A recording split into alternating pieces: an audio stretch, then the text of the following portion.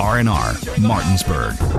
Dear Lord, the battles we go through life. Dear Lord, the battles go through life. We ask for a chance is fair. We ask for a chance is fair. Chance to equal our stripes. Chance to equal our stripes. Chance to do it there. Chance to do it there. We should win. We should win. Let it be by the code. Let it be by the code. Faith and honor held high. Faith and honor held high. We should lose. We should lose. Stand by the road. Stand by the road. Cheers, the winners go by. Cheers, the winners go by. Day by day. Day by day. We get better and better. We get better and better. So we can't beat beat. We can't beat beat. Boom, beat, beat. Who let the dogs out? It's time for the excitement of West Virginia high school football, featuring the AAA Martinsburg Bulldogs. To get you ready for today's play-by-play action, we'll bring you interviews, in-depth analysis, and important game information on the pregame show. So let's get things started by going to the stadium and join our Talk Radio WRNR broadcast team.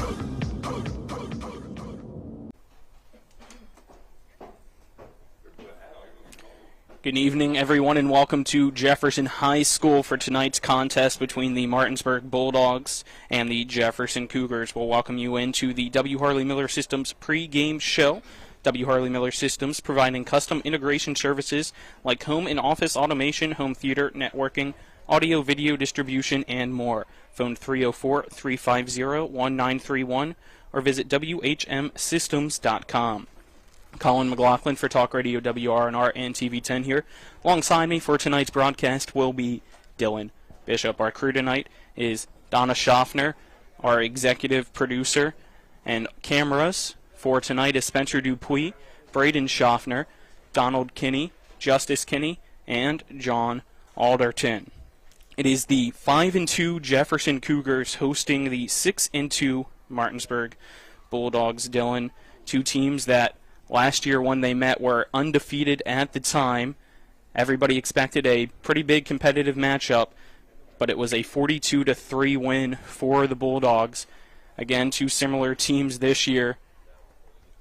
What do you expect? I think it's going to be a very fun matchup either way. I think this Jefferson team, it was hard to really put a pin in what to expect from them coming into the year, considering quarterback Sammy Roberts had graduated and gone on to Shepherd University, and wasn't until literally days until the opening game for Jefferson that we found out who the quarterback would be, and then we get to this point of the season now. Dylan Harrich has become the guy, and I think this is a team that has a lot to like in it. I mean, when you look at just their schedule alone, 5-2 team, one of those losses was a 1-point loss to the Musselman Appleman, which last week was ranked number 1 in the state before they went down to Wheeling Park.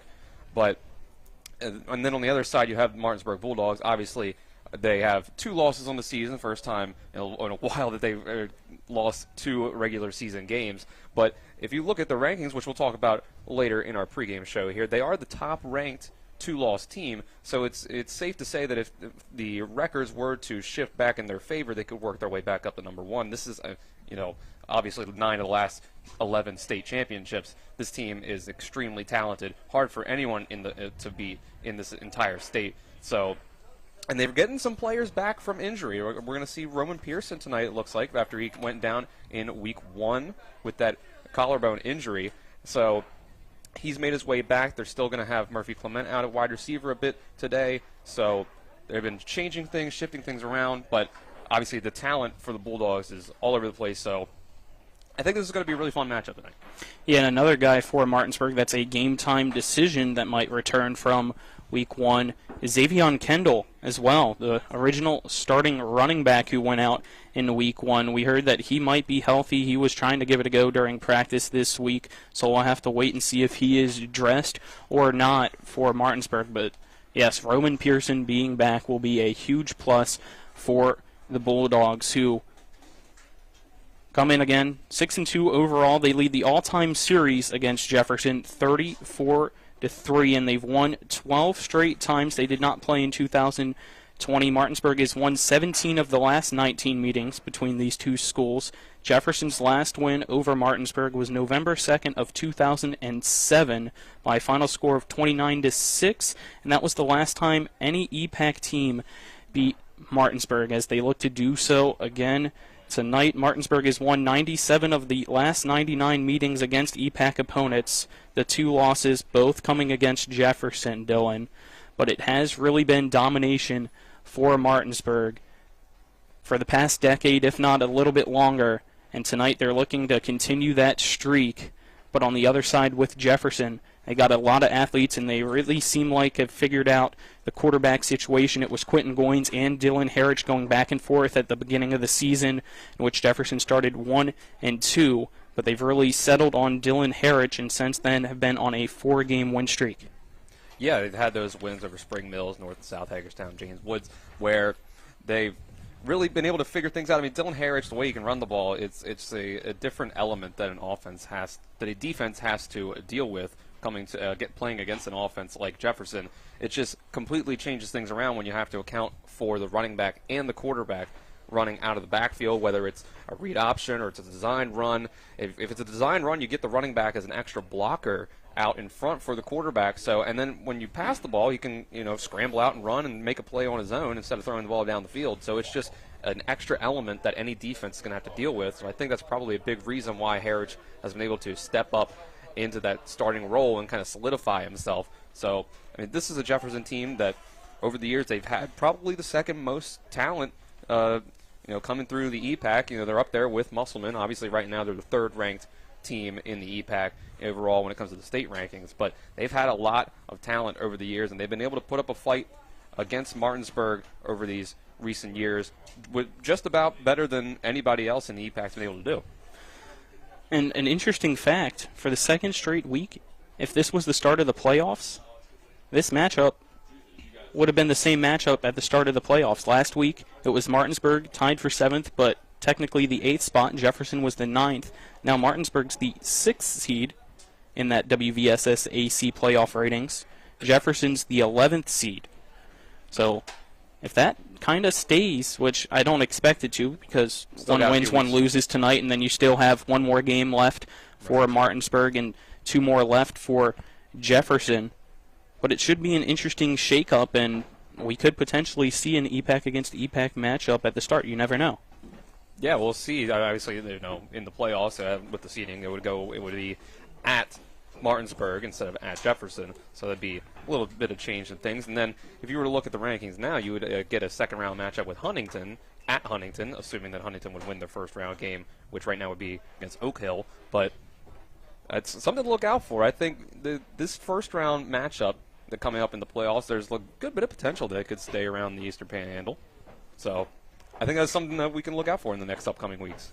Yeah, looking at the rest of those AAA top 16, you have Parkersburg South as well as Hurricane tied for first place, both with a 6-1 record. Right behind them in third is Huntington, who also has a 6-1 record. Fourth and fifth goes Spring Valley and Bridgeport, also with that 6-1 record. It's just because of who they've played, getting the bonus points that settle those differences with the rating. Martinsburg in sixth, Musselman right behind Martinsburg in 7th, and you got Cabell Midland in 8th, Wheeling Park in 9th, tied with George Washington, both at 5-2. Jefferson's at 5-2 at 11th. University is at number 12. 13 is Princeton Senior. 14's Oak Hill. Morgantown is 15. Woodrow Wilson is 16. And then in that 17th spot is Hedgesville on the outside right now, looking in to the playoffs, and they got a really tough matchup against Friendship Collegiate Academy out of Washington, D.C. tonight. You'll hear more about the check of the area schedule here shortly, but a lot of teams in the EPAC right now realistically for trying to fight to get in, and we saw Spring Mills get a big win yesterday as Jefferson takes the field. If they can get the 5-5, they might be able to squeak in too. Yeah, there's a lot of potential for a good bit of these teams, pretty much everyone outside of Washington, to get into these playoffs when the end of the year comes around. It's a tough spot for Hedgesville right now because that's a talented team that's had to deal with a lot of injuries, and right now they'd be the first one out on the bubble there. But they have time. They can get things together. They're going to play Jefferson just coming up here towards the end of the season, so that'll be another chance for them to get an upset, if you're going off the rankings at least. So that's another opportunity for them to be able to jump up in the rankings late in the year and get themselves in the playoffs. And, of course, Coach Matt Faircloth always has talked about this entire season that it's playoff or bust for them. So kind of quarterback Jackson West, the senior, he's got one last chance to do it. And we have that game next week as well, since Martinsburg will have its bye. So Friday night, Next week it will be Hedgesville and Jefferson doing battle, and you can tune into that on Talk Radio WRNR and TV 10. But for now, we're going to take our first break on the W. Harley Miller Systems pregame show. And on the other side of that break, we will have your check of the area schedule. You're tuned into West Virginia High School football on Talk Radio WRNR and TV 10. W. Harley Miller Systems understands the need and desire for reliable and affordable smart home solutions. Secure your home with a security system and keep a close eye on your family. Automate your home with a Control4 system and have smart technology work as one. Set daily schedules to control your thermostats. Push a button and set the mood for dinner by dimming lights and playing music, or just sit back and enjoy a movie in your own home theater. Put decades of experience to work for you. Visit us at WHMsystems.com or call 304-350-1931. What came first, the chicken or the egg? No matter what you think, you can have it either way. Rock's new bagel croissant and chicken waffle breakfast sandwiches are made fresh every morning. Rock's Local Market. Rise and shine. You're gonna be late for work. Good morning, sleepyhead. Have a good one. Rock's new bagel croissant and chicken waffle breakfast sandwiches are made fresh every morning. Rock's Local Market. My kids, you know I want the best for you, don't you? We need to have a conversation. End-of-life planning is no one's favorite discussion, but the relief of having everything in place when the hour of need arrives is a gift. Give it to your family. Plan ahead with us. Brown Funeral Homes, a leading provider of cremations, invites you to explore the many flexible options of cremation. From environmental considerations to the benefit of greatly reduced cost, it may be the perfect answer for your family. Online at brownfuneralhomeswv.com. Brown Funeral Homes, here for you. At the Berkeley County Health Department, our motto is Prevent, Promote, Protect. Since 1935, our mission has been to provide clinical and environmental services to protect the health of the general public. We're committed to building public health in our community by offering a wide range of services, including blood pressure screening, breast and cervical screening, family planning, counseling, lab testing, and more. We perform health inspections to make sure the restaurants you visit are clean, and we prepare and coordinate plans to respond to all hazards. The Berkeley County Health Department, 122 Waverly Court, Martinsburg.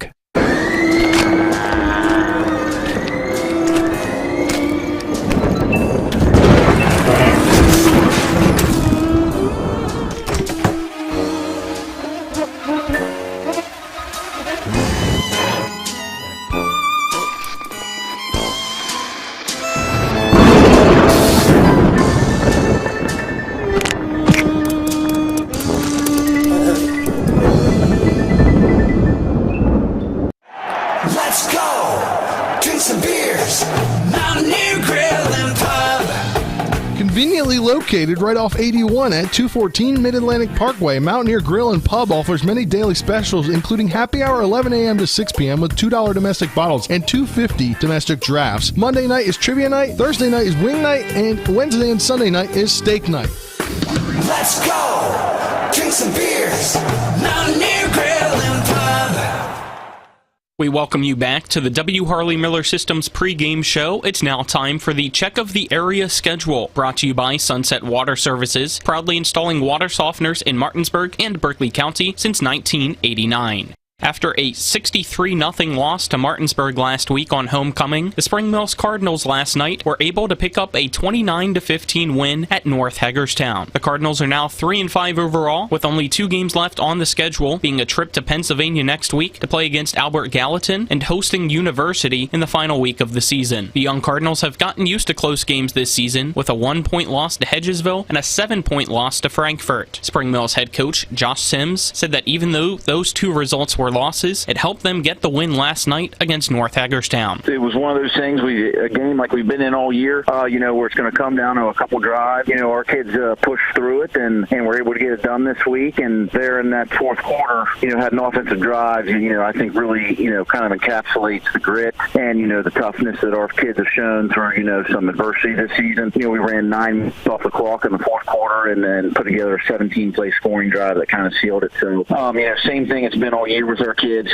Very proud of their efforts. Proud of the development they've made, and just proud of their toughness. The good thing, like I said, was to see, for these kids to see, hey, we can close this stuff out. We can make this crucial play, when everything's on the line. So really, I think what last night did work to, kind of build some confidence in these kids, and kind of get them, an opportunity to see some of the fruits of their labor, that a lot of that adversity and those tough situations, we were put in, it's something where, it's made them better. After coming off a tough 34-7 loss on the road last week to the Wheeling Park Patriots, the 5-2 Musselman Applemen host the 1-6 Washington Patriots tonight. Last year, it was the Patriots coming out victorious 29-27. However, Musselman leads the all-time series 10-3. Head coach of the Musselman Applemen, Brian Thomas, shared what they focused on this week in practice after the loss to Wheeling Park, as well as what he's seen from Washington so far this year. Working on fundamentals, man. I don't think it's ever too late to get better at fundamental stuff. As simple as it sounds,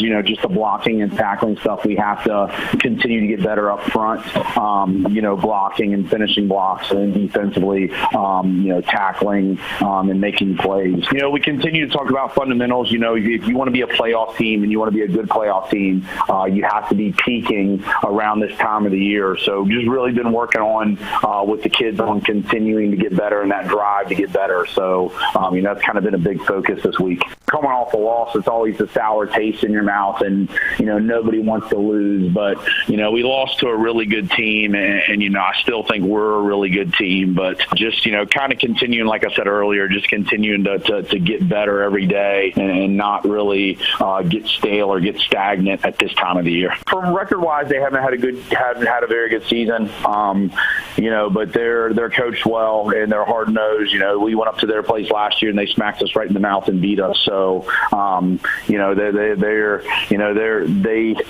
they kind of own the advantage in the series with us a little bit. So, we got to be ready to play, or I kind of expect them to want to do the same thing this year. They're going to want to come out and probably control the clock, probably grind it out, try to limit our possessions. And last year they were able to do so. So if we let them do that again and let them kind of control the pace of the game, then that's not going to favor us. So, we got to take advantage of our possessions offensively. Kind of like I mentioned a couple of minutes ago, we got to finish drives, we got to hang on to the ball, and then we have to get them, if we want to have a chance to win the game.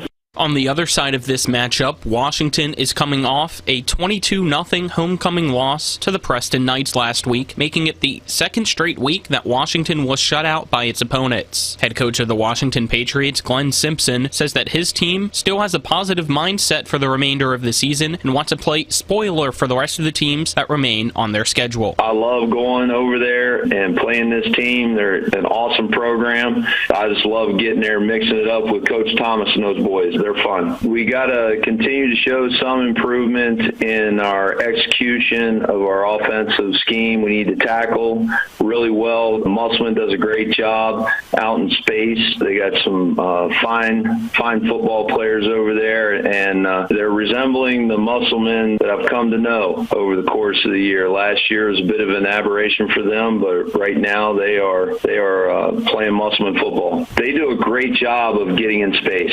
They challenge you at every level of the defense, both horizontally and vertically. So discipline is a huge factor for us. We have to just do our job. Don't try to do somebody else's job. Don't try to cover somebody else's gap. You need to be in your gap, and if we do that and we tackle well, then, we'll be competitive. We have to win the line of scrimmage. If you're going to compete with a Musselman football team, you must win the line of scrimmage. They're always tough in the trenches, and I feel like, we're running football team. So we got to win the trenches, we got to win the line of scrimmage, and maintain control of the football and maintain possession of the football in order to pull the huge upset.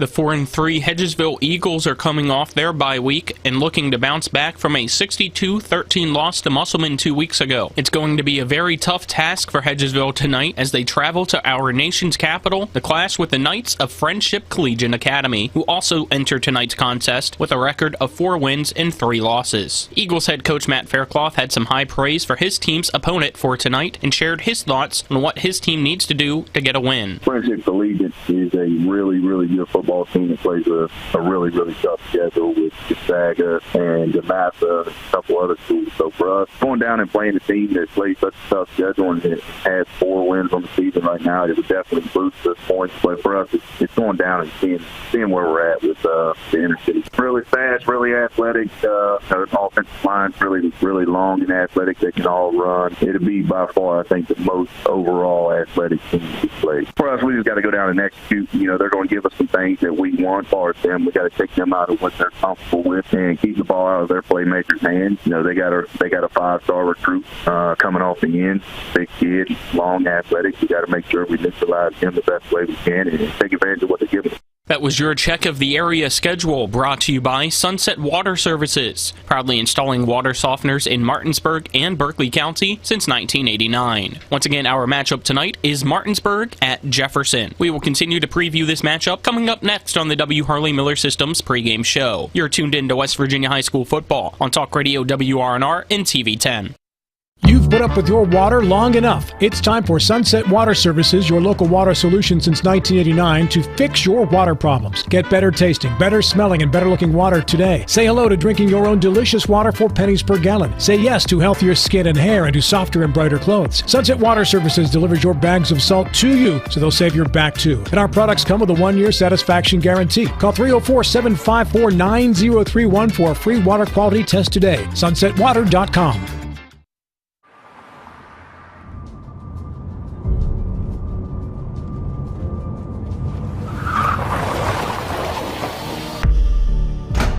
You've been in an accident.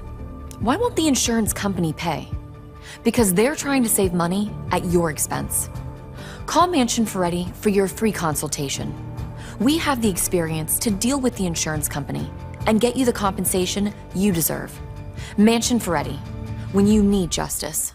Berkeley County voters can help secure the future for our students by voting yes for the school bond on November 8th. This important bond includes over 100 district-wide projects to create safer schools, provide facility updates, and increase classroom space. The school bond supports many critical projects that cannot be financed through the annual school district budget. Vote yes for the school bond. Learn more at berkeleycountyschools.org. Paid for by the 2022 Citizen School Bond Committee of the Berkeley County Business Education Partnership.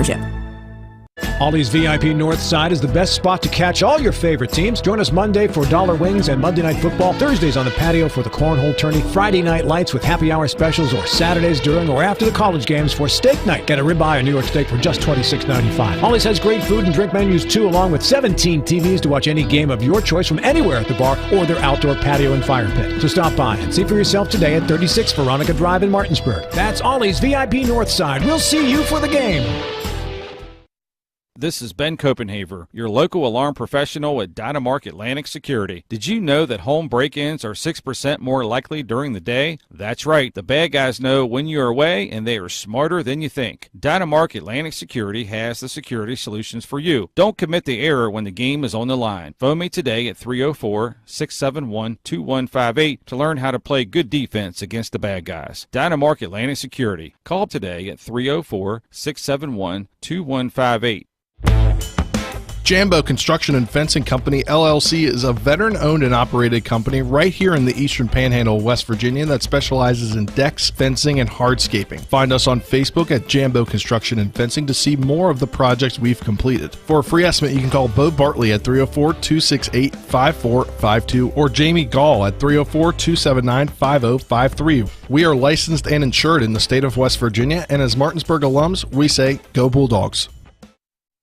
Harley Miller Systems pregame show as we get ready to talk about the home side, the Jefferson Cougars, who enter tonight's contest 5-2 overall. I'm Colin McLaughlin for Talk Radio WRNR and TV 10. Alongside me is Dylan Bishop. Our crew tonight is Donna Schaffner, John Alderton, Donald Kinney, Justice Kinney, Braden Schaffner, and Spencer Dupuy. And back at the studio, I forgot to mention him earlier, so I apologize. It is Nick Verzolini, who you will hear from at the half with scores from around the state as well as the post-game show. But let's now focus on the Jefferson Cougars, who, as I mentioned earlier, started off the year 1-2, getting a win to start the season against Millbrook, dropping the following 2 games against Sharando and Musselman. But since then, a 4-game winning streak for this Jefferson team, and it's been a very impressive one, too, both offensively and defensively, as in those 4 wins, Dylan, they have outscored their opponents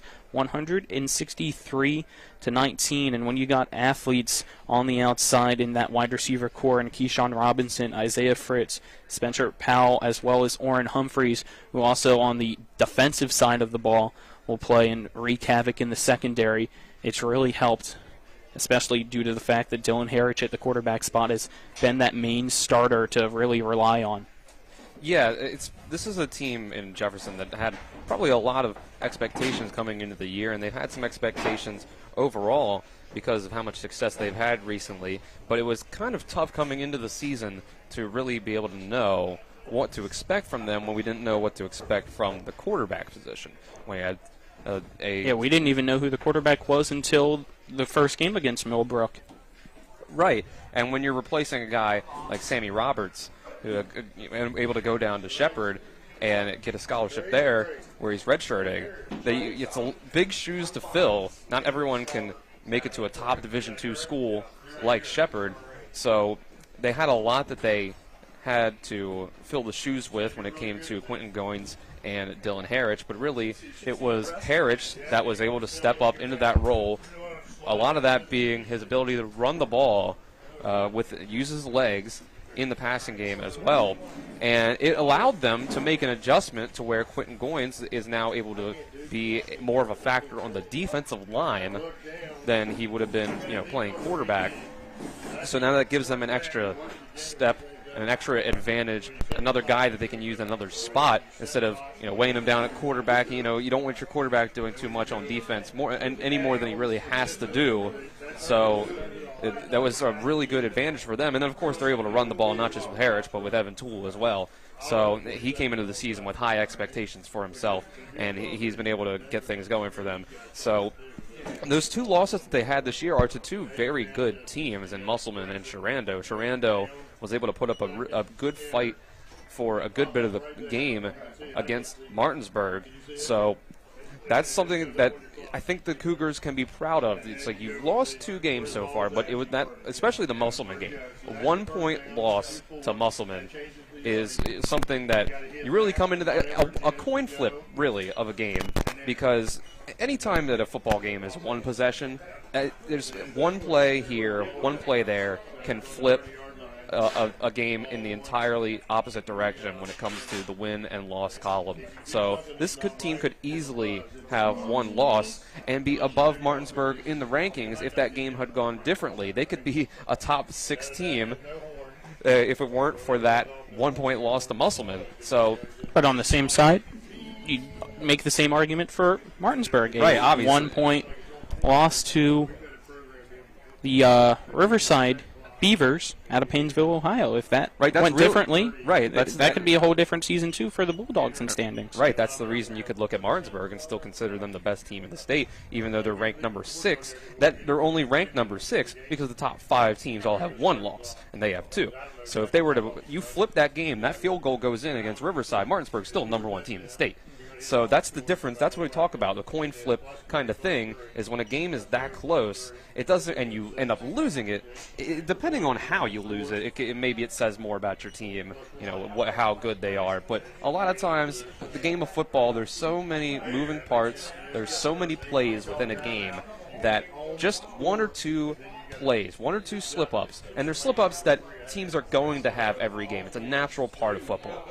But if they come at the right time, it can make the difference between a win and a loss. And it's really helped for Jefferson, the fact that Dylan Harrich has been the go-to starter now, really solidifying that spot, giving him confidence. We were told at the beginning of the season that it was going to be Quentin Goins. They trusted his arm a little bit more. They felt like being a pocket passer was going to benefit him and the offense with the receivers that they had, which are really impressive and some of the best in the state, arguably. But on the other side, with Dylan Harrich, he has that mobility that you can see, as well as sometimes being able to throw the ball around when needed to. But they felt like eventually that him being mobile was more of a help to them, especially when he can run the ball, take some reps away from Evan Toole, who is a really good running back as well. The past 2 seasons, a over 1,000-yard rusher for Jefferson. So you can't forget about him. It's going to be a tough night, though, because we also know on the other side of things that running the ball against Martinsburg all season long has been a problem for every single team that has tried it, Dylan. Right. We saw that against Spring Mills last week. Spring Mills wanted to run the ball. They wanted to run it a lot with their quarterback, Max Anderson. We're going to see that tonight with Dylan Harrich. He's going to have to be able to run the ball. But this Martinsburg run defense is really, to me at least, the strength of this team with guys like Yancey and Reed up front. They've only been giving up 61 rushing yards a game, and it's just been so tough for these teams to be able to get anything going. They've only been a net of just under 500 rushing yards from teams against Martinsburg this season, and that's come on 246 rushing attempts by these teams. Do the math on that. That's just about 2 yards per attempt, and even if you were to run the ball 4 straight times, that wouldn't get you a first down. That tells you just how good the Martinsburg Bulldogs run defense has been. So that's when it comes to Jefferson tonight. They have the guys that can do it. If anyone in the EPAC is going to be able to run the ball on Martinsburg, it's going to be Jefferson with Evan Toole and Dylan Harrich. And you mentioned that this team was able to solidify having one guy. There's that old adage of if you have 2 quarterbacks, you have none. And it's really what it is it's a confidence thing. And also it's you could say Martinsburg has 2 quarterbacks, but they run it. It's very different, and they move Murphy Clement around in a different way. We all know that Azerbaijan's the guy who throws the ball. Murphy Clement's the guy that runs the ball. Clement, obviously, he's going to get some throws in here and there. You got to be able to keep the defense honest. But it's a confidence thing. The quarterback is called the field general for a reason. He's the guy that is leading the offense. He's touching the ball on every single play. Other than the center, he's the only guy that's going to touch the ball on every play. So you want a guy that really feels confident back there, unless of course, you're winning some sort of single-wing offense like Washington. Maybe perhaps the quarterback isn't touching the ball on just about every single play. But it's really just getting Dylan Harrich that spot, solidifying one guy. You're able to just really hone in on a game plan that you can have. It's like, all right, he's our running quarterback. We're going to be a team that runs the ball with our quarterback and our running back. We're going to have a zone read offense here and there. We're going to have our QB design runs here, and we're going to build our offense around that. So they've really been able to establish an identity, because that's another thing with having 2 quarterbacks. It's harder to establish an identity as your offense unless you're doing something like Martinsburg does, where they have really their best athlete, Murphy Clement, go back and into that quarterback position and run a lot, but throw the ball here and there. I agree, Dylan, and it's going to be fun to witness Jefferson for the first time all year long, and we didn't get to see him too much last year, and this is the first time we've actually been back at Jefferson in 2 years. We didn't get to come here at all, unfortunately, last year, and the reason I say unfortunately is because for those of you watching on TV 10 or WRNR TV on YouTube right now, and you look down on the field, the difference is the new turf that came into Jefferson High School last year, and it is some of the best turf, maybe even in the state. 1, because it's new, but 2, I always have been a fan of that multicolored turf. The 25-yard line logos and the end zones are really a nice touch, too, and you can never go against a maroon and gold combination. But it's definitely been able to potentially help the speed, because we always know turf, typically you're able to really better your footing. You don't slip because of some mud here and there. You can run fast on turf. With the speed that you got for Jefferson, it's helped their offense a lot. Right, you see that in the NFL and other things where guys when they're testing, coming out of college, going into the NFL, maybe their pro day, a lot of guys will run faster at a pro day than at the scouting combine. A lot of times that's a difference in turf and a difference of running surface. So you say, well, this guy, it's Ohio State is really good or bad about this, depending on how you want to look at it. Guys will run on the Ohio State track or the Ohio State field sometimes an entire tenth of a second faster 40-yard dash than when they go, say, to the scouting combine. Say this guy, well, he ran a 4.29 and he gets to the combine and ends up, a 4.4 flat, something like that. The difference between, one of the fastest guys to ever play football and just a very fast player. So the running surface makes a lot of a difference. So a good turf versus a bad turf versus natural grass, it makes a lot of a difference, more than some people might realize. All right, we're going to take another break on the W. Harley Miller Systems pregame show. On the other side of that break, you'll hear from the Jefferson Cougar head coach in Craig Hunter. You're tuned into West Virginia High School football on Talk Radio WRNR and TV 10. Hello, this is Mark Sutton of the Sutton & Janelle Law Firm. The right attorney can make all the difference in your case. That's why you should call Sutton & Janelle. We have been serving clients in West Virginia and Maryland since 1999 in the areas of family law, DUI, criminal defense, and personal injury. Sutton & Janelle works hard to obtain a favorable outcome for you at a reasonable rate with affordable payment options. Sutton & Janelle values your rights and is passionate about your success. Contact us today at suttonandjanelle.com. Ollie's VIP North Side is the best spot to catch all your favorite teams. Join us Monday for dollar wings and Monday Night Football, Thursdays on the patio for the cornhole tourney, Friday night lights with happy hour specials, or Saturdays during or after the college games for steak night. Get a ribeye or New York steak for just $26.95. Ollie's has great food and drink menus too, along with 17 TVs to watch any game of your choice from anywhere at the bar or their outdoor patio and fire pit. So stop by and see for yourself today at 36 Veronica Drive in Martinsburg. That's Ollie's VIP North Side. We'll see you for the game. When will I be able to retire? How do I make the most of the money I have? How do I leave a lasting legacy to my loved ones? I'm Philip McCoy, financial advisor with the Mirius Group, a private wealth advisory practice of Ameriprise Financial Services Incorporated.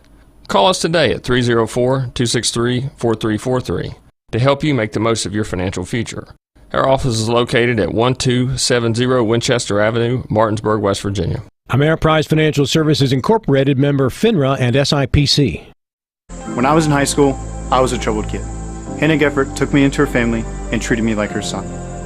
Today, I'm a U.S. Army veteran, a college graduate, and have a successful job. Hannah Geffert doesn't just talk about caring for children, she does it. She did it for me. Vote to keep Hannah Geffert as your state senator. She will take care of you too.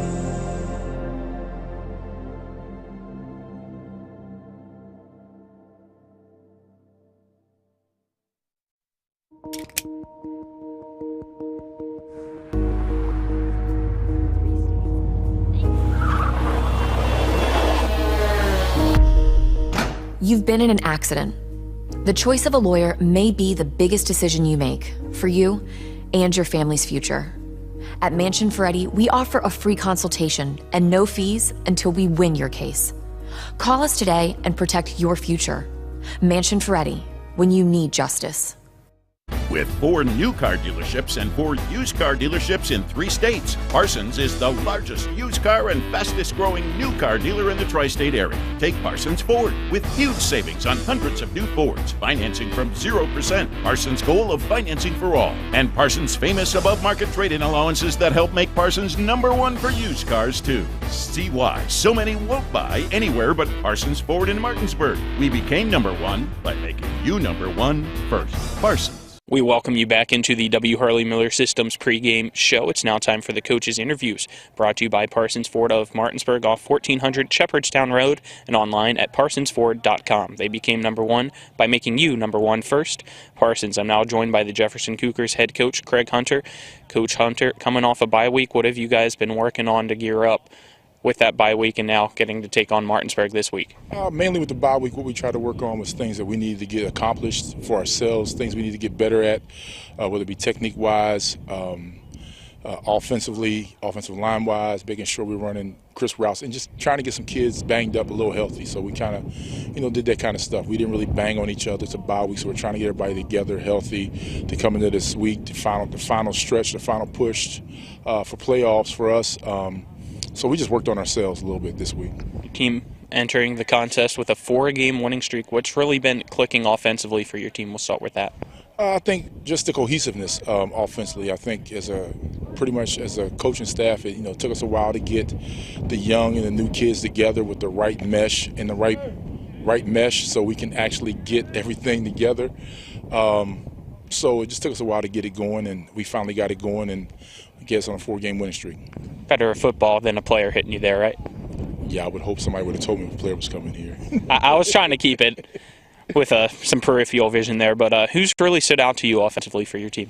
Well, we got the receiving core that's just always standing out. I think Evan has really ran hard, and I think Dylan Herrick has stepped in at quarterback and gave us some good play at quarterback. He gives us a little more added dimension with being able to run the ball and extend plays. But him, the running game with Evan Toole, and just the guys out in the receiving core have just been really stunning for us all year long. Defensively, what's been going well for your team, and who stood out to you on the defense as well? I think the defense is more of a collective whole unit. I mean, Nolan Belib always does a good job in at linebacker, but I think just us getting pressure on people and just playing in attack mode has really helped us out. And since the third game of the season, I think we've tackled a lot better since then. This week, taking on Martinsburg, what have you seen scouting report from them? Well, offensively, Martinsburg's a well-balanced team. They throw the ball extremely well, and they run the ball well. The addition of Jameer Hunter to that receiving core makes them really potent in the passing game again. Then you have the added addition of Zion, who took really great advantage of the opportunity he's been given and has done a stunning job at running back. We already know that the offensive line is pretty good. Offensively, they're just a well-balanced machine that we just got to try to get stops on and make Bajan inaccurate at times. Defensively, they're just extremely fast up front. With Aiden Fleming, I believe his name is Rashad. They're just extremely fast up there up front. Cam Shallis is a good linebacker, and then they're just going to play pressure man defense on you. So, you just got to be able to get the ball out quick to your receivers. Hopefully our guys who are skilled and experienced can get loose from the pressure coverage and get open, and we complete quick short passes and move the ball down the field on them and run the ball when it's available for us to run the ball. What else does your team need to do to get the win Friday? We need to tackle well. Get pressure on Ezra, sustain drives. That's the main thing, is not let them turn us over, get quick 3-and-outs, pay attention to special teams, because we know if they do score, when they do score, that they will onside kick it. We have to be ready for everything. What are some goals that your team's already accomplished this year, and what are some goals that are still in place for the remainder of the year? The goals that they've accomplished is they've come together as a team and been in some tough fights this year and stayed together through adversity. That's some things that they've done. Things we're still trying to accomplish is, like I said earlier in the interview, is that playoff push. We still got 3 games left. Looking at WVSSAC rankings, we dropped a little bit. I think that's based on some people winning that was below us, getting big signature wins like Willing Park, and some people dropping who were up above. So our thing is just to keep winning, take 1 game at a time, and just make this playoff push. All right, any final thoughts, Coach? Go Cougars. All right, thank you. Appreciate it. This has been the Coach's Interview, brought to you by Parsons Ford of Martinsburg. We'll continue the W. Harley Miller Systems pregame show after this. You're tuned in to West Virginia High School football on Talk Radio WRNR and TV 10. Hagerstown Ford continues to be your leader in car sales up and down the I-81 corridor. We will beat any and all competitors' prices, and we've made buying a new car easier than ever with 1-day delivery better than Amazon and a return policy better than Walmart. Your satisfaction is our guarantee. If you don't like it, simply return it and we'll come pick it up. No questions asked. Why would you shop anywhere else? At Hagerstown Ford, we take great pride in our community and supporting our local student athletes. That's why Hagerstown Ford is the official car dealership of Shepherd Rams quarterback Tyson Bagent. Our remote buying process has made new car shopping so easy, you'll never even set foot in a dealership.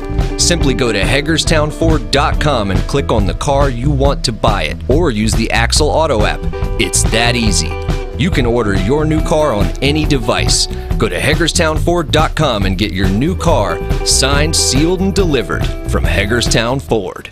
Hello, my name is Ron Winger, and I'm asking for your vote for delegate in District 96 on November the 8th. I am your pro-choice candidate. I believe that what a woman does with her reproductive rights is her business and hers alone. I am a Vietnam veteran and served the state of West Virginia for 23 years in the Air National Guard. I believe in our local school systems, and I will fight to support them. My name is Ron Winger, and I would appreciate your vote on November the 8th. Ad paid for by candidate. Mayhem is everywhere. I'm your new bangs, and you can't stop staring at me. That's it. Just tilt the rearview mirror over here. And while you're checking me out more times than a library book, your car is wandering into that lane over there. More bangs? Neat. And if you've got cut rate insurance, you could be paying for this yourself. So get Allstate. Call Martinsburg Allstate agent Gary Kelly today at 304-263-4596. Hi, it's Talk Radio WRNR and TV10 Spencer Dupuis. When I got into a car accident and needed to get another vehicle, I wanted to go somewhere I could trust. So I went to the Heffley Motor Company at 993 Hedgesville Road. As a first-time car buyer, I really didn't know what to expect. But at Heffley, they treated me like family. Every step in the process was seamless. Not only did they give me a great deal, but they also helped me secure an amazing interest rate. Now I know firsthand why Heffley has such a great reputation in this community. I ride with Heffley Motor Company, so you should too. Larry DeMarco team at Modern Realty Results believes buying a new home requires a dedicated team that cares about your needs and concerns. Our experienced team is from the area, and we care about this community because it is our home as well. Whether it's a $30,000 home or a $3 million home, we will be hands-on and invested throughout the entire process. Thinking of buying or selling in West Virginia? We've got the tri-state area covered.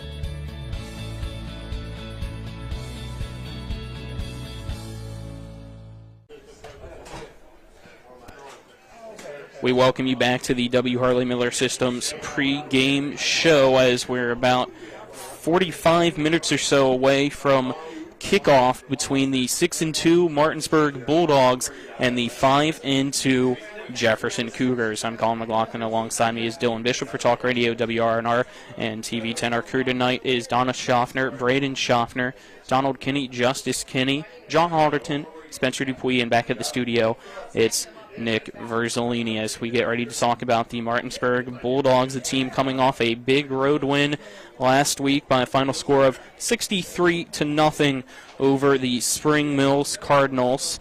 And the offense, even though they didn't get much action when they were out there, were really efficient, especially the quarterback Ezra Bajan, only going 6 of 10.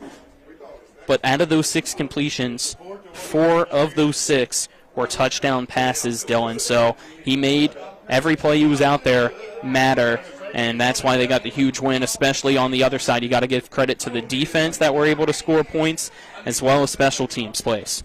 Right. That first half, especially against Spring Mills last week, was just some of the most efficient scoring you'll ever see in a game of football, because it had all of those points.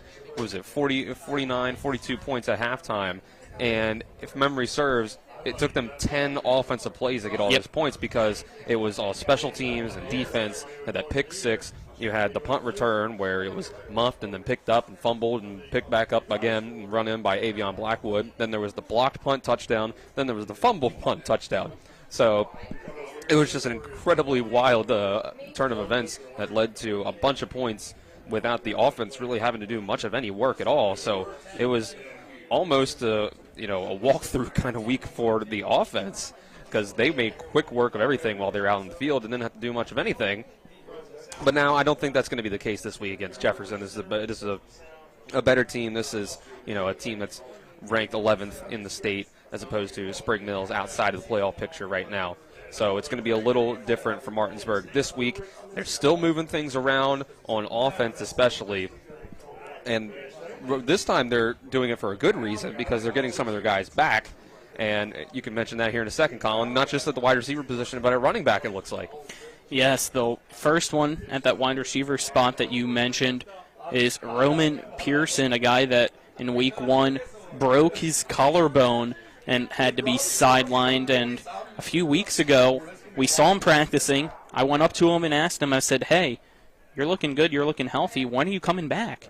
And he told me, he said, most likely Bishop Ireton, which is 2 weeks from now, because next week's the bye week, and then is Bishop Ireton, which is now a Saturday at noon, by the way, for those that might not know. Yep. Originally it was informed to us that that is a Friday game, but it is not. It is a Saturday game down in Alexandria, Virginia, against Bishop Ireton. Saturday, noon. We'll still have the game. Unfortunately, that day, because it's a Saturday, we will not have the Shepherd game. If you're a Shepherd fan, we'll have the Martinsburg game instead for the final game of the regular season for the Bulldogs. It should still be a fun one. Hopefully you tune in on Talk Radio WRNR and TV 10 for that. But Roman Pearson's back. Hopefully he is fully 100%. We'll see if he's limited any or if he's going to be out there on both sides of the ball as a safety as well as a wide receiver. But a guy that also has been out since week 1 is Xavion Kendall, who was the original starting running back. He went out in week 1 with a, I believe, collarbone injury as well. And Zion Grantham has really picked up and solidified his spot as the number 1 running back for this Martinsburg Bulldog team after that injury. So it'll be interesting to see how that maybe shifts a little bit if Kendall's 100% or if his role is new because of how good Grantham has been this year, Dylan. I think that's been one of the standout surprises for this Martinsburg team, has just been the play of Zion Grantham in the fill-in role for Xavion Kendall. So it's going to be interesting to watch as Kendall gets back into the lineup. How much do you use him compared to Grantham, especially tonight? If this is going to be his first action of the season, I suspect that we won't see a ton of him compared to Grantham. They'll try to work him back into the lineup kind of gradually, more than likely. But, Kendall, he was going to be the starter coming into this season, so it only makes sense that he's going to end up working his way back into the rotation a pretty solid amount. Now, Colin, you mentioned the Shepherd game. I have an interesting note about that game that we're unfortunately going to have to miss because of the Bishop Ireton game. Yeah, and I think I know the note that you're going to mention. Yes, right now quarterback for the Shepherd Rams, Tyson Bajan, is the brother of Ezra. Yes, the brother of our Bulldogs quarterback. For those that might not know, and if you don't, shame on you. Yeah, at this point, if you watched every game, you don't know that Ezra and Tyson are related. I mean, hard to see what's going on there. But make a note here: Tyson Bajan, 10 touchdown passes away from tying the all-time Division II record. So that could happen in about 2 weeks or so. And in 2 weeks, Shepherd will be going at East Stroudsburg. That all-time passing touchdowns record is held by Jimmy Terwilliger, former East Stroudsburg quarterback, now the head coach of the East Stroudsburg Warriors. Yeah, it would be a pretty cool thing, but unfortunately, due to the fact that Bishop Ireton does not have any lights at their field, just like Shepherd, that's why the game is Saturday at noon. So we'll have, again, that Martinsburg Bulldog game November 5th against Bishop Ireton instead of the road game that was Shepherd at East Stroudsburg. So let's refocus back on tonight's matchup. We already mentioned Roman Pearson's back. We mentioned that Xavion Kendall seems like will be back. How much he's used tonight for Martinsburg remains the question, because he was not in the depth chart, but he is out on the field. We can see him right now wearing that white jersey number 22 for Martinsburg. So I'm expecting him to be a game-time decision, but he has been practicing all week, apparently, is what I was told from Coach Sherman earlier today. I see our cameraman / sideline reporter out there talking to Coach Sherman as well, and Spencer Dupuis. You'll hear from him at halftime along with Coach Sherman. But guys that have had to step up because of those injuries, guys like Dominic Brinkley, who had a big pick six last week, excuse me. Braden Herring, who has really been in and out of that starting spot. Coy Fegan, who had to step up offensively and defensively because of his brother, Kai Fegan, who unfortunately it seems like might not return at all this season. But it's been a lot of injuries that plague this Martinsburg Bulldog team, but it's been a next man up mentality for Martinsburg. And with the depth they have and the athletes they have, it's still really worked, Dylan. Right, it's just so much depth on this team that when one guy goes down, another can step up. A guy like Avion Blackwood can, not even as the regular punt returner, pick up a fumbled punt return and take it into the end zone for a touchdown. A guy who's, stepped up when Murphy Clement has rested, or when guys like Cassius Gideon have been out of the lineup or buzzed over, or guys like that, when they've moved things around and they've had to have other people step up. Wide receiver especially, it's gone well for them when they have Clement go out at wide receiver. But a guy like Pearson coming into the season, as a senior, he was probably going to be a big part of this passing game, and it's really been Jameer Hunter who has stepped up into the role in his first year with the Bulldogs and been that number one reliable guy who's been out there all season for Bajan and Clement to throw the ball to. So even with all the moving parts on offense, they have been a pretty well-oiled machine as they've been putting up over 400 yards a game total offense. That's 176 on the ground and 237 through the air. Pretty even, pretty solid mixture of pass and run from this team, whether it's Bajan or Grantham or Clement or whoever it might be. And then you get the special teams unit, and then you go back around to what we talked about before, where I think the biggest strength of this Martinsburg team is their run defense. Xerxes Yancey and Rashawn Reed have just been incredible up front all season for the Bulldogs. It's been really fun to watch because these guys just push back every offensive line that they go up against. It has just been too much for almost any offensive line to handle. Xerxes Yancey leads the team in total tackles at 46.5, 4.5 of those being tackles for loss, 3 sacks on the season. Rashawn Reed leads the team with 11 tackles for loss himself, just behind Cam Shallis and Yancey in the total tackles department. And he's got 2.5 sacks himself. And then Braden Herring leads the team with 3.5 sacks. It's not even either of those first two guys we mentioned that's leading the team in sacks, when it's Herring coming off the edge instead. So it's really tough to run the ball on this Bulldogs team. And then you got guys back in the secondary to cover the passing attack as well. Guys like Dover, guys like Hunter, guys like Clement, and then Cam Shallis in the middle, roaming around and making all the tackles himself as well. Yeah, and a guy that's really had to move around the most is that Murphy Clement, who you just mentioned, Dylan. He was originally one of the quarterbacks. It was Ezra and Murphy, just like last year.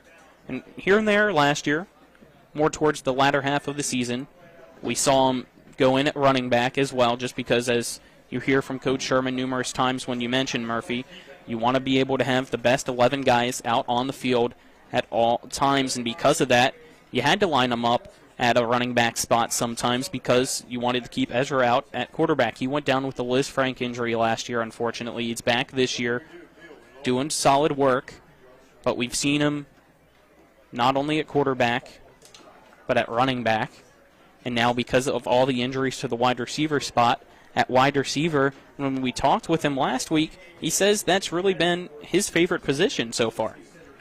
Wide receiver is a fun position to play as well. So, but Murphy Clement is just almost any game that he plays is the best athlete on the field. You got to get that guy out on the field whichever way you can and whichever way most, improves your offense and best suits your guys. And you want Bajan out there as well because he's a great thrower of the football. So it only makes sense you put Clement and Bajan out there at the same time, have Clement at running back or wide receiver, however you can get on the ball. All right, we're going to take our final breaks on the W. Harley Miller System pregame show. On the other side of those breaks, you'll hear from the head coach of the Martinsburg Bulldogs and Britt Sherman, as well as 2 players, one from Martinsburg and one from Jefferson. The one from Jefferson being Dylan Herrick and the one from Martinsburg being Jimmy Harden. So don't go anywhere. You're tuned in to West Virginia High School football on Talk Radio WRNR and TV 10.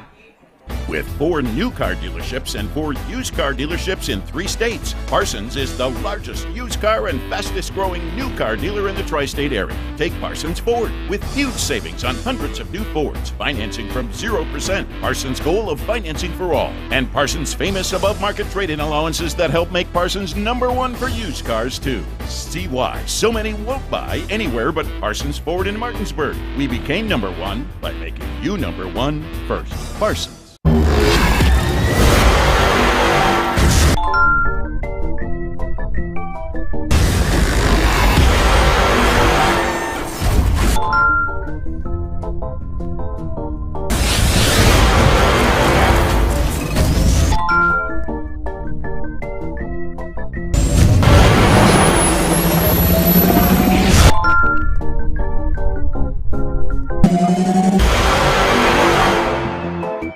Are you considering selling your home and don't know where to start? Then call Chris Ross and the Milestone Real Estate Group at Keller Williams. A Martinsburg High School graduate, Chris knows the local market, and he's proven it as #1 real estate team in West Virginia in 2019. Phone Milestone Real Estate Group at Keller Williams at 304-579-7349 or go to callchrisross.com. Let's celebrate your real estate milestone together.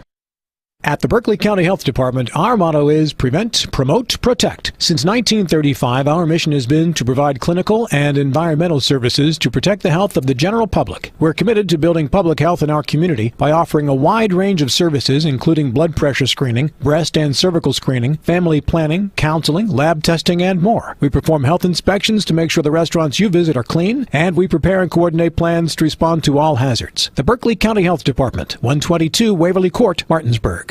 Happiness grows here. Orr's Farm Market. Visit us at Orr's Farm Market, just 5 miles west of Martinsburg, to pick up all your local fresh fruits and vegetables. With our in-house bakery, fresh fruit slushies, and apple cider donuts, you can't go wrong. Live bluegrass every Saturday from 12 to 5 p.m. And check out all that's local and delicious at Orr's by going to orrsfarmmarket.com or visit our Facebook page. Happiness grows here. Orr's Farm Market. What came first, the chicken or the egg? No matter what you think, you can have it either way. Rock's new bagel croissant and chicken waffle breakfast sandwiches are made fresh every morning. Rock's local market. Rise and shine. You're gonna be late for work. Good morning, sleepyhead. Have a good one. Rock's new bagel croissant and chicken waffle breakfast sandwiches are made fresh every morning. Rock's local market. We welcome you back to the W. Harley Miller Systems pregame show. It's now time for the coaches' interviews, brought to you by Parsons Ford of Martinsburg off 1400 Shepherdstown Road and online at parsonsford.com. They became #1 by making you #1 first. Parsons, I'm now joined by the head coach of the Martinsburg Bulldogs, Britt Sherman. And Coach Sherman, last week a huge win against Spring Mills. What'd you like from your team? Well, I mean, we started a little bit slow in the first half there. We were playing a bunch of defense.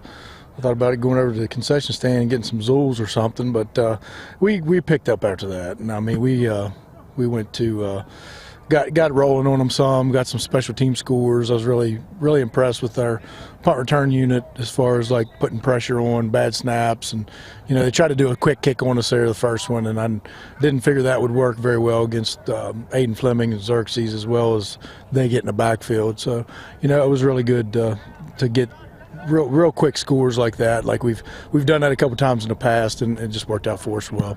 And when the offense was able to be on the field, even though it was pretty limited overall, especially in the first half, Ezra Bajent was really efficient, though, when it came to his completion. 6 of 10, 4 of those 6 completions being touchdowns. What's it been like to really have him as the main guy in that quarterback spot now? I mean, he's been able to settle in a little bit more. We still like Murphy and a lot of stuff, and just trying to get the best 11 on the field. And I think at different times this year we've done different things with our offense. So I'm hoping here toward the end of the year we're peaking and all that stuff. So when we see things from here on out, we can take advantage of people's weaknesses. And to do so and have those 11 best guys on the field, you got a couple guys coming back from injury and still some more guys hopefully in the future that will be coming back. But how big of a role will those guys have in tonight's contest? Well, Roman Pearson and Xavier Kendall both were limited practice this week, so they're still questionable. But I'm hoping that they feel well enough to take some plays in tonight's game and be able to play some. But still have a couple guys out, and I don't know if we'll get Fagan back all year. But and I hate that for him because he's such a great player for us on defense. But to get these guys back, it's both of them being seniors. It's really nice for them to be able to play any. So they didn't know how long they'd be out. So I'm just glad they're feeling well enough to be able to suit up and hopefully get in the game.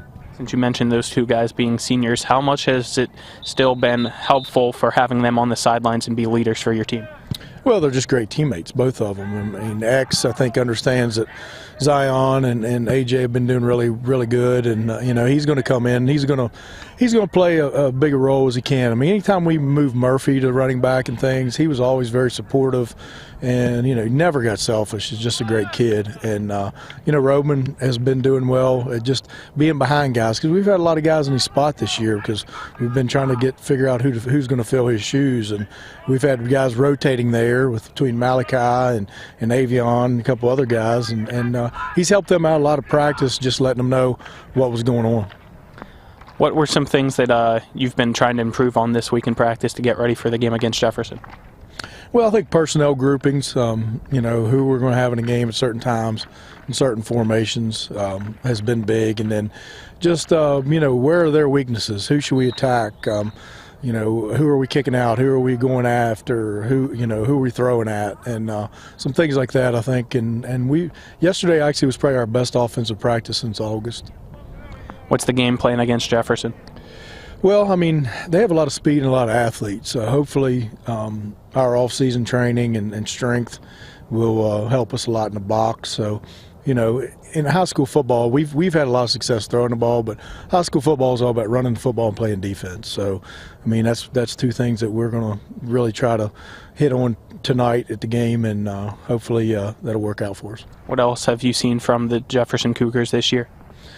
Well, I mean, they've played a tough schedule as well, and to be 4-2 and setting, at 11, they're going to come out with a lot of fight, and we're going to get their best shot like we do everyone else's. And their big play potential, I think, is something that stands out because we've played some good teams, but I'd say probably next to Highland Springs, they have the best speed we've seen.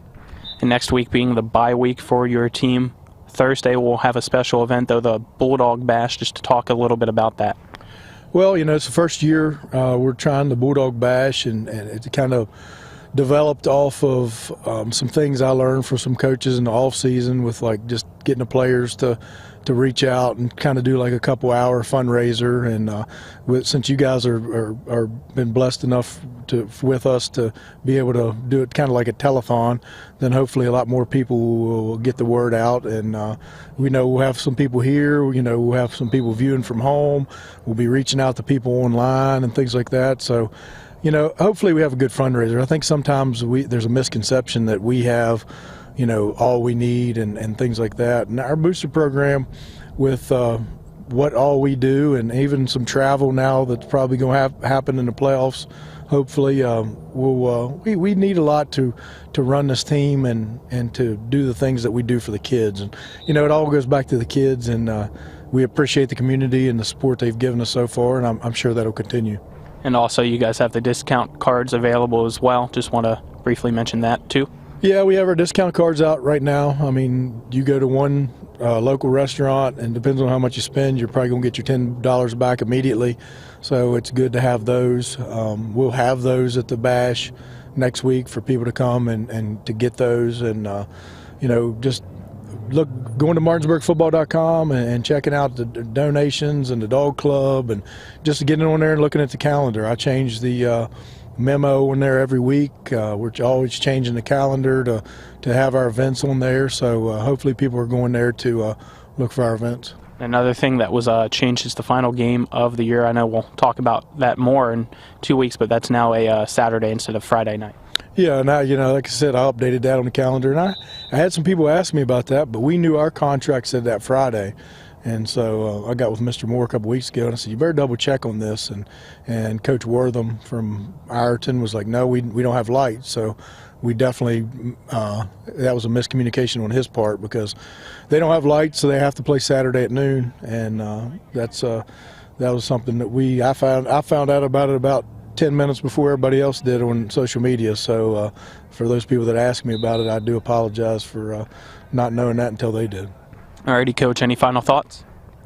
I don't believe. I just appreciate it, and come support us at Jefferson, and then also the Bulldog Bash next Thursday.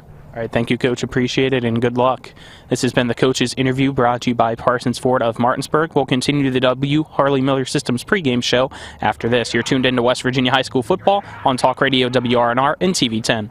I'm Jonathan Bodwell, Bodwell Insurance Solutions, your local Medicare and life insurance agency. We are here to help you navigate the Medicare maze. We represent all of the major carriers, and you do not pay any more to go through us than if you go directly through a carrier. But if you go through us, you have a local professional to help you with all your Medicare needs, not a voice that could be in some other part of the world. Bodwell Insurance Solutions, your local Medicare agency. BodwellInsuranceSolutions.com or 304-283-0864.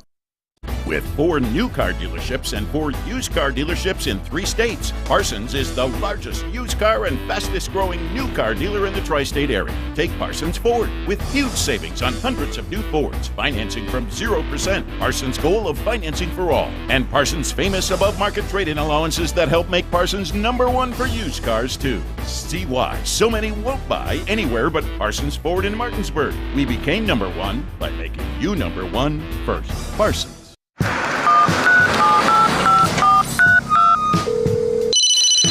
Hello? We're here again 3 times in the past 2 days. You're where? Bechtel Jewelers. Look. Can Mom hear you? No, she's in a diamond coma. Get her the pendant, or I will. Hey, that's my credit card. What? Can't hear you, Dad. You're breaking up. It's gonna take more than a crying baby to wake her out of this diamond coma. You're gonna need a mega dose of jewelry from Bechtel Jewelers. WB Medicine is pleased to introduce 5 new providers who've joined our medical staffs at Berkeley Medical Center, Jefferson Medical Center, and University Healthcare Physicians. Dr. Joseph Ahn, Oncology. Dr. Paige Anderson, Emergency Medicine. Dr. Akanksha Bardwaj, Hospitalist. Dr. Vignesh Gunasakaran, Neonatology. And Dr. Stacy Hanlon, Anesthesiology. WVU Medicine, growing to meet the needs of our community. Hi, I'm Susan Benzinger, candidate for the new District 100 in the West Virginia House of Delegates. I support high-speed internet for every house, school, and business, clean water to drink for agriculture, for tourism, public education, including locality pay for teachers and staff. If you send me to Charleston, I will represent all of us in District 100. I ask you for your vote on November 8th, paid for by Susan Benzinger for delegate, Raymond B. Benzinger, treasurer. W. Harley Miller Systems understands the need and desire for reliable and affordable smart home solutions. Secure your home with a security system and keep a close eye on your family. Automate your home with a Control4 system and have smart technology work as one. Set daily schedules to control your thermostats. Push a button and set the mood for dinner by dimming lights and playing music, or just sit back and enjoy a movie in your own home theater. Put decades of experience to work for you. Visit us at WHMsystems.com or call 304-350-1931. We welcome you back to the W. Harley Miller Systems pregame show. It's now time to go in the huddle, brought to you by the Mirius Group of Ameriprise Financial Advisors, John Everson and Phil McCoy. They're located at 1270 Winchester Avenue in Martinsburg. Phone them at 304-263-4343. I'm now joined by the quarterback of the Jefferson Cougars in Dylan Herrich. Dylan, at first, it was going back and forth, it seemed like, at the start of the year between you and Goins at quarterback, but you've really solidified your spot as the starter. What's it been like for you this season, being the leader of the team? It feels amazing. I mean, I'm proud of myself. I'm also proud of my coaches for everything that they taught me while I was here for me to get that starting spot. But I also want to give shout out to Quentin for stepping up and going to his different position to make the team better on the D-line. And, I mean, I think we're gluing together very well, and I love being a leader for this team, and we have a few others too. What do you feel like your strengths are at that quarterback position to help out your team get wins?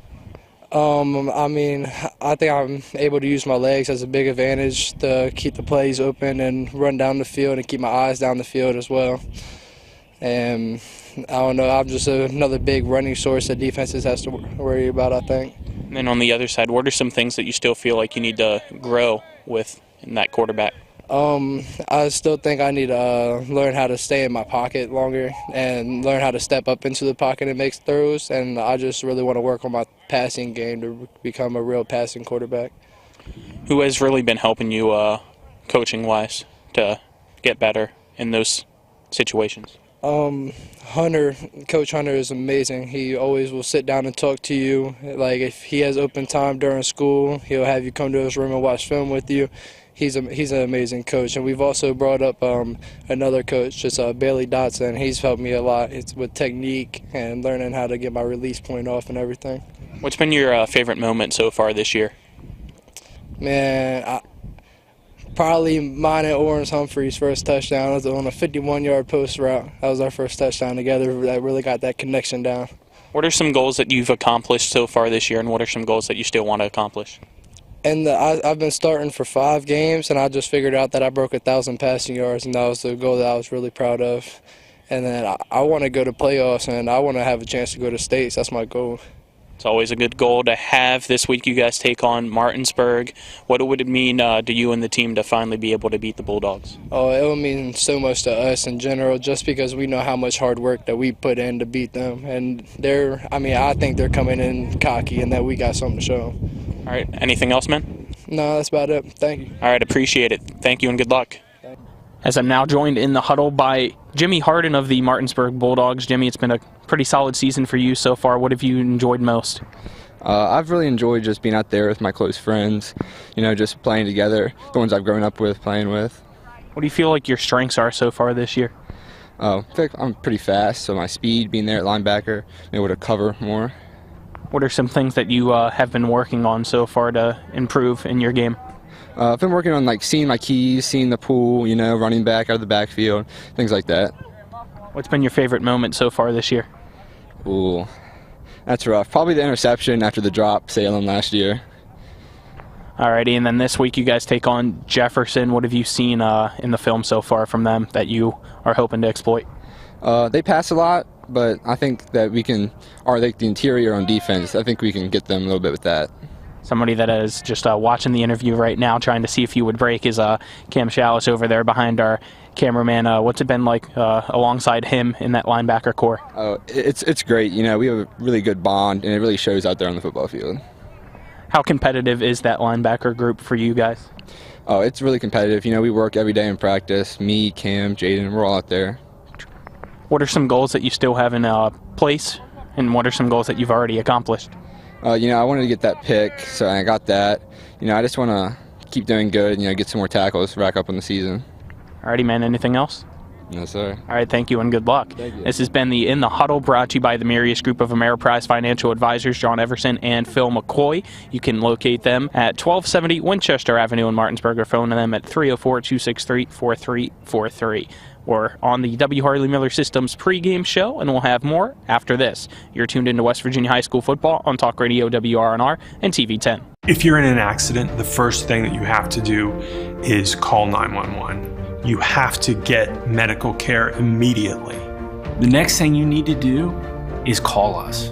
When you hire us at the Skinner Law Firm, what we do is we are going to investigate your case, and we're going to lay out the options that you have, all at no cost to you. We will use all of our resources and all of our experience to get you what you deserve. The Skinner Law Firm, SkinnerFirm.com. You've put up with your water long enough. It's time for Sunset Water Services, your local water solution since 1989, to fix your water problems. Get better tasting, better smelling, and better looking water today. Say hello to drinking your own delicious water for pennies per gallon. Say yes to healthier skin and hair and to softer and brighter clothes. Sunset Water Services delivers your bags of salt to you, so they'll save your back too. And our products come with a 1-year satisfaction guarantee. Call 304-754-9031 for a free water quality test today. SunsetWater.com. Heffley Motor Company, just off I-81 at 993 Hedgesville Road, is a family-owned and operated business providing the Eastern Panhandle with the highest quality pre-owned vehicles and customer service since 1997. Heffley is a pre-owned Carfax Advantage dealer. We're proud to be your partner, serving the community. You're local, we're local, so why not buy local? Call us at 304-267-7172 or see us at 993 Hedgesville Road. And if you want to sell your car, we buy cars too. Check us out at Heffley.com. Heffley Motor Company, a nice place to do business. Mayhem is everywhere. I'm your new bangs, and you can't stop staring at me. That's it. Just tilt the rearview mirror over here. And while you're checking me out more times than a library book, your car is wandering into that lane over there. More bangs? Neat. And if you've got cut rate insurance, you can be paying for this yourself. So get Allstate. Call Martinsburg Allstate agent Gary Kelly today at 304-263-4596. With Honda, every summer adventure is the destination. Take your adventures even farther with Honda, America's most fuel-efficient full-line automaker. For a limited time, well-qualified buyers can get a 2.9% APR on a 2022 Honda Civic and a 3.9% APR on a 2022 Accord or 2023 HRV. CMA's Honda of Winchester, 3985 Valley Pike. CMA, moving lives forward. See dealer for financing details. Exclude Civic SI based on EPA estimate of MY20 full-line automaker fleet-wide fuel economy 2021 EPA Automotive Trends Report. Happiness grows here. Orr's Farm Market.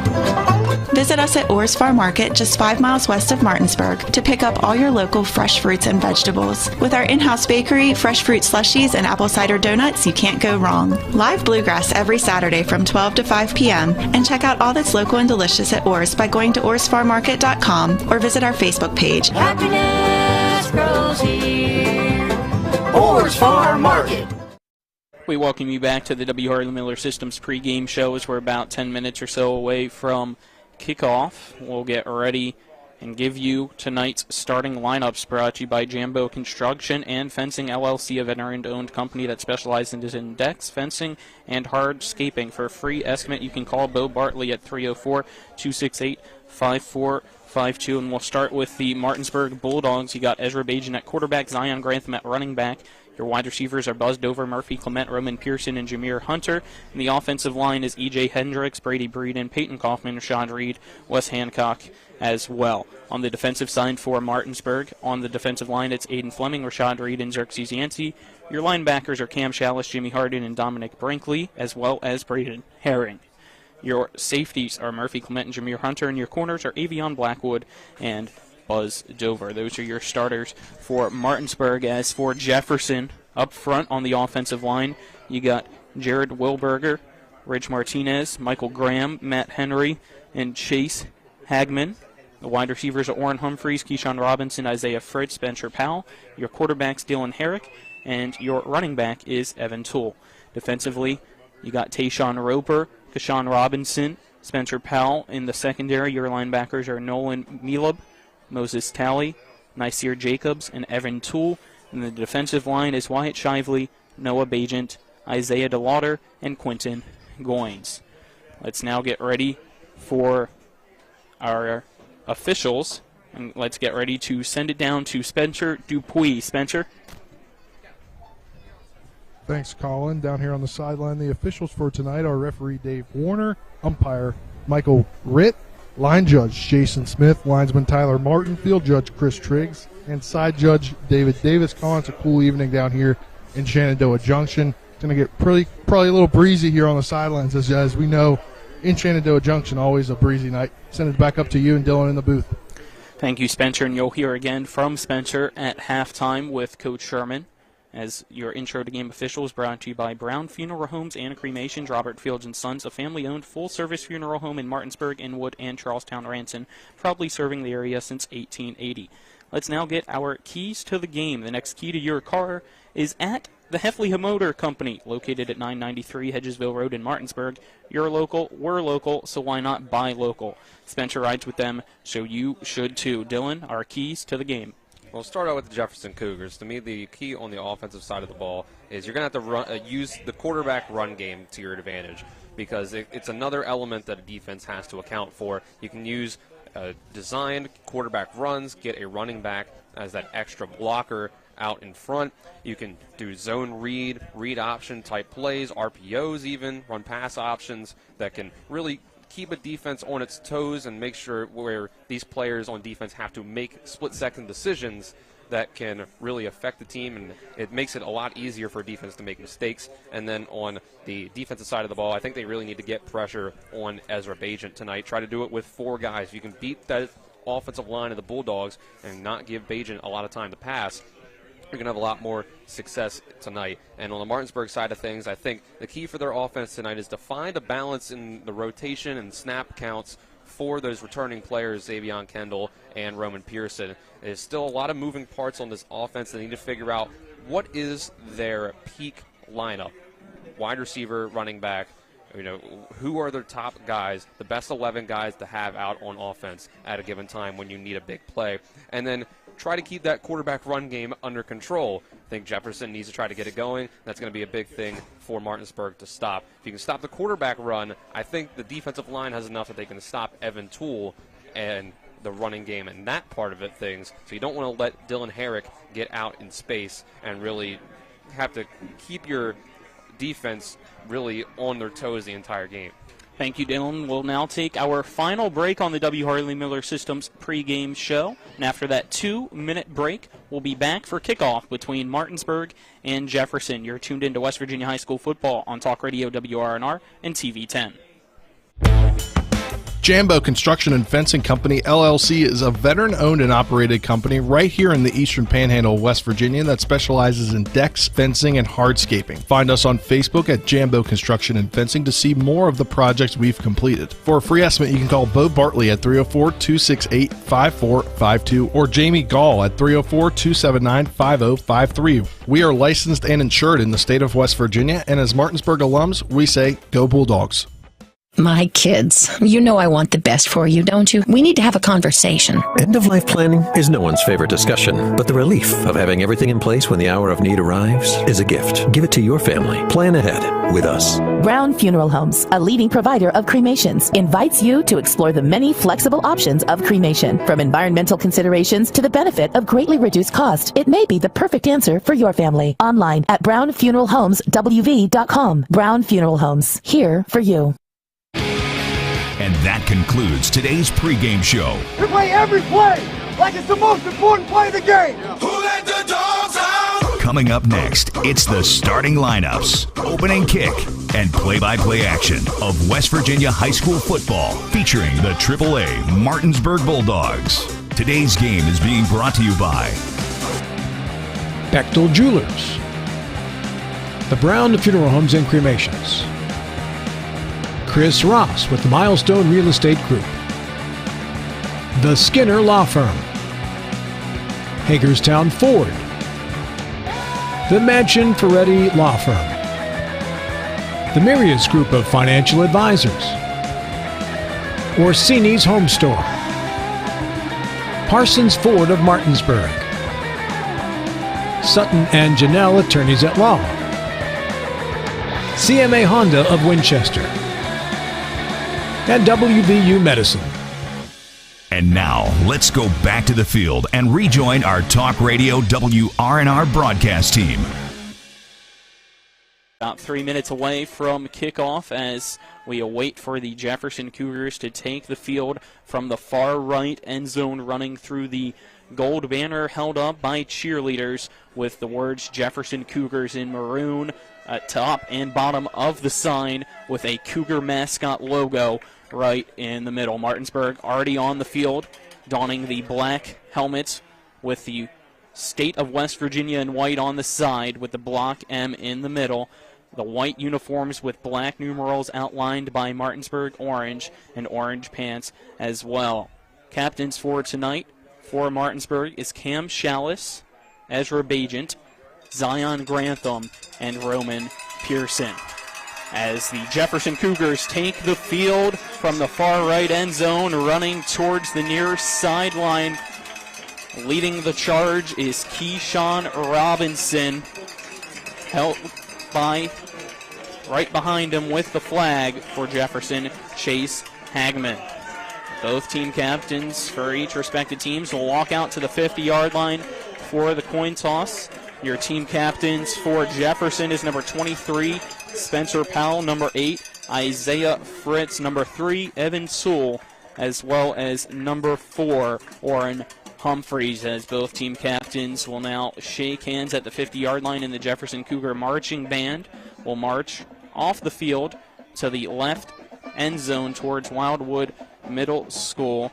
And we'll try to pick up Spencer's mic and send it down for the coin toss to see if we can hear the referees.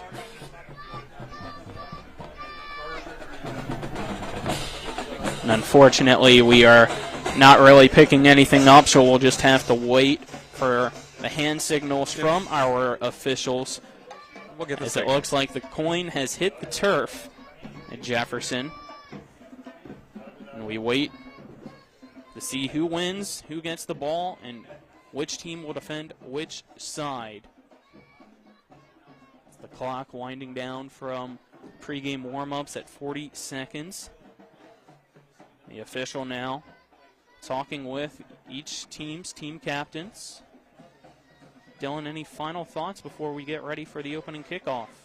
I'm just excited to see this Jefferson team because somehow it's been kind of the biggest question mark.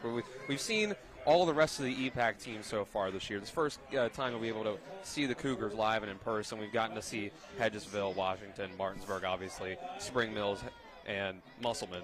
But this Jefferson team, I'm looking forward to it because they have a lot of talent. You know, we came into the season not knowing what to expect at quarterback, but they found their guy. So I want to see what this team looks like. So it looks like Jefferson has won the toss. They deferred to the second half. It will be Martinsburg to receive the opening kickoff, and they will be trying to score to the right end zone. And that's where Jefferson will defend. Martinsburg will defend the left end zone towards Wildwood Middle School as both teams in the huddles. Jefferson says a prayer before the game. We'll break the huddle and we'll get ready for the opening kickoff, which is brought to you by Orr's Farm Market. Family owned, family grown. Happiness grows here at Orr's Farm Market, located at 682 Orr Drive in Martinsburg. We await for both teams to break out. It looks like Martinsburg will take the field first. We wait for the kickoff team for Jefferson to do so as well. Back to return the opening kick for Martinsburg is Avion Blackwood, as well as Jameer Hunter going out for the kickoff side. Two guys that combined for their punt return touchdown last week. Looks like kicking off for the Jefferson Cougars. Waiting to see the number with the yellow cleats. Back up at the 40-yard line on the right side to kick off. We're back up and we'll get ready to have the opening kick. As Blackwood and Hunter lined up just in front of the 10-yard line, and the kick will go into the back of the end zone for a touchback to start things off. It'll be 1st and 10 Martinsburg at the 20-yard line as Ezra Bajent, the Bulldog offense, will take the field. We're seeing Roman Pearson out on the field immediately first snap of the game. Don't see Xavion Kendall as they put Zion Grantham starting at running back. 1st and 10 Martinsburg to open up the first quarter. Ball on its 20-yard line. 3 receivers to the near side for Bajent, 1 to the far side with Zion Grantham at running back to his left. Bajent in shotgun formation, sends Clement in motion from right to left, and a flag thrown on the far side, and it looks like it's a false start against Martinsburg to start off. That'll back them up 5 yards, make it 1st and 15 at the 15-yard line of Martinsburg. So not the best start for the Bulldogs. It seems like they're a little bit too excited to get ready against Jefferson. Yeah, jumped in the gun a little bit. I mean, of all the plays to commit a penalty on, the first one should be the last one that you... So same formation, trips to the near side, 1 receiver to the far side. They send Clement in motion again from right to left. Bajent drops back the pass. It's a screen pass to the far side. Some miscommunication as the pass goes behind Grantham on the far side and falls incomplete to bring up 2nd and 15. If you notice there, it looked like it was pretty much the same play. Pretty much every football team will script its first 10 to 15 plays of a game. So even though they had that penalty, backed them up 5 yards, they were going to run the same play to open this game up no matter what. And it looks like it was a backwards pass, so that's going to back Martinsburg up to the 10-yard line, unless they called a penalty. Trying to look on the far side to wait for the official. I think you're right, Colin. And it looks like it will remain first down, so it's 1st and 20. Oh, okay. I did not see a flag on this field at all. Didn't see a flag, didn't see an official's signal for the penalty. But I did hear from our PA announcer to our right to replay the down. So it's 1st and 10, 20 to go. Right. Ball on the 10 with 11:57. It's a handoff to Grantham. Grantham looks like actually didn't have it. It was a quarterback keeper. It was a read option there, zone read keeper by Bajent. We have not really seen any of that this season from the Bulldogs. I did not expect it. My apologies, but Bajent Was tackled for a loss on the far side, and he lost a few yards as well, as there was a flag on the play. And it looks like it's against Jefferson.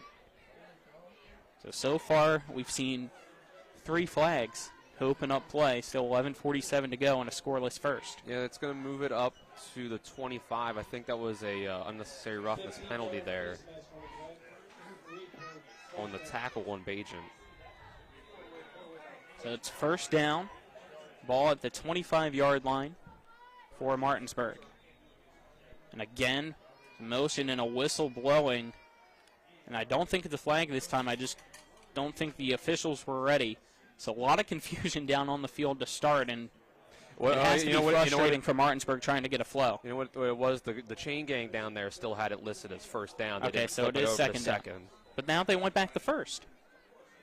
Well, yeah, they have to get things figured out themselves over there. Clock winding down. It's at 11:35. Bajan shotgun formation. Grantham to his left. 2 receivers near side, 2 to the far. Bajan drops back the pass. Looks to the far side. It's a screen pass. Carter on the far side of the field. Slipping through 1 tackler is the receiver. Out across the 25, but pushed back. It will be a gain of 2 to bring up second down for the Bulldogs, as it was buzzed over for the 2-yard reception. It's a good play there to get things started. You got to try to just get a little quick hitter, get Bajan into some rhythm. Brings up second down and short with 11 minutes to go in the first quarter. Bunch formation for the Bulldogs. Man in motion is Pearson coming to the near side. It's a shovel pass from Bajan to Grantham, and Grantham will slip and fall at the right hash marks just shy of the 30-yard line. That'll bring up third down. He had Pearson blocking in front of him, but just tripped over his own feet to bring up 3rd and 3. Yeah, it looks like he may have gotten 1 yard on that at most. It's been Martinsburg hurry up offense, trying to make sure Jefferson can't bring in any subs.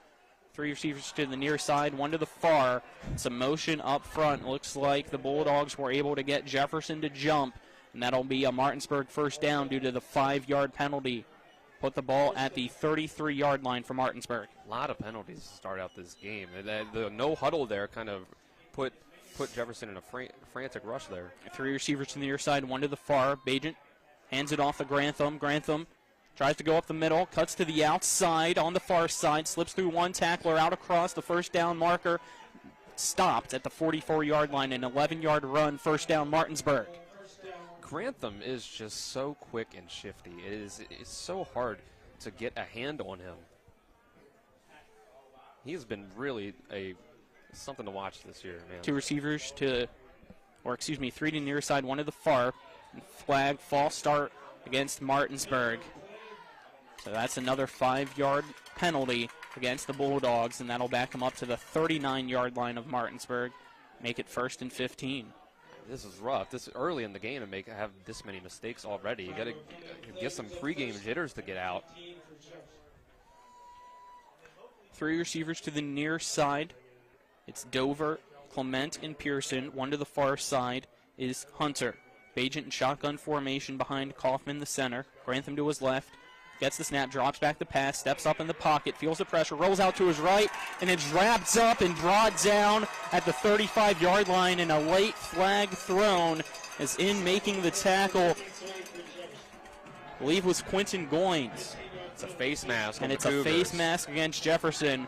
That's a 15-yard penalty, and Jefferson not happy with that call at all, as it was Noah Bajan with the tackle. Bajan on Bajan crime right there.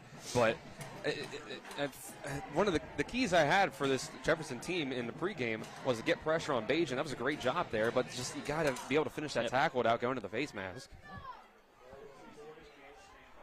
Ball on the 40-yard line for Martinsburg. 9:12 to go. It's a handoff. Up the middle goes Grantham, and he's immediately swarmed by 3 Cougars.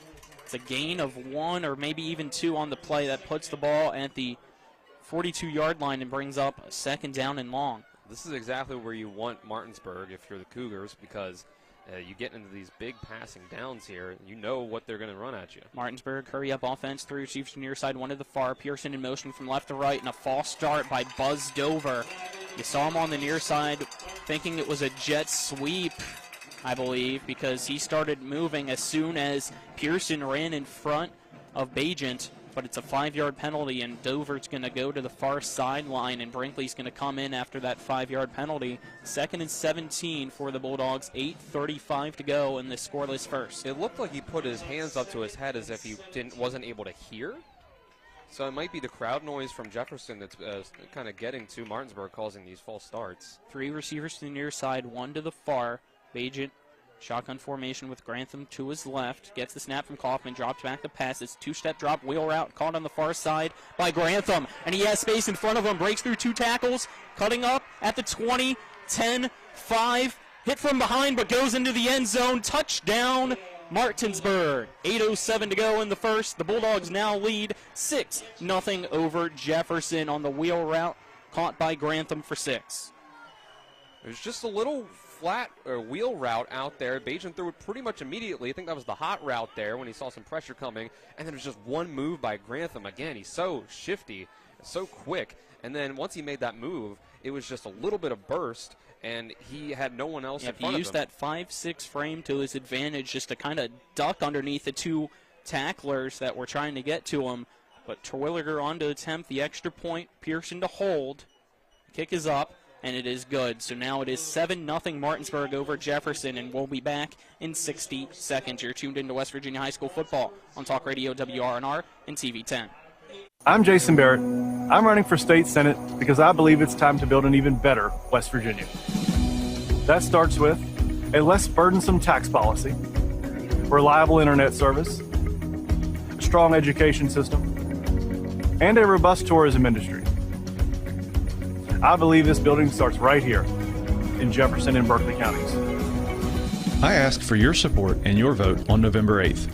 Paid for by Friends of Jason Barrett.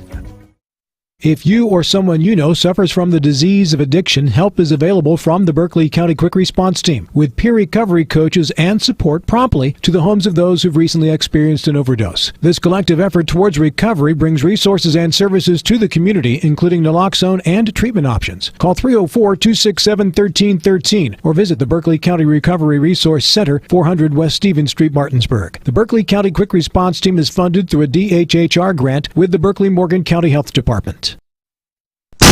High School, Martinsburg on top, 7-0 over Jefferson with 8:07 to go in the first. Terwilliger to kick off to the far side. It's an onside kick, and it's caught and eventually slipped, but they say he had possession as he dropped to the ground as Orrin Humphreys will get Jefferson the ball off the onside kick of Terwilliger. It'll be a 1st and 10 Jefferson from the 49-yard line of Martinsburg. It's good field position to start. That's the downside of those onside kicks, is that you're pretty much you're allowing yourself, you're trusting your defense enough that you can feel like you can give an offense good field position, but it can come back to bite you sometimes. 2 receivers to each side of Dylan Herrick with Toole to his left. He sends man in motion. It's left to right going Robinson. He then reverses sides. It's a handoff to Robinson to the near sideline. He has some blockers, but he's eventually stopped by Jimmy Harden. It's a pickup of 4 yards to bring up 2nd and 6. I like that there. A little misdirection on the jet sweep. You think you're going to go to the right side, and then they bring him back to the left side there. Creative play to start things out. We heard during the pregame interview with Coach Sherman that he thinks that Jefferson has the 2nd best athletes that they've seen all year, the first being Highland Springs, and looks like so far they're trying to use that speed to the advantage. It's a handoff to Toole, goes up the middle, and right there waiting for him is Jimmy Harden. He gets helped by Chalice and Yancey. It's a gain of 2 to bring up 3rd and 3. Jimmy Harden, he's already had 36.5 tackles on the season, so there's another one in the books for him. Really good linebacker there. Cam Chalice gets a lot of the credit, but right there with Harden next to him, he's a good linebacker as well. 7 minutes to go in the first. 3 receivers to the far side, 1 to the near for Herrick with Toole to his left. Herrick looking to pass, drops back, looks to the far side. It's a screen pass caught by Robinson, but Blackwood able to stop him immediately, and that's going to bring up a 4th down, gain of 1 yard. So it's decision-making time for the Cougars. 4th down, ball on the 42-yard line. They got to get to the 39 of Martinsburg. Between the 40s is usually that point where a lot of teams will go for it. I like the decision to go for it. Martinsburg's up 7-0, and it looks like the offense for Jefferson is going to stay out there and try to go quick. 2 receivers to each side of Herrick in shotgun formation with Toole to his left. And a timeout will be called by Craig Hunter and the Jefferson Cougars with 6:17 to go. We'll take a 1-minute break. You're tuned into West Virginia High School football on Talk Radio WRNR and TV 10. Let's go! Drink some beers!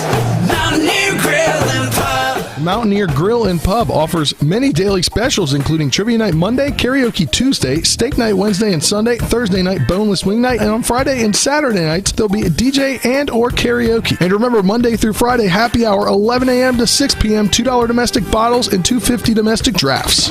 Let's go! Drink some beers! Mountaineer Grill and Pub! Hello, this is Mark Sutton of the Sutton & Janelle Law Firm. The right attorney can make all the difference in your case. That's why you should call Sutton & Janelle. We have been serving clients in West Virginia and Maryland since 1999 in the areas of family law, DUI, criminal defense, and personal injury. Sutton & Janelle works hard to obtain a favorable outcome for you at a reasonable rate with affordable payment options. Sutton & Janelle values your rights and is passionate about your success. Contact us today at suttonandjanelle.com. 4th down and 3, ball on the 43 of Martinsburg for Jefferson. 2 receivers to each side and some motion on that far side. One of Jefferson's receivers moved, so it's a false start. Back him up 5 yards. The punt unit will go out for Jefferson, who took that timeout. So that's a frustrating penalty. Not sure who it was, but it could have been the substitute for Keyshawn Robinson, Dylan. A penalty out of the timeout is that's just so unfortunate. But yeah, Keyshawn Robinson, I think that's why they called that timeout. As soon as he did, he took a step back and then started limping off the field, wasn't able to put pressure on that left leg. Now he's on the trainer's table. So 4th down and 8, ball on the 48. The punt almost blocked. Martinsburg trying to tackle the punter, going up, and it looks like he's going to have a first down and then some on the far side. So Jefferson gets the first down, and it's, I believe, Quentin Goins. It is. We saw he was the other quarterback at the beginning of the season, and I don't think that was a design fake. I think he took that upon himself when he saw that the punt might get blocked. It was a huge run there. Not sure if I'm 100% accurate that that's Goins. It says he's number 7 on the roster, but when I got the starters from Craig Hunter, he's listed as 51. I think it was a typo. He's probably number 7 because 51's also Wilberger. So you got completion on the far side by Spencer Powell, and he's going to be pushed out of bounds to bring up 2nd down after a gain of 5 to make it 2nd and 5. I mean, what a huge play for the Cougars. Keep this drive alive. If they could, get Robinson back in this game, they're getting close down to the red zone here, try to tie this game up. Ball exactly on the 30-yard line of Martinsburg for Jefferson. Trips to the near side. One receiver to the far side of Herrick with Toole to his right. Martinsburg cover 0. Herrick loses the ball, picks it up, and will just chuck it to nobody on that far side as the ball lands at the 35. And he was bull rushed as soon as that ball slipped through his hands. That'll bring up 3rd and 5. And that's a tough play there. So far, the passes that the Cougars have run have been quick stuff that have been able to try to get Herrick in a rhythm, not ask him to do too much through the air, knowing that he's really a run-first kind of guy. Yeah, but when you got Hendricks as well as Fleming coming after you, you have to think quick. 3rd and 5, 3 receivers near side, 1 to the far for Herrick. Toole this time to his left. And again, he loses the ball. It's snapped to his left, and it's a sack for Aiden Fleming. And it looks like we might have a flag, too, at the 45-yard line with 4:45 to go. It is Martinsburg 7, Jefferson nothing. And it looks like the flag might have just dropped out of the official's pocket. He's going back to pick it up, and the ball's at the 40-yard line, and the punt unit comes back out for the Cougars. Yeah, I mean, that's 2 straight snaps that are to the left of Herrick. I mean, But you could say that he got his hands on it, he should have been able to catch it, but the quarterback's expecting it right into his chest. So the center's got to get it where the quarterback expects it. Goins back to punt again for Jefferson. Snap, bounces to him. High punt, spiraling to the far side, and Blackwood's going to let it bounce. It takes a Jefferson bounce before rolling deep into Martinsburg territory. It looks like they say it went out of bounds at the 6-yard line. What a punt. That's where Martinsburg's offense will start off with 4:06 to go in the first. That's coffin corner right there. Roll out at the 6-yard line. Really back up the Bulldogs. Make them go 94 yards if they want to score another touchdown. That's how you try to stay in games like this with a team like Martinsburg. Win the field position battle, first and foremost. So 1st and 10 for the Bulldogs. 3 receivers to the near side, 1 to the far side, as Jefferson, realizing who's in, will make some substitutions to try to match it. It's Bagent in shotgun formation with Grantham lined up on his right side. 1st and 10, Bagent hands it off to Grantham. Grantham jukes past and through one tackler, but then is hit diving forward to pick up a few more yards, and it'll be a 4-yard gain. Mark him at the 21-yard line to bring up 2nd and 6 with 3:50 to go. It was a good way to get out of the shadow of the end zone there. Just a little run there. Grantham has looked good so far. 3 receivers again to the near side of the field, 1 more to the far side. Bagent drops back the pass, looking deep, steps up, pump fakes, fires a dart, and it's intended for Hunter, in and out of his hands in the middle of the field, and incomplete. In to break it up was Isaiah Fritz, and that'll bring up a 3rd down and 6. And that was a perfect pass by Ezra Bagent, just over the shoulder, and it was the play by Fritz there that I think really threw off Hunter. Fritz was all over him. That's such a tough throw to fit in there by Bagent. And Hunters usually make some, but that was a great play by Isaiah Fritz. It is Martinsburg 7, Jefferson nothing. It looks like we might have had a penalty back at the line of scrimmage, so even if Jameer Hunter was able to pull that one in, it wouldn't have mattered. The penalty will back up the Bulldogs. Already so many penalties in this game. The first drive alone, both teams combined, had 7 penalties. I think we're up to 9 total now. And that'll put them at the 3-yard line, so a heavy set package will come in for Martinsburg, who is in the shadow of its own end zone, up 7-0. It's a replay of 2nd down, according to the far side official, Clement hands it off to Grantham. Grantham trying to follow his blockers of Cam Shallis to the far side. He gets back to the original line of scrimmage. It looks like they might give him a yard or 2 more than that, but it'll bring up a 3rd and 8. And after the heavy set package came in for that one play, they're going to come right back out for this 3rd and 8 situation. Yeah, playing in shotgun when the quarterback's back into the end zone is always a risky play there, so they didn't want to risk that. Well, we saw that heavy set against Riverside have a lot of fumbled snaps with Clement under center, so that was risky too. 3 receivers to the near side, 1 to the far side for Bagent. Drops back to pass, feels the pressure, pump fakes, floats the ball over the head of the receiver, and another wheel route caught by Grantham on the far side. He's pushed out of bounds right at the chain. We'll wait to see if they give him the 1st down or not, as he's at the 26, and it's enough for a Martinsburg Bulldog 1st down. 2:40 to go in the first. It's still Martinsburg 7, Jefferson nothing. Those flat and wheel routes to Zion Grantham have been a big portion of the success so far. He's just really good at keeping his speed while he runs and catches that ball. Clement in at quarterback now. Grantham to his left. Shallis in at H-back. In the slot is King, and over to the near side, the 1 receiver, Hunter to the far side. Clement keeps it himself and will go up the middle for a gain of 7 before being tackled just shy of the 25-yard line. It's the first time we've gotten Murphy Clement into the stat book with a rush, a reception, or a pass. And he'll stay in. Same formation as last time for Clement, who's in shotgun formation, but this time it's Grantham to his right. Read option, Clement keeps it himself. He has space, trying to follow his blocker, and Breeden but it kind of slowed him down. If he was able to bounce to the outside, he might have been able to pick up more, but eventually catching him from behind is Spencer Powell. But it is going to be a Martinsburg first down. Nope, it's not. Another flag on the play. It's a holding against Martinsburg. Man, the penalties are killing these teams. That was a great play, too. That was a special out of the Greg Roman Ravens playbook there with the QB bash, where quarterback fakes the handoff and the pulling guard actually follows in front, be the lead blocker for the quarterback, rather than pulling the guard and be a leader for the running back.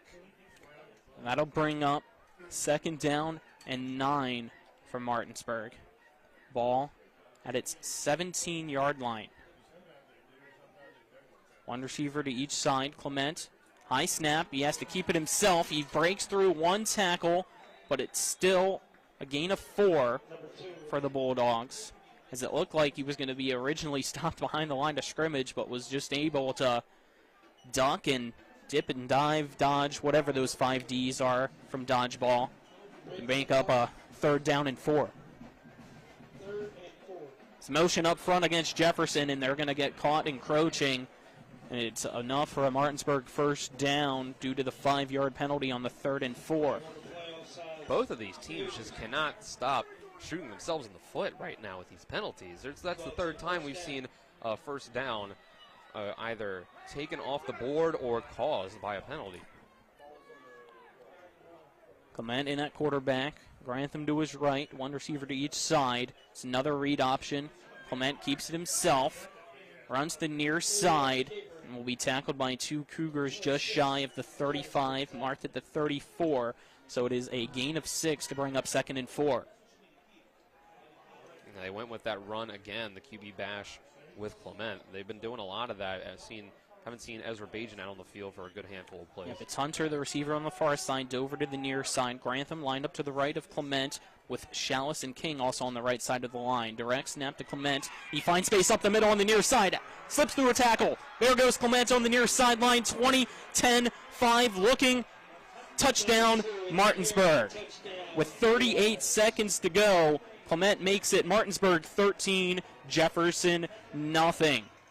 You know, it's funny, I just thought at the beginning of this drive when Clement got his first rush there that it's been a while since you've seen one of these big breakout runs by Murphy Clement. And glad I just thought it to myself and didn't get the announcer's jinx there. So, man, he's just so quick. They really just ran the QB power. They just brought in their big package with Chalice and King there, had him follow behind everybody, and he found the hole. Terwilliger's extra point is up and right down the middle and good to make it 14-0 Martinsburg with 38 seconds to go in the first. We'll keep it here and quickly give you our first quarter sponsors. First one, re-elect Senator Hannah Geffert this November 8th. Visit senatorgeffert.com for more. And we're also presented on TV 10 by the Skinner Law Firm, injury and consumer rights lawyers. Phone 304-245-6613 or visit skinnerfirm.com. And last but not least, in the first quarter, we're presented on TV 10. Kelly Allstate Insurance for all of your insurance needs. Call Gary Kelly at 304-263-4596 or stop by 724 Lakeview Drive in Martinsburg. You know, off the top of your head, how long of a touchdown run that was for Clement Dillon? 72. There you go. You just followed his blockers like he's been trying to this entire past drive, and he was finally able to just find space, and we've seen how fast he can be. He can be that fastest guy out on the field whenever he wants to be, and that time he was to give Martinsburg a 14-0 lead over Jefferson. Terwilliger will get ready to kick off. It's the ball at the 40-yard line on the green tee for Terwilliger at the right side hash to the near side. Well, it looks like he's going to line up for another onside kick. Bounces off the ground twice, but never goes 10 yards. So Martinsburg's just going to scoop it up and allow, again, great field position for Jefferson as Yancey picked it up after it only went 6 yards. So it's 1st and 10 Jefferson, ball on Martinsburg's 46-yard line. You know, we've been seeing less of those Clement QB keepers lately because he's been playing a lot more wide receiver. That's really a big reason because we saw it early in the season when they had the full lineup and he was switching just between quarterback and running back that he was breaking off all those runs. 3 receivers to the near side, 1 to the far side for Herrick with Toole lined up to his left side. Herrick in shotgun formation behind Graham, drops back the pass, rolls out to the near side, pump fakes, and he's sacked by Rashad Reed. He was being chased down by Yancey as well as Brinkley, and Reed caught him first. It's a loss of 1 to bring up 2nd and 11. That's 3.5 sacks now in the season for Rashad Reed, tying him for the team lead with Braden Herring. 11th tackled for loss for the season. 13 seconds left, the clock winding down. Jefferson looking to the near sideline.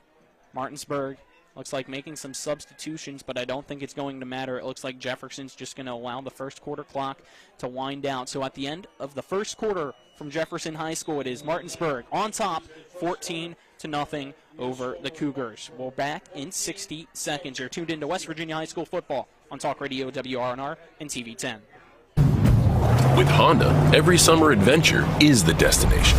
Take your adventures even farther with Honda, America's most fuel-efficient full-line automaker. For a limited time, well-qualified buyers can get a 2.9% APR on a 2022 Honda Civic and a 3.9% APR on a 2022 Accord or 2023 HRV.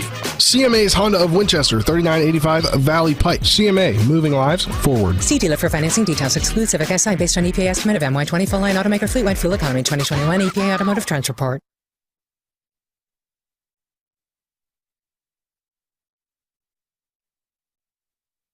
A reputation for caring, a legacy of service. At Brown Funeral Homes and Cremations, it's been our story since 1880. A family-owned business, we support the needs and wishes of families. We offer traditional services, as well as many options for cremation, customized remembrances, and pre-planning. Brown Funeral Homes and Cremations retains its family atmosphere and stays true to its roots. Contact us for advanced planning, or at your time of loss. We're here when you need us. And it is Martinsburg up 14-0 over Jefferson. I'm Colin McLaughlin. Alongside me is Dylan Bishop, our crews, Donna Schaffner, Braden Schaffner, Donald Kinney, Justice Kinney, Spencer Dupuy, and John Alderton. Back at the studio, it's Nick Verzolini. 2 receivers to each side for Herrick with Toole to his left. Herrick trying to get Martinsburg to jump. Now looks to the near side, and he got his own receivers to jump on the far side. As you could tell, Humphreys and Robinson just couldn't get the snap count in their head, so it's a 5-yard loss on the false start, and that'll make it a second down and 16. I believe it's the 11th penalty of the game already. It's already 40 penalty yards for the Cougars. All at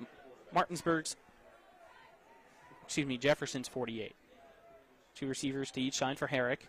Drops back and is blitzed, and it's another sack at the 40-yard line. Yancey as well as Kidrick in for the sack, but Kidrick coming up limping after he was able to get there. Well, Kidrick came on the A-gap blitz there between the center and the guard, and he pretty much busted right through the line. That play never had a chance because he was right in the backfield immediately. Yeah, 3rd down and long. Ball on Jefferson's 40-yard line. They have to get to Martinsburg's 36. With 11:25 to go in the second quarter. It's 2 receivers to each side for Herrick with Toole to his left in shotgun formation. Sends a man in motion from right to left, so it's 3 receivers to the far side. He drops back the pass, looking for a one-on-one for Powell, and he overthrows him on the near side. Falls incomplete, and that'll bring up 4th down. Well, Powell also just never found the ball. He threw it kind of early, and by the time Powell looked up for it, it was to the outside shoulder of Powell, and Powell was kind of looking to the inside. It was just off target all the way. It was never got the connection there between the quarterback and the wide receiver. It'll be Quentin Goins to come back out.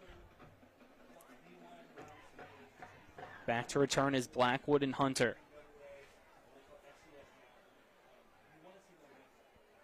Goins waiting for the snap. He's lined up at the 25-yard line. It's a high and short snap.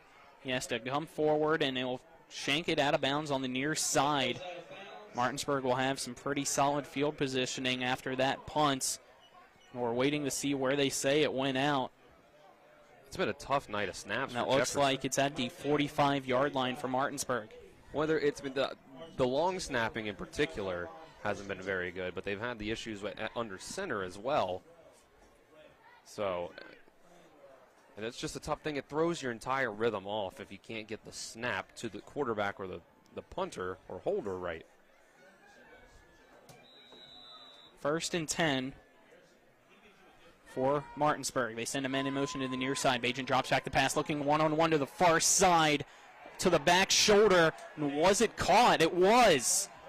Buzzed over with the catch on the far side. He's pushed out of bounds at the 26-yard line. So big play brings up another 1st and 10 Martinsburg.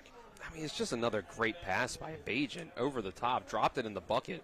All Buzzed over had to do was just really make a basket with his hands, and it was there. Martinsburg, It was 2 good receivers defense. to each side for Bajan. It was good coverage, too. by the way. Grantham to his right. 1st and 10 with 10:58 to go in the first. Bajan hit as he throws. Wide open receiver in the middle. Touchdown, Martinsburg, and it's Jameer Hunter. So with 10:52 to go, it's now Martinsburg 20, Jefferson nothing. How about that? I mean, it was a fake screen there, so they had Buzzed over come back like it was a screen pass, but then they had Hunter streaking down the field on a seam route, down the field going towards the end zone, and he was wide open. The Cougars thought it was a screen all the way. Terwilliger on to attempt the extra point, and some motion up front against Jefferson, and that will draw a flag, and that'll move Martinsburg up to the 1-yard line. So let's see if they decide to put the offense back out and go for 2 or not. You can see Coach Sherman on the far sideline barking out orders, and he's going to send the offense out. 10:52 in the second. It's Martinsburg 20, Jefferson nothing. Because of the penalty, they're going to go for 2, and it's the heavy package coming out with Clement at quarterback, Grantham at running back. The H-back will be Cam Shallis, and everybody else most likely going to be on the line. But they send Yancey back so that they didn't have too many people in the huddle. Well, I hope there's no one at home playing a drinking game for every time there's a penalty in this game. They're going to have 5 seconds left on the play clock. They hurry up. It's Clement under center. Gets the snap, hands it off to Grantham. And it looked like he was going to be stopped at first, but he's able to push his way forward into the end zone and good for the 2-point conversion. So 10:52 to go. It's Martinsburg 22, Jefferson nothing. We'll take a 60-second break. You're tuned into West Virginia High School football on Talk Radio WRNR and TV 10. Hi, I'm Annette McDonald, and I am the designer at Orsini's in Martinsburg, West Virginia. We welcome you into our store to show you a complete line of what we do here. We design your cabinetry, quartz countertops, granite countertops, hardware, anything for the full remodel of your kitchen and your home needs. We also do bathrooms, and we have flooring available too. We make sure that your project with Orsini's is the best in the market. Welcome to Orsini's. Orsini's.com.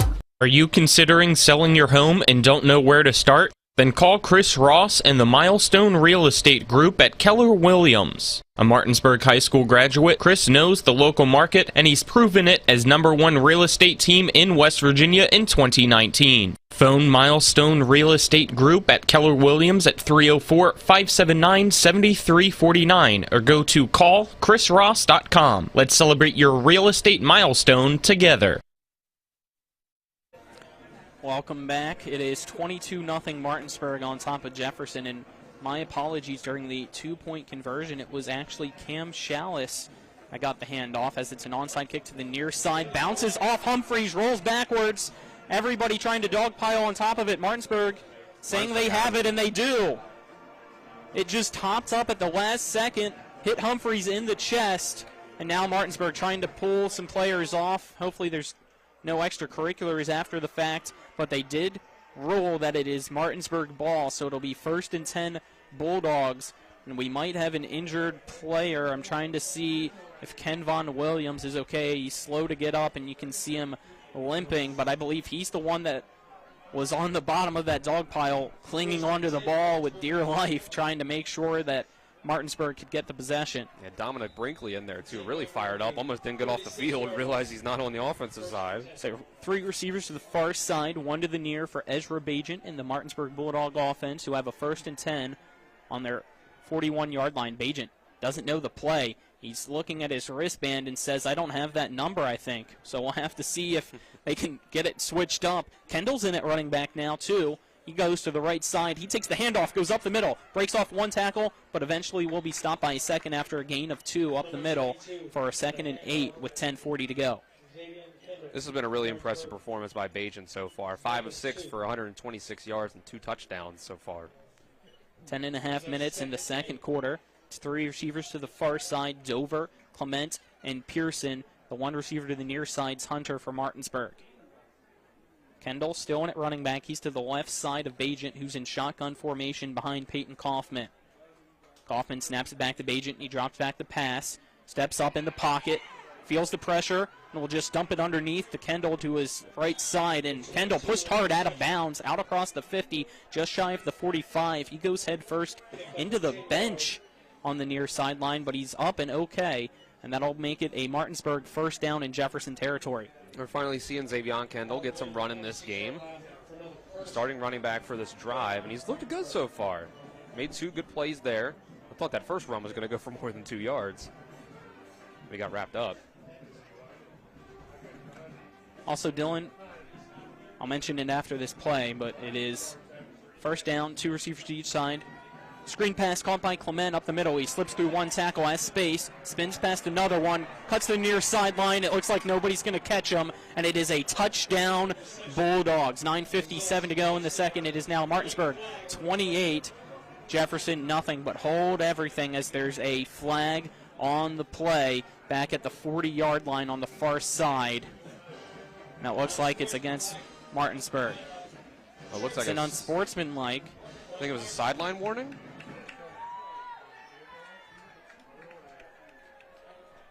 So it looks like that's going to negate the touchdown. But I'm being informed by our former play-by-play guy here, and it's something that you actually thought as well. He's saying that it was A.J. Harrison with the touchdown pass. I thought so. I didn't want to correct you because it looked so, the 8 and the 0 looked so similar, but I think it was A.J. Harrison and not Jameer Hunter on that fake screen down the seam touchdown. So my apologies there as well. But the touchdown will stand. So everybody's marching back. And it is Martinsburg 28-0.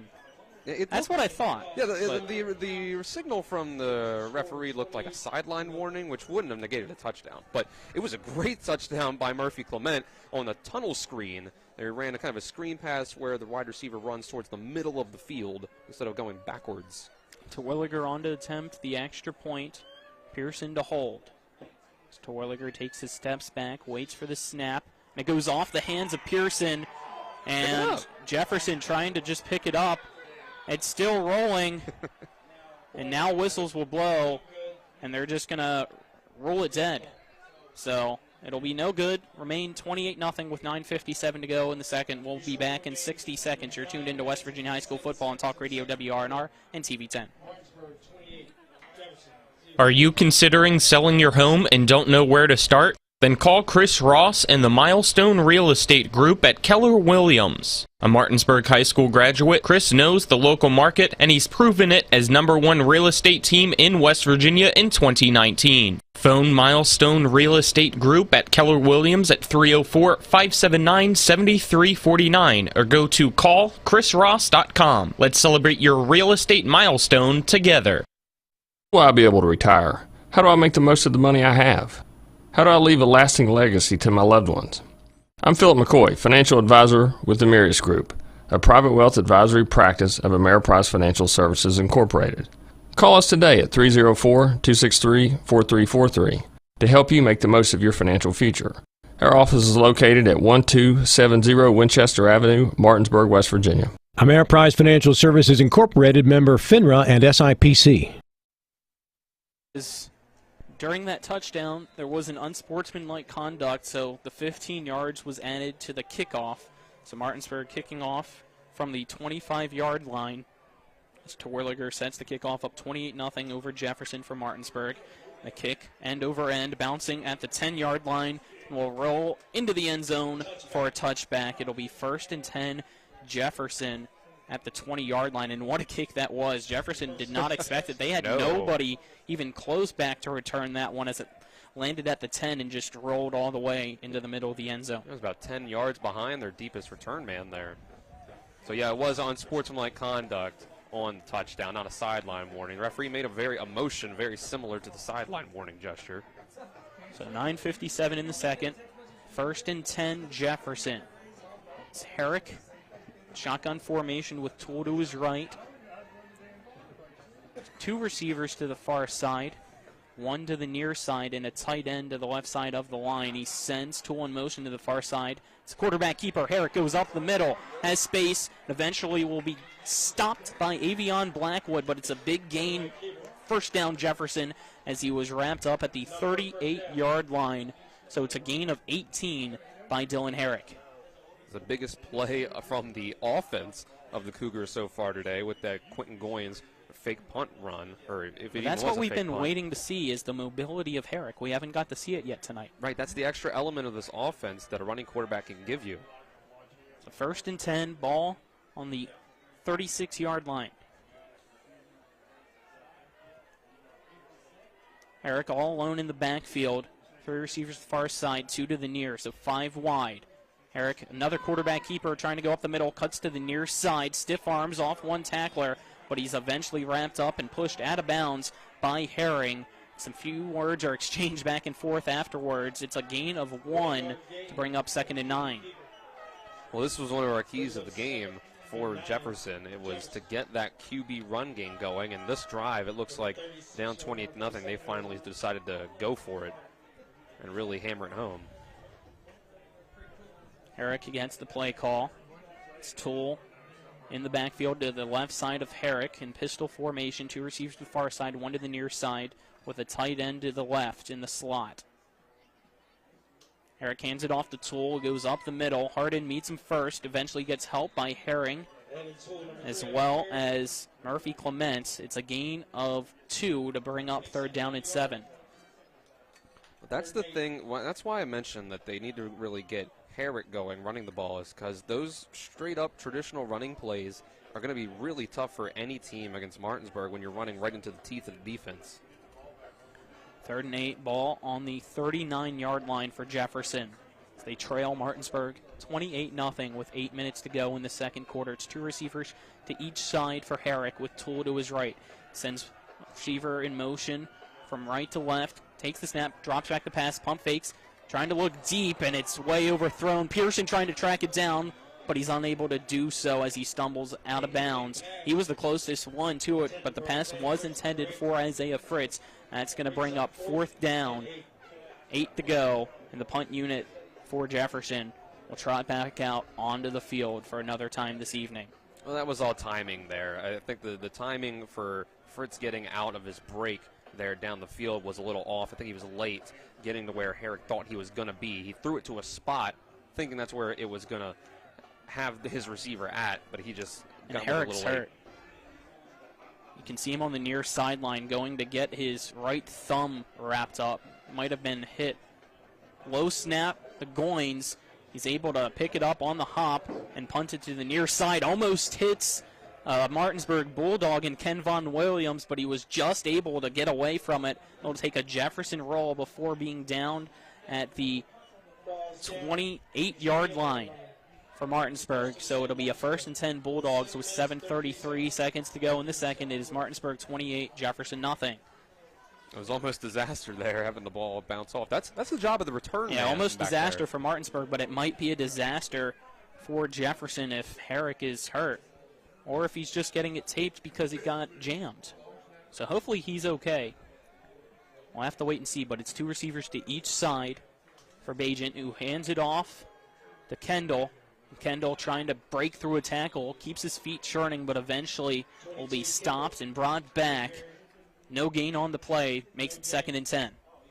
It's only the second play that the Bulldogs have run on offense, rushing-wise, that has been a neutral or negative gain. It's only been 3 plays overall that haven't gotten them positive Nealab yardage. and Jacobs in to make the stop. 2nd and 10, ball on the 28. Chalice in the H-back on the left side.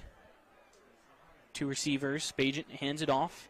Kendall goes up the middle. He has space at the 45, 50, 40. Fritz stops him out across the 45. And they'll say he stopped at the 31-yard line, but a flag back at the line of scrimmage. And it looks like it's against Martinsburg yet again, folks. See, and it's a holding penalty against Martinsburg. Ugh, that's frustrating. Well, that has been the common theme all night. The silver lining of that play is that Xavion Kendall had his best run of the game since he's come back in his first game back from injury. He looked good there. I mean, he looked like he got chased down. Didn't quite have that top end speed to get there with the good athletes on the Cougars defense. But yeah, to have that brought back by another penalty, man, it's just killing them. Ball spotted at the 19-yard line. Brings up 2nd down and 20. 6:49 to go in the second. It's Bajent in shotgun formation with Kendall to his left. 2 receivers to the far side, 1 in the air. Bajent almost loses the snap, able to just grab it and immediately hand it off to Kendall. Kendall will try to run it to the right side of the line. Hancock going to help him out after he's tripped up for a gain of 2. So he's put at the 22. It looks like they gave him just an extra yard than I had him at originally, but it's going to be a 3rd and long. I mean, think about it. It's 28-0 right now, and that's with the Bulldogs having 60 penalty yards with still 6 minutes left to go in the second quarter. Grantham in at running back. It's Hunter, their lone receiver, to the far side. 3 receivers to the near side for Bajent. Bajent gets the snap, drops back the pass, looks underneath. It's caught by Pearson, and he's immediately hit. Almost lost the ball. He was able to hold on to it, but it is nowhere close to enough for a first down. Make it 4th down, and we'll see if he got back to the 29-yard line. So it's 4th down and 9, but the offense with 5:40 left will stay out there. It's 3 receivers near side, 1 to the far side for Bajent. Interesting. Bajent just, it looks like trying to get Jefferson to jump, fakes the snap, tries to get some motion before getting a new play called back in. And they do it again. Just trying to see if they can get some motion to better the offense's position. But a timeout will be called by Martinsburg, and we'll take it with them. You're tuned into West Virginia High School football on Talk Radio WRNR and TV 10. We're back in 60 seconds. What came first, the chicken or the egg? No matter what you think, you can have it either way. Rock's new bagel croissant and chicken waffle breakfast sandwiches are made fresh every morning. Rock's Local Market. Rise and shine. You're gonna be late for work. Good morning, sleepyhead. Have a good one. Rock's new bagel croissant and chicken waffle breakfast sandwiches are made fresh every morning. Rock's Local Market.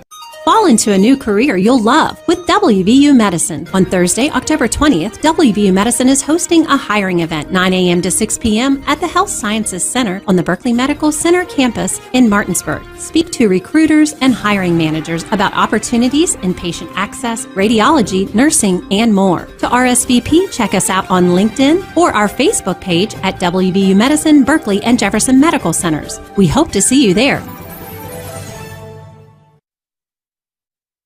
5:21 left in the second quarter. It is Martinsburg on top of Jefferson, 28-0 here at Jefferson High School. 4th and 9, ball on the 29. Now it looks like Martinsburg's going for it. 2 receivers to each side. Bajent drops back the pass, steps up, looks for Clement, and he's immediately hit, but he hangs on to it. What a catch by Murphy Clement. First down, Martinsburg. As soon as he put his hands on it, Spencer Powell was there to lower his shoulder into him, but Clement hung on to it. 1st and 10, Martinsburg at the 44-yard line. Wow. You want to talk about a bold decision to go for it on 4th and 9 at your own 30-yard line, basically. Wow. 5 minutes to go in the second. 1st and 10, Bulldogs. Williams in motion from right to left. Bajent looking deep on the far side, and it's caught at the 26-yard line. First down, Martinsburg. And it looks like an official got hit, and he's going to need some assistance. So we're going to take a 1-minute break again, unless he quickly gets back up. So we're actually going to keep it here, Nick. Man, what a catch by Buzz Dover. I did not think that there was any chance of that ball getting completed, and that was a great throw by Bajan. And that was just laying out there for that one was Dover. I can't believe that ended up being caught. So while they check if the official's okay, we're going to quickly give you our second quarter sponsors, starting with elect Susan Benzinger for Senator this November 8th. Visit www.susanforjefferson.com. My apologies, it's for the House, not for Senate. She's running for the 100th. And we're also presented to you on TV 10 by Ollie's VIP Northside, the best local spot to catch sports or hang out with friends. Stop by 36 Veronica Drive in Martinsburg. Ollie's VIP will see you for the game. And we're also presented on TV 10 by Chris Ross, the Milestone Real Estate Group. Buying or selling a home, call 304-579-7349 or go to callchrisross.com. So it is a 1st and 10 for the Martinsburg Bulldogs offense at Jefferson's 26-yard line with 4:51 to go in the second. Martinsburg on top 28-0. After we had a stoppage due to a injured official, but hopefully he is okay. 3 receivers near side, one to the far for Bajan. Gets the snap, drops back, steps up. Floater on the far side, it's caught. Touchdown, Martinsburg.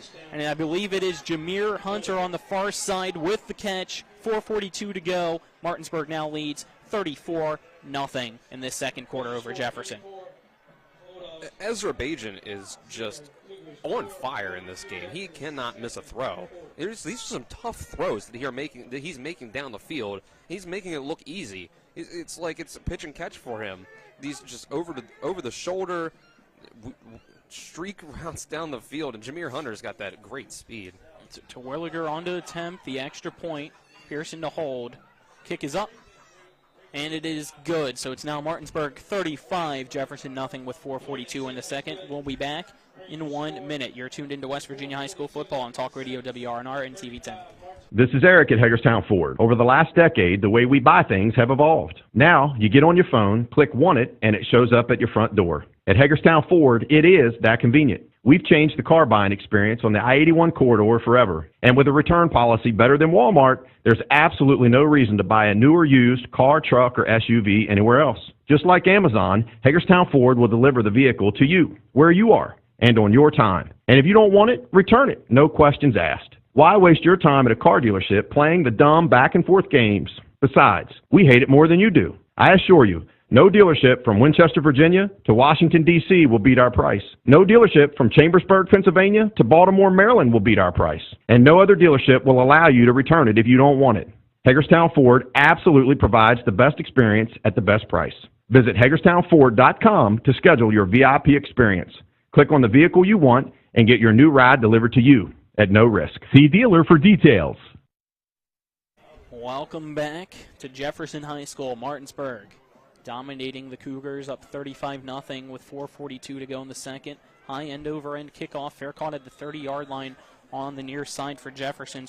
A 1st and 10 for the Cougars. In to make the fair catch was Caleb Shelton. So this is a tough situation for the Cougars here. See if Herrick comes back on the field at quarterback. Looks like I see him out there. Yep. So seems to be okay. He has that thumb taped up on his right hand. So it's a 1st and 10 for Jefferson at the 30-yard line of the Cougars.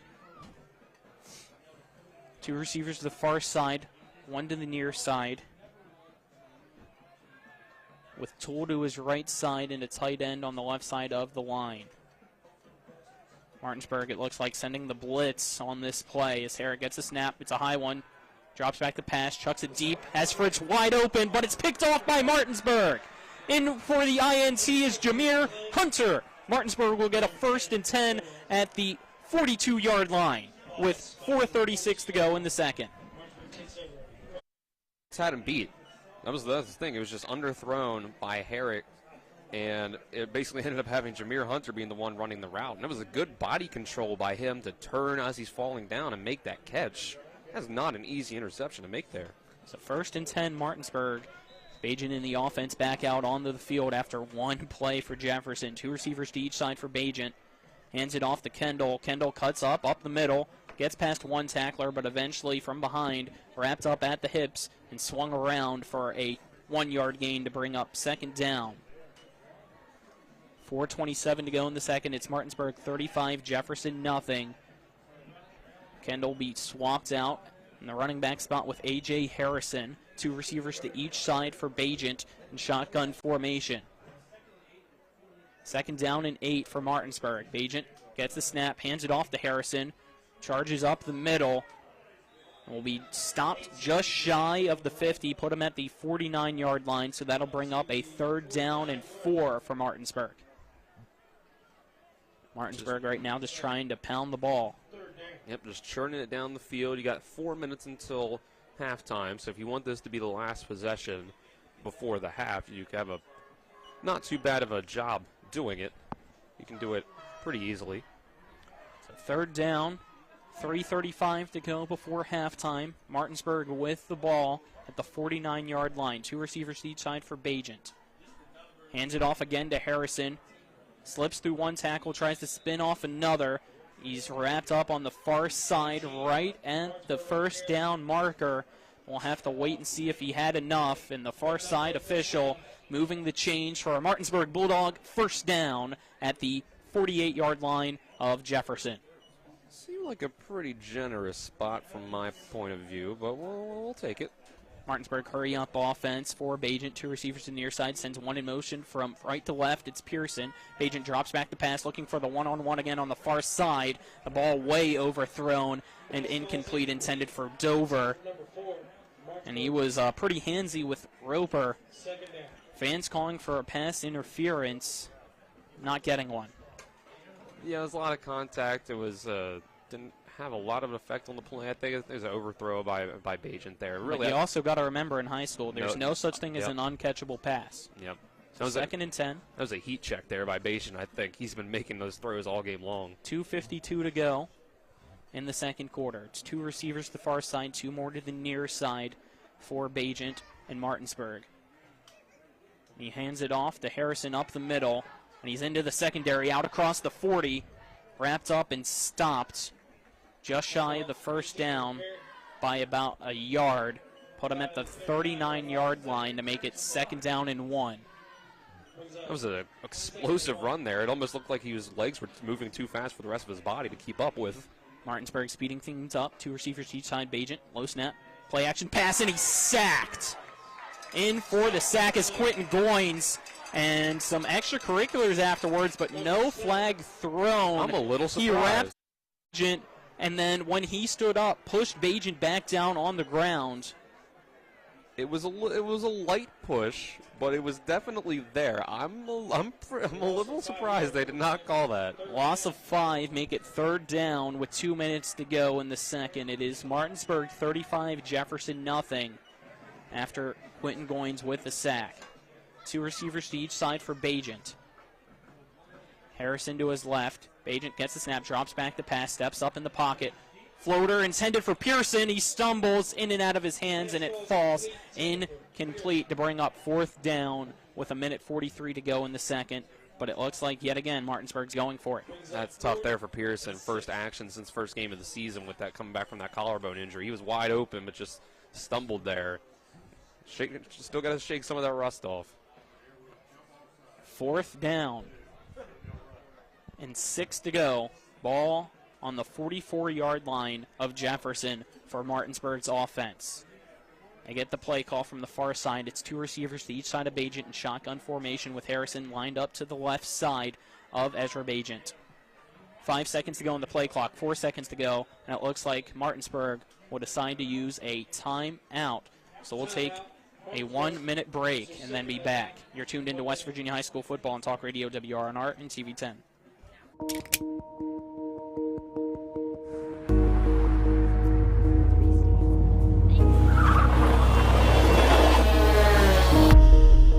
You've been in an accident, The choice of a lawyer may be the biggest decision you make for you and your family's future.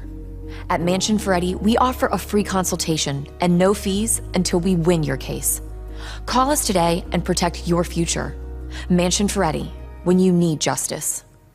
Hello, my name is Ron Winger, and I'm asking for your vote for delegate in District 96 on November the 8th. I am your pro-choice candidate. I believe that what a woman does with her reproductive rights is her business and hers alone. I am a Vietnam veteran and served the state of West Virginia for 23 years in the Air National Guard. I believe in our local school systems, and I will fight to support them. My name is Ron Winger, and I would appreciate your vote on November the 8th. Ad paid for by candidate.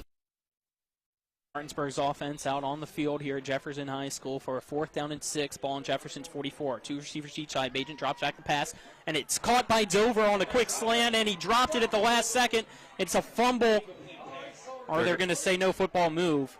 So it's going to be ruled incomplete. Powell dove on top of it, but it's a turnover on downs anyway, and Jefferson will get the ball back at the 44-yard line of the Cougars with 1:37 to go in this second quarter. As it's Martinsburg 35, Jefferson nothing. Yeah, they'll say that he didn't get the foot in the football move there. Didn't hold on to the ball long enough for it to count as an actual catch. Either way, Jefferson fell on the ball, so turnover one way or another.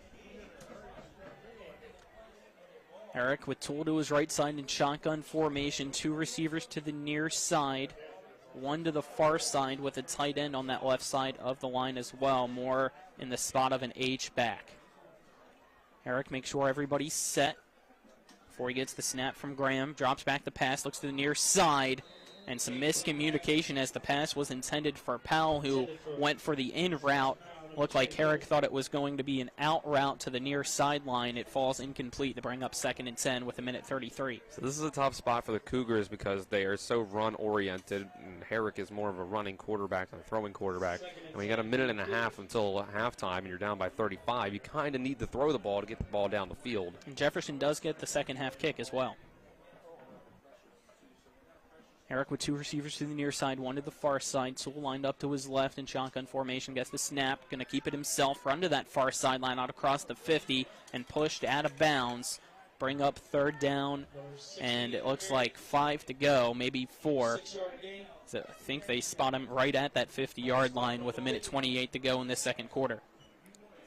It's like the 3rd design run of the game for Herrick. It just hasn't been a lot of anything been able to get going for the Cougars offense. 2 receivers to the near side. It's Fritz and Powell. 1 to the far side for Jefferson is Keyshawn Robinson. Herrick, shotgun formation with Evan Toole to his left. Herrick takes 1 step back, a little bit farther in shotgun formation. Martinsburg sending pressure. He drops back the pass, rolls out to his right, and it's caught by Fritz on the near side. Stiff arms Blackwood and pushed out of bounds, and a flag will be thrown on the near sideline too. It's a Jefferson 1st down, but we'll wait to see who the flag's against. I think it's going to be a face, yeah, I can see the motion being made, face mask on the Bulldogs on that tackle. There's 1:22 to go in the second quarter. It's Martinsburg 35, Jefferson nothing. But that face mask penalty really going to help out Jefferson inside the red zone of Martinsburg, putting him at the 17-yard line. Wow, how about that? It's a big play there. 18 yards on the pass and then 15 added on. It's 2 receivers to the near side, 1 to the far for Herrick with Toole to his left. And we'll have the final timeout called by Martinsburg. We'll keep it here. It's 1:22 left in the second. Martinsburg 35, Jefferson nothing, as both teams go to their respective sidelines for the timeout.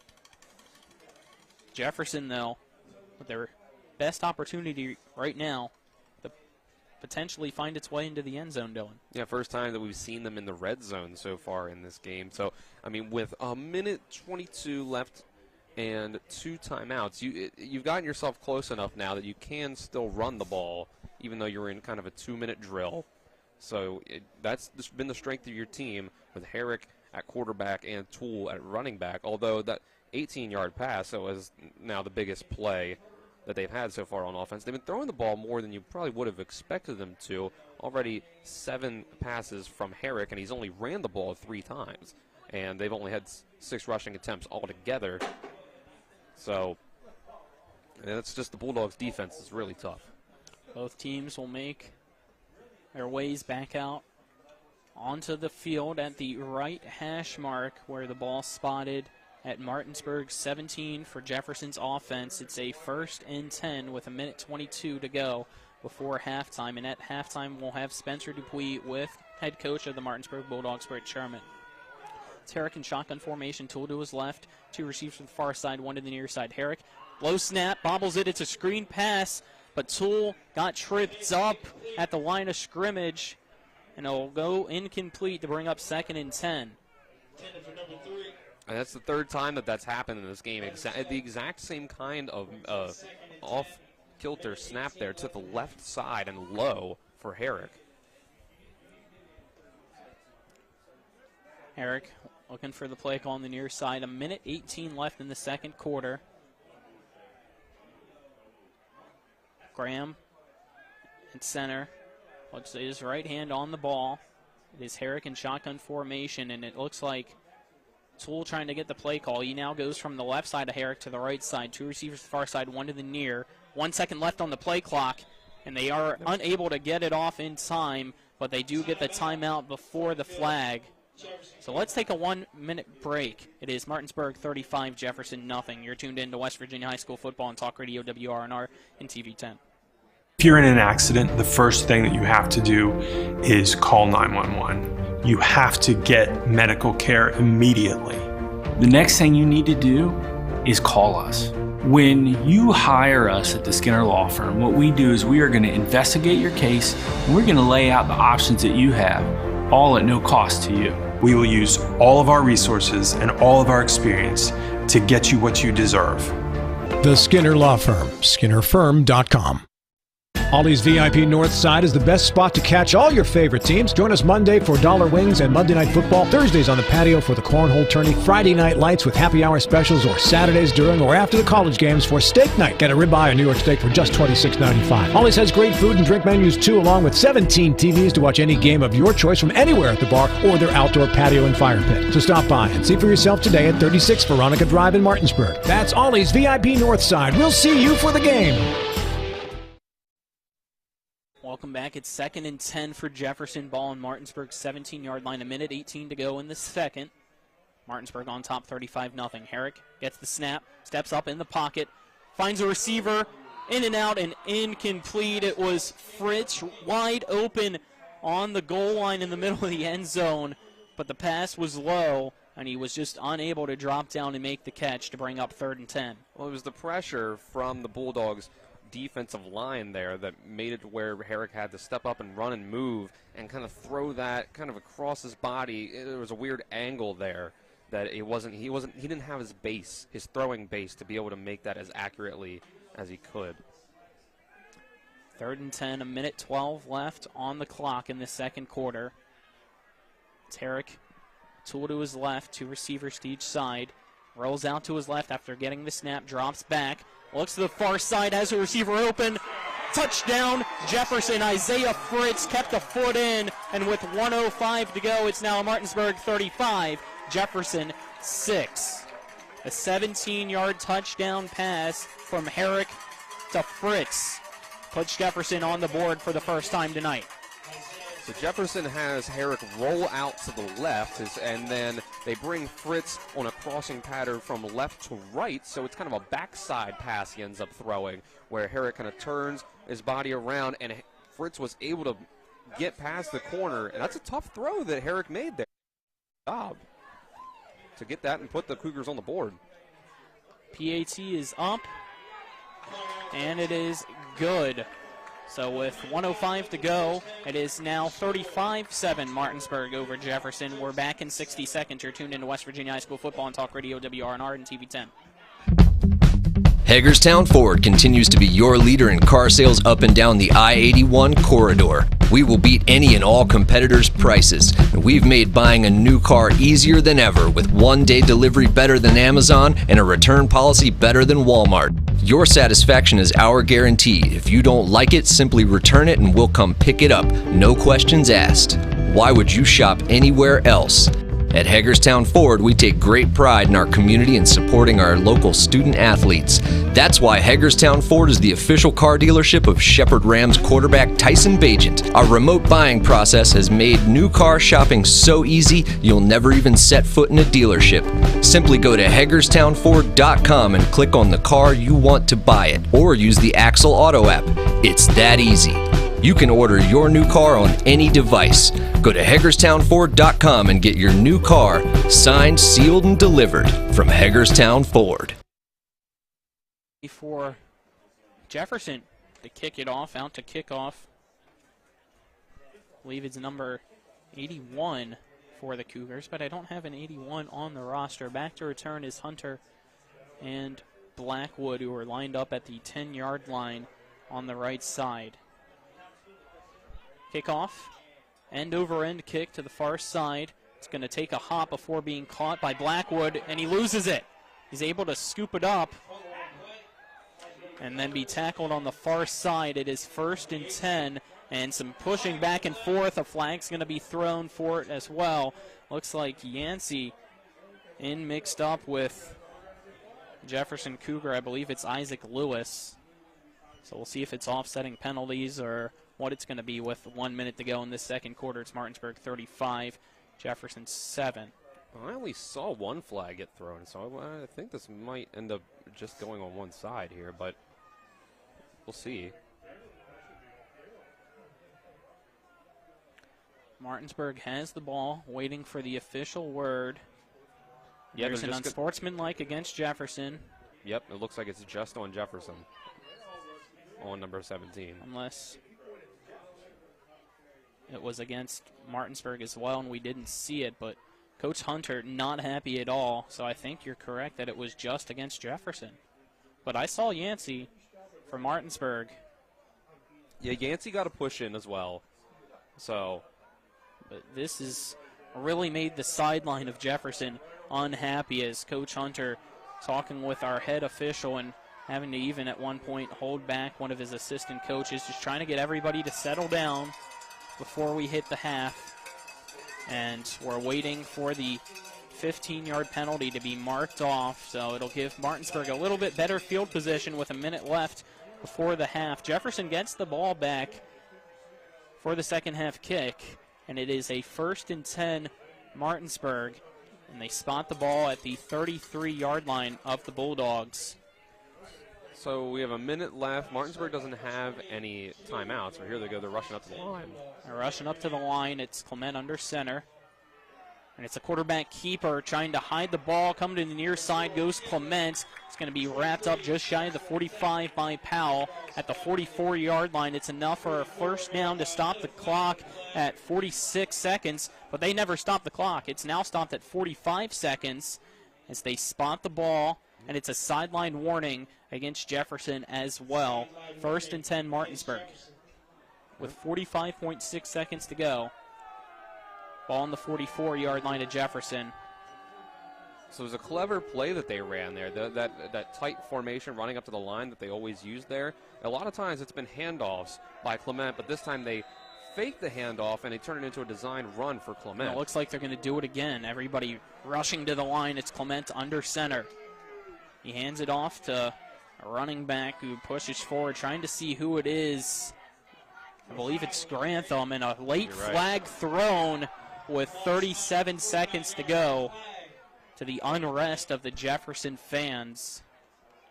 Well, Grantham got himself about 5 flapping, yards. So I think he might believe it's against Jefferson. Yeah, I think they're going to get someone on Jefferson for the way that they brought down Grantham. This is an unsportsmanlike conduct penalty against Jefferson. The Cougar faithful unrestful now and unhappy with the officials, as Martinsburg now well within Cougar territory. Ball spotted at the 34-yard line. It's 1st and 10 with 37 seconds to go. Yeah, I'll be honest, I did not see anything worthy of a penalty on that play. Maybe I just didn't see it. Everybody running quickly back up to the line. It's Clement under center. Wing formation. He rolls out to the right to pass, and it's underneath. Intended for Eric King. Falls at his feet to bring up 2nd down and 10. The 34-yard line with 34 seconds to go. So 34 yards. So now they bring Bajent back out here. So that was a clever little package with a few plays to out of the same look. Clement will still stay out there, but he's now going to a wide receiver spot instead of the quarterback spot.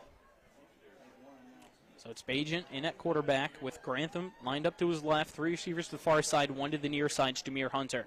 Bajent takes the snap, drops back the pass, steps up in the pocket, fires underneath, intended for Pearson, and it's incomplete, and Pearson's not happy. 3rd and 10 with 30 seconds to go. You can see Jameer Hunter throwing his arms up in frustration. Ezra Bajent did have Hunter open, streaking to the end zone on a post route. No safeties over the top for Jefferson, and he missed him. He went to his first progression first. On the TV as he was in the middle of the end zone, wide open, but it's 3rd and 10, Martinsburg. 2 receivers each side of Bajent. Rolls out to his right, looking downfield for Dover. Hit as he throws, intended for Pearson, off the hands of a defender, and incomplete as Powell almost had the interception. So that's going to bring up 4th down with 23.8 seconds to go. Ball at the 34-yard line of Jefferson, and it looks like Martinsburg's offense is going to stay out there for this 4th down. So Bajent started off this game really strong. He got his 4th touchdown in this game while he still had 1 incompletion, but he's now thrown 5 straight incompletions since then.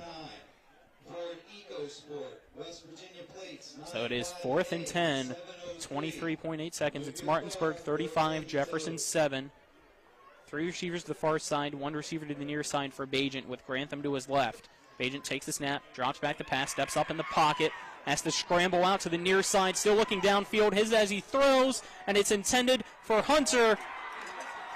In and out of his hands and incomplete. Excuse me, that is actually Herring, not Hunter, as his uniform was kind of tucked up, made it look like a 0, but it's a 2 with the 1. So that'll be a turnover on downs with 15.5 seconds left in the 2nd quarter. Jefferson gets the ball back. You saw that there. I think you were right the first time, Colin. That's Jameer Hunter out there. Was it? He was running a drag route across the field originally, and he was open there, but Bajent was looking to the left side. Hunter was going from left to right. Didn't see him again. Hunter might be, I wouldn't be surprised if he was a little frustrated on that drive. Multiple times that he was open, Bajent wasn't able to see him in time. 2 receivers to the far side, 1 to the near side for Herrick. 1st and 10, ball in the 34 of Jefferson for the Cougars offense. Herrick gets the snap, drops back the pass, feels the pressure, and Reed's going to sack him. He's going to be wrapped up behind the 30, a loss of 6 on the play. It looks like Jefferson's just going to let that be the final play of this very long 2nd quarter. So at the half, it is Martinsburg 35, Jefferson 7.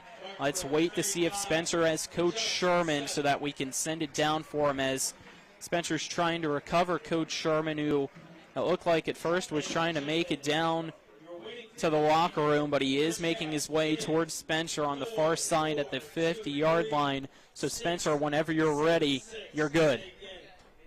Thanks, Colin. Down here with Coach Sherman and Coach, a 35-7 victory, 35-7 lead at halftime. Excuse me. And what's been going good for your team? Well, it was a little bit of a bell curve. I thought we started a little bit slow and then put it on them for a little while and then kind of relaxed a little bit. But we made some plays and they didn't there for a couple plays and we're throwing the ball really well. But we got to clean up the stuff in the box. I thought we'd be a lot better against them in the box, and we're missing a lot of guys and some of our guys aren't playing real well up front. What needs to happen in the second half to get the victory? We just got to clean up and get a push on them and clean up our blocks. All right, thanks, Coach. Best of luck. Thank you. Back up to you, Colin. Thank you, guys, as just trying to cut up that halftime interview a little bit short because of the Jefferson Marching Band coming out, but we're going to take a 2-minute break and then be back for our Mansion Ferretti Law Firm halftime show. Again, it's Martinsburg 35, Jefferson 7 at the half. A 2-minute break. You're tuned into West Virginia High School football on Talk Radio WRNR and TV 10. Are you considering selling your home and don't know where to start? Then call Chris Ross and the Milestone Real Estate Group at Keller Williams. A Martinsburg High School graduate, Chris knows the local market, and he's proven it as #1 real estate team in West Virginia in 2019. Phone Milestone Real Estate Group at Keller Williams at 304-579-7349 or go to callchrisross.com. Let's celebrate your real estate milestone together.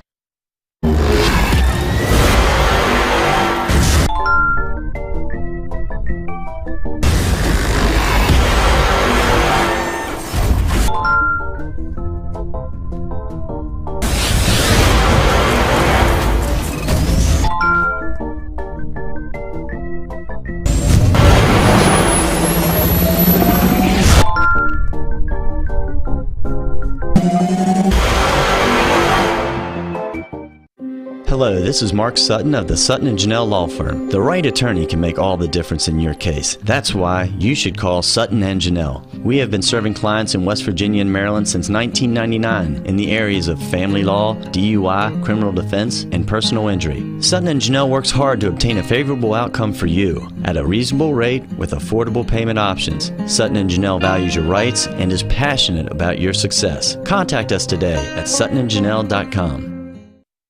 Ollie's VIP North Side is the best spot to catch all your favorite teams. Join us Monday for dollar wings and Monday Night Football, Thursdays on the patio for the cornhole tourney, Friday night lights with happy hour specials, or Saturdays during or after the college games for steak night. Get a ribeye or New York steak for just $26.95. Ollie's has great food and drink menus too, along with 17 TVs to watch any game of your choice from anywhere at the bar or their outdoor patio and fire pit. So stop by and see for yourself today at 36 Veronica Drive in Martinsburg. That's Ollie's VIP North Side. We'll see you for the game.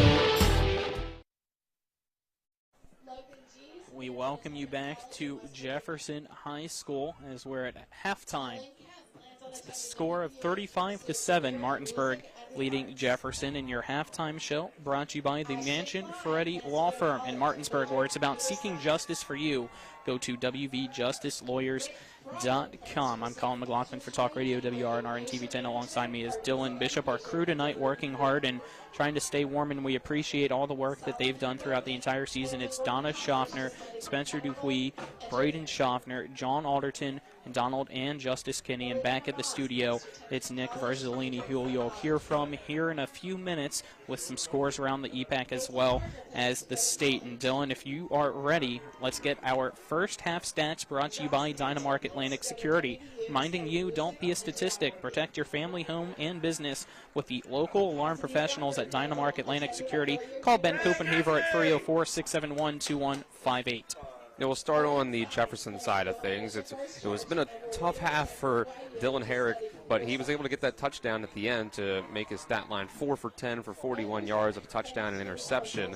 He's also added in 3 carries for 23 yards. Only 2 carries for 4 yards for Evan Toole, and that 17-yard touchdown went to Isaiah Fritz. But then on the Martinsburg side, as they're leading 35-7, Ezra Bajent started this game 11 for 12 with 4 touchdowns and 252 yards. And then he ended up with 6 straight incompletions to end the half, making his final stat line at halftime 11 for 18, 252 yards, and 4 TDs. Again, you chop off 6 incompletions there at the end. That's how he started this thing out, 11 for 12. Also 5 carries for 99 yards and touchdown for Murphy Clement. He's also added in 2 catches for 61 yards and a receiving touchdown. There's 2 catches, 72 yards, and a receiving touchdown for Zion Grantham. 1 catch, 26 yards, and a touchdown for Jameer Hunter. 1 catch, 26 yards, and a touchdown for A.J. Harrison. So those 4 Bajent touchdowns have gone to 4 different receivers. Grantham also adding in 6 carries for 27 yards. And then Xavion Kendall, in his first game back from injury, since missing every game since the first game, 5 carries for 17 yards. Doesn't seem like much. He had 1 big run that was called back by a penalty. He's looked good so far in this game. Not a lot of carries for him. Zion Grantham still, the healthier guy and more of a rhythm, and he's looked really good this year. But Xavion Kendall, he's looked good so far in his first game back. Yeah, but what's really killed not only Martinsburg but even Jefferson is how many penalties there have been tonight. It has been frustrating on both sides. False starts, encroachments, unsportsmanlikes. The list goes on and on, so hopefully in the second half we will really see each team clean it up out there, and the cooler heads prevail too, because it seemed like late in that second quarter we were getting close to potentially a fight breaking out. Fortunately, it didn't happen. Yeah, but multiple. It looks like, according to Donna, with our penalties unofficially, I believe it's Martinsburg, the first one on top. I'm just making sure there. Martinsburg with 9 penalties for 65 yards, and 9 penalties on the other side for Jefferson at 80 yards. So we appreciate Donna trying to keep track for that. And we're going to now take a break. And on the other side of that break, you'll hear from Nick Verzolini back at the studio with some scores around the Mountain State. Here it is Martinsburg 35, Jefferson 7. You're tuned in to West Virginia High School Football and Talk Radio, WRNR and TV10. Ever try to collect on an insurance claim? Perhaps a homeowner's claim, auto accident, or fire. Insurance companies collect money from you for protection should something bad happen. And when it does, they don't want to pay, or they offer too little. At Mansion Ferretti, we have an attorney who worked defending insurance companies and knows all the dirty tricks they play to deny or lowball your claim. Call us today for help in getting what you really deserve. Mansion Ferretti, when you need justice. Hi, I'm Annette McDonald, and I am the designer at Orsini's in Martinsburg, West Virginia. We welcome you into our store to show you a complete line of what we do here. We design your cabinetry, quartz countertops, granite countertops, hardware, anything for the full remodel of your kitchen and your home needs. We also do bathrooms, and we have flooring available too. We make sure that your project with Orsini's is the best in the market. Welcome to Orsini's. Orsini's.com. If you're in an accident, the first thing that you have to do is call 911. You have to get medical care immediately. The next thing you need to do is call us. When you hire us at the Skinner Law Firm, what we do is we are going to investigate your case, and we're going to lay out the options that you have, all at no cost to you. We will use all of our resources and all of our experience to get you what you deserve. The Skinner Law Firm, SkinnerFirm.com. Hi, I'm Sally Hardy. I am asking you to re-elect John Hardy to the West Virginia House. John is my husband of 24 years and an amazing dad to our daughters. I am proud of this hardworking man who runs a successful business, gives back to the community, and is our valuable delegate. John Hardy is a man of values with a heart of service, and he cares about moving West Virginia forward. Re-elect my husband, John Hardy. Visit Delegate John Hardy on Facebook. Paid for by candidate.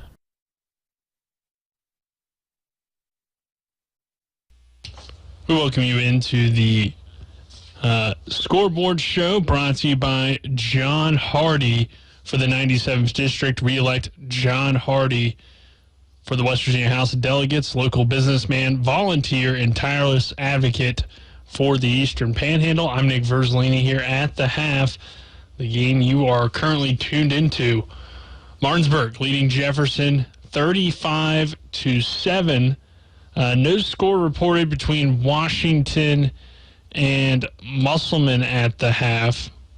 Oh, no, it just got updated, actually. So 34-0 is our score here at the half between Washington and Musselman, with the Applemen leading as expected here in that ball game. So Patriots in a tough one there.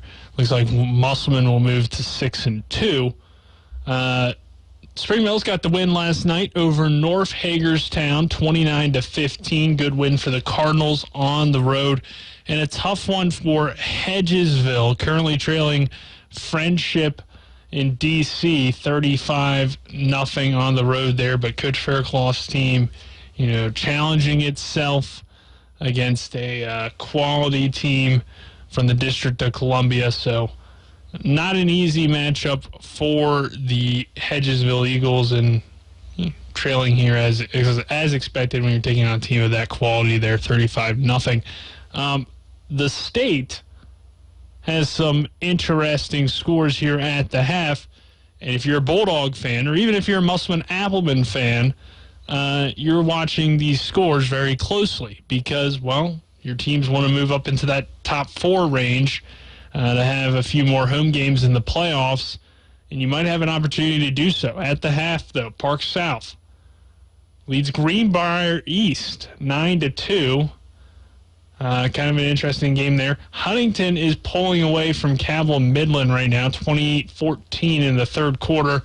GW, though, this would be the upset of the week in my opinion because, well, it's Spring Valley, who looks like a top-tier team in the state, but George Washington is pulling the upset right now. 25-7 the score there at the half. Good one between Princeton and Bridgeport. It's 10-7 Bridgeport on top. And then Morgantown's beating up on John Marshall. Another potential, though, probably what would be even bigger of an upset in the state going on. We don't have it on the screen for you, but good game here between 4-3 Brook, who trails Wheeling Park, number 9 in the state, 21-20. That one would be quite the upset there that nobody really saw coming. Hurricane was tied with Riverside at 7, so there's some interesting stuff going on there. We'll have all those final scores for the AAA in the post-game scoreboard show, but that pretty much does it here for the halftime scoreboard show. Again, your score at the half, Martinsburg 35, Jefferson 7. We'll send it back to Kyle McLaughlin and Dylan Bishop, who are in Shenandoah Junction for the second half after this break. This is West Virginia High School football on Talk Radio WRNR and TV 10.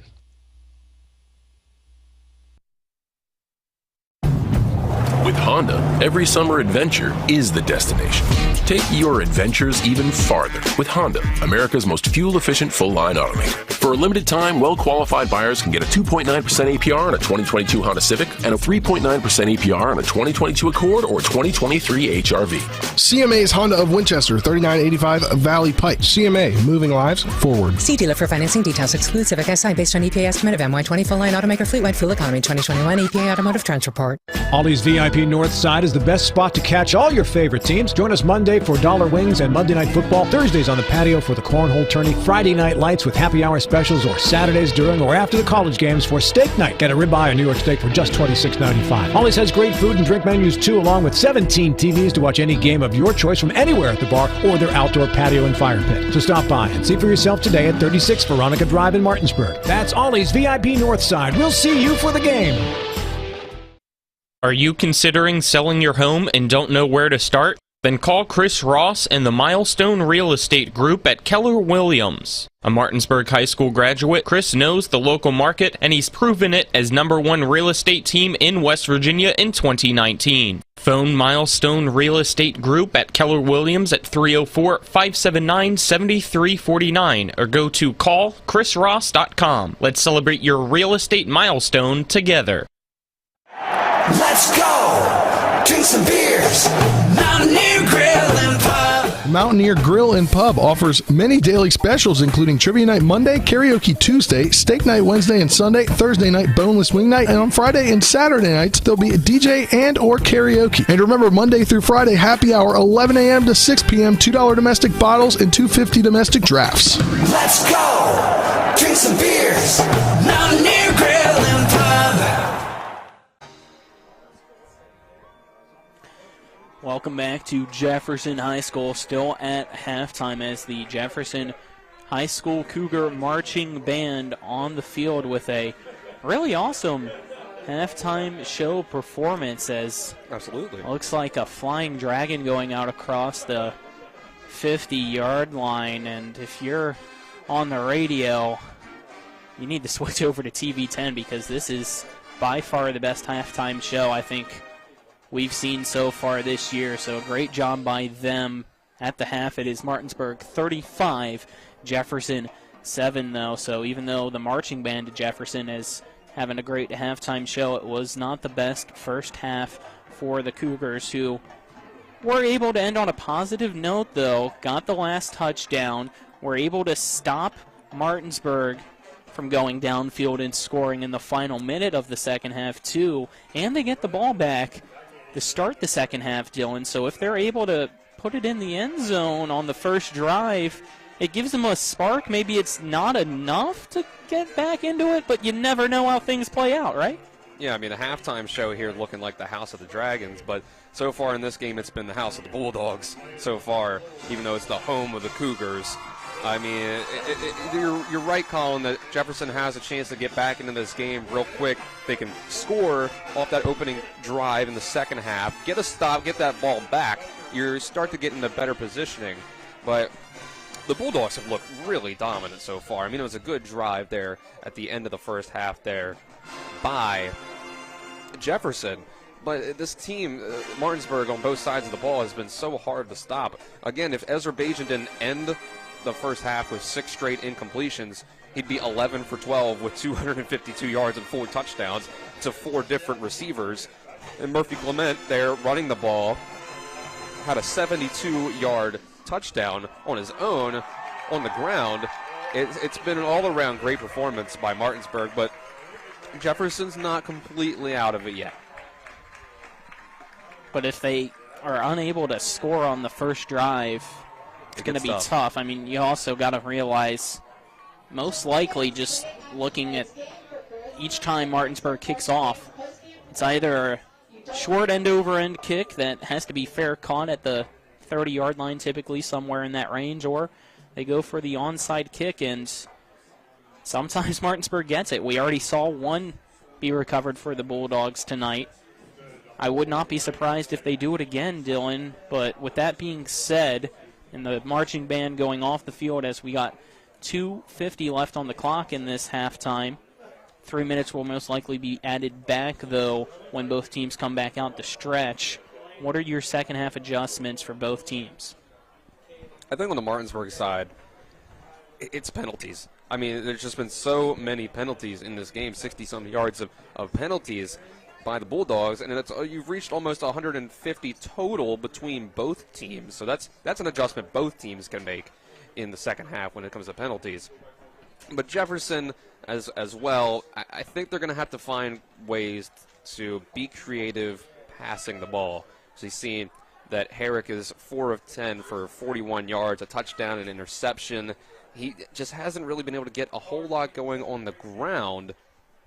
They're going to have to try to find ways to get creative on offense. Go dig deeper into the playbook, whatever you can do, because the Martinsburg defense has been so tough to do anything against so far. Alrighty, we're going to take our final 2-minute break of the Mansion Freddie Law Firm halftime show. And we'll be back in 2 minutes for the second half kickoff. It is Martinsburg 35, Jefferson 7. You're tuned into West Virginia High School football on Talk Radio WRNR and TV 10. Hello, my name is Ron Winger, and I'm asking for your vote for delegate in District 96 on November the 8th. I am your pro-choice candidate. I believe that what a woman does with her reproductive rights is her business and hers alone. I am a Vietnam veteran and served the state of West Virginia for 23 years in the Air National Guard. I believe in our local school systems, and I will fight to support them. My name is Ron Winger, and I would appreciate your vote on November the 8th. Ad paid for by candidate.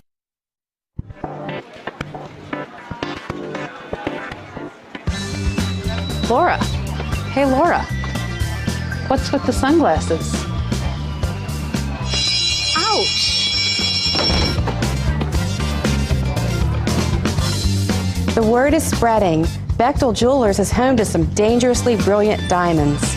See the difference at Bechtel Jewelers in Inwood. Sunglasses not included. Mayhem is everywhere. I'm your new bangs, and you can't stop staring at me. That's it. Just tilt the rearview mirror over here. And while you're checking me out more times than a library book, your car is wandering into that lane over there. More bangs? Neat. And if you've got cut rate insurance, you could be paying for this yourself. So get Allstate. Call Martinsburg Allstate agent Gary Kelly today at 304-263-4596.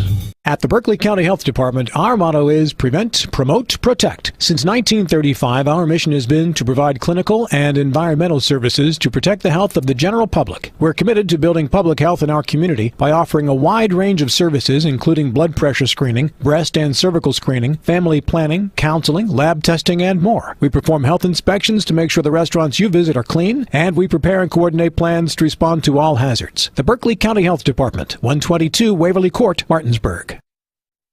We welcome you back as we get ready for the second half kickoff between the Jefferson Cougars and the Martinsburg Bulldogs. It is Martinsburg on top, 35-7, as Jefferson will take the field, and 3 minutes will be added to allow both sides to come out and restretch after being in the locker room to stay loose for this second half as they come out onto the field from that far side. Everybody having to walk up those steps up the hill to get to the far end zone. So it looks like Jefferson will be first coming out there, and then we'll see Martinsburg to follow.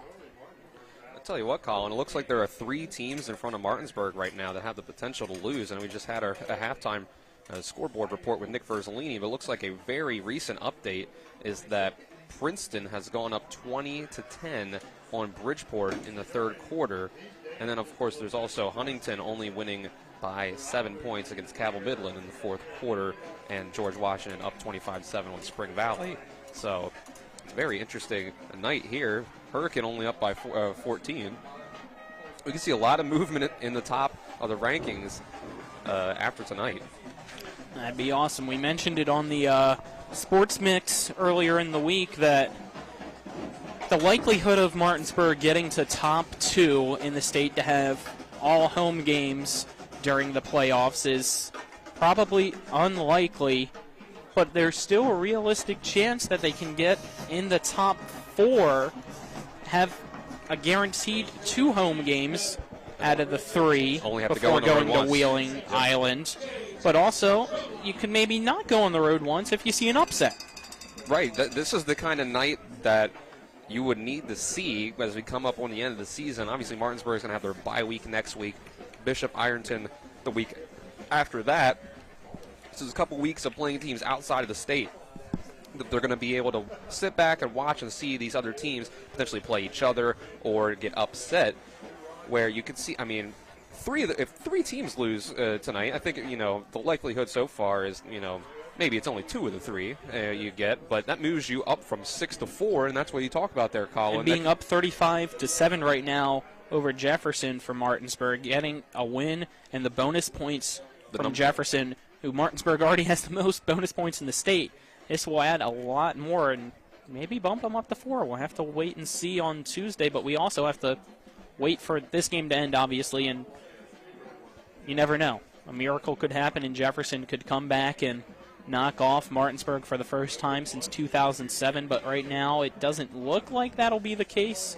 But there's still a second half of football to play as both speaking head captains will go out to the 50-yard line. Spencer Powell and Cam Shallis, along with the officials. It will be Jefferson to receive the second half kickoff, and your second half kickoff will be brought to you by Mountaineer Grill and Pub, located at 214 Mid-Atlantic Parkway in Martinsburg. We'll also get you our third quarter sponsors quickly, as we're presented on TV 10 by Sutton and Janelle Attorney at Law, a full-service law firm helping individuals, families, and businesses with all of their legal needs. They're at 224 West King Street in Martinsburg.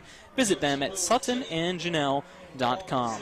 We're also brought to you by the Hagerstown Ford, revolutionizing the car buying experience. Go to HagerstownFord.com for more, as they are the official car dealership of Shepherd Ram quarterback Tyson Bagent, the brother of Ezra Bagent, and you can see Tyson and the Shepherd Rams in action tomorrow on TV 10 and WRNR TV on YouTube. 11:30 is the pregame kickoff at noon, as Nick Verzolini and Travis Smith will be on the call. It'll be a little bit different, though, because unfortunately our entire crew was unable to make the trip to Westchester to do the game, so they are being generous enough to give us their video feed. It's a remote broadcast. And we'll just have a remote broadcast and put our announcers over top of their video. So hopefully it works out. We've never done this before. So you can't blame us for any camera work this week. Yeah. And we'll just leave it at that. Let's get ready for the second half kickoff as Terwilliger on to kick off for the Bulldogs. Bridgeport cut the lead to 4, by the way. So it's now 2016? Pending the extra point. Okay. You'll get that score later on from Nick Verzolini as Terwilliger Kicks it off low, end over end, bouncing at the 5 and rolling into the end zone for a touchback.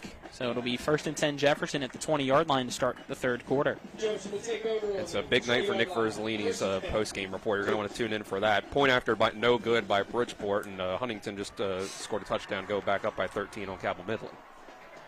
And now we'll focus on this game now. That's back on. Herrick and Jefferson's offense on the field, 1st and 10 at the 20-yard line. 2 receivers to the far side of the field for the Cougars, 1 to the near side, with Evan Toole in at running back to the right side of Dylan Herrick in shotgun formation. And we have some motion, and just like how we started the first half, we start the second half with a flag on the play, and it's against the Martinsburg Bulldogs. And that'll be a 5-yard penalty to make it 1st and 5 at the 25 for Jefferson. The first play of both halves start out with penalties. I can't remember the last time I've seen that. They were both on Martinsburg, too. Yep. So again, 2 receivers to the far side, 1 to the near side of the field. Toole still lined up to the right side of Herrick. Herrick waiting for the snap from Graham. He gets it. Kind of awkward snap. He keeps it himself. Goes towards up midfield of the line of scrimmage. Bounces to the near side. Will be wrapped up by Herring for no yards gained on the play to bring up 2nd and 5. He tried to find the hole up the middle. Couldn't find one. And then just tried to bounce to this side. But the linebacker, there's been no room Braden to run. Herring, was waiting for him, and we said that during the pregame show. Martinsburg's run defense can't be stopped. Yep, about 65 rush yards a game for this Martinsburg defense. Toole in motion. Herrick going to roll out to the far side, follow his blockers. Gains 2 yards, a flag thrown at the line of scrimmage to bring up a 3rd and 3, but we're waiting for the flag with 11 minutes, 8 seconds to go in the third. It's Martinsburg 35, Jefferson 7, and the flag against Jefferson will back up the Cougars offense, and it's a holding penalty. Again, both sides, the penalties just keep coming. So that'll make it a 2nd and long, but it's 2nd and 15 on the 14-yard line. So it's 2 receivers to the far side, 1 to the near, Toole to the right side of Herrick after it goes in motion from left to right. Herrick drops back to pass. Looks to the near side. It's caught by Powell, and Powell immediately wrapped up and tackled on the near sideline by Blackwood at the 25-yard line. So they get back to where the drive started after the penalty to make it a 3rd and 5 for Jefferson. It's a big target that he's throwing to there in Spencer Powell. All he really had to do was just throw that to vaguely the right spot, and he was able to kind of use his frame to be able to get the right positioning on Blackwood out there. 3rd and 5, 2 receivers far side, 1 to the near for Herrick. Herrick takes the snap, drops back the pass, looks to the far side, and way over the head of the intended receiver, Keyshawn Robinson, going towards the far sideline and incomplete to bring up a 4th and 5, and it looks like Herrick might be a little shaken up as he got drilled on that play. Yeah, throwing the ball while you're hit as a quarterback is one of the worst things that can happen to you because you're not protecting yourself. You're in the middle of your throwing motion, and it also throws off your pass so much because you don't get to really get that follow through. Instead, you get smacked backwards. Goins will punt it for Jefferson as he's lined up at the 10-yard line. Back to return is Blackwood and Hunter are lined up at the 45. Snap low, Goins able to get it. Almost blocked by Yancey. It comes to the near sideline, bounces at the 50, rolls to the 45, and goes out at that 45-yard line of Martinsburg. So with 10:04 to go in the third, it's 1st and 10 Bulldogs. 35-7 Martinsburg on top of Jefferson in this third quarter. For the first time in the third quarter, the Bulldogs offense comes back out onto the field. And it's Bajent in that quarterback with Grantham lined up to his right in shotgun formation. 2 receivers to the far side, 2 more receivers to the near side of the field. Bajent sets. Sends Clement in motion. It's a jet sweep from left to right. Clement with the ball, cuts upfield at the 50 before being stopped. And it'll bring up a 2nd and 5 for the Bulldogs. I like that play there, just able to get the ball into the hands of your best athlete in Murphy Clement when he only had 5 carries in that first half. One of them went for the 72-yard touchdown.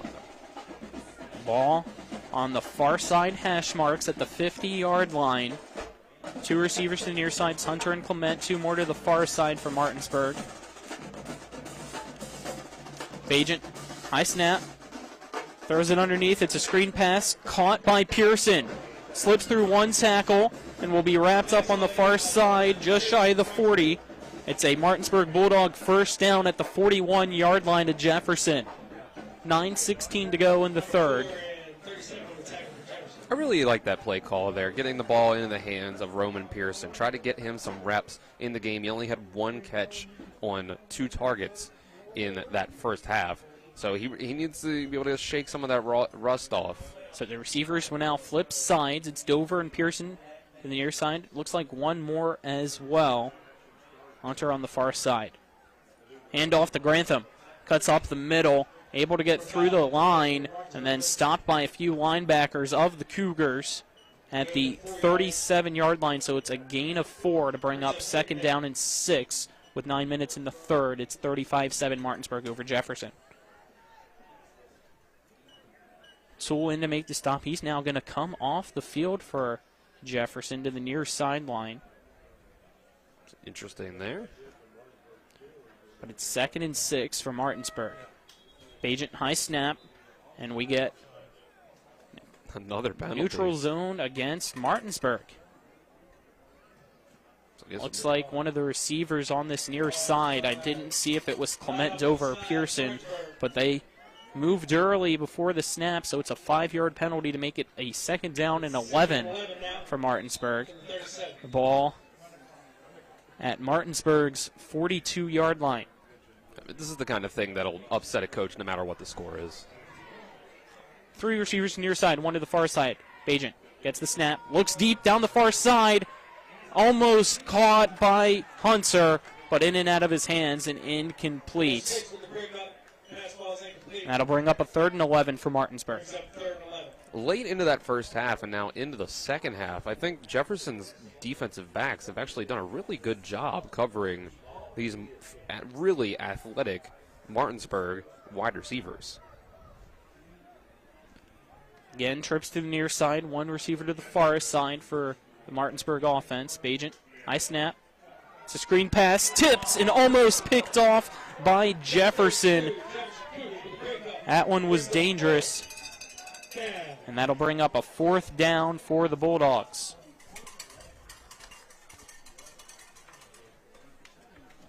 Fourth down and 11, ball on the 42 with 8:23 to go. It was Isaiah DeLauder that got a hand on that one. It was a really good play by him. They're going to keep him out, keep the offense back out again. Martinsburg going for it again on 4th. It's Pearson, Clement, and Dover, the receivers to the near side. Jameer Hunter, the lone receiver on the far side of the field. Sends Pearson in motion from left to right. Play action pass. Underneath, wheel route, in and out of the hands and incomplete as Zion Grantham. So it's another turnover on downs for the Martinsburg offense, and the Cougars will take over possession on their 42-yard line with 8:18 to go in the third. The score remains Martinsburg 35, Jefferson 7. It was another really accurate pass by Bagent there, but it was just, again, tight coverage by Jefferson. They've done a good job of containing the pass catchers for the Bulldogs. It's been tough for them to get going because Jefferson has the athletes to keep up with them. Jefferson's offense back out on the field, 2 receivers to each side for Dylan Herrick, with Evan Toole in at running back. The right side, sidecar in shotgun formation for Herrick. Lined up behind Graham at center. Graham snaps the ball back to Herrick, rolls out to his right, and it is a sack. Dom Brinkley pushing Herrick way back, and Herrick is hurt. And we're going to take a break because Herrick is in pain. So we'll take a 1-minute break, then be back. You're tuned into West Virginia High School football on Talk Radio WRNR and TV 10.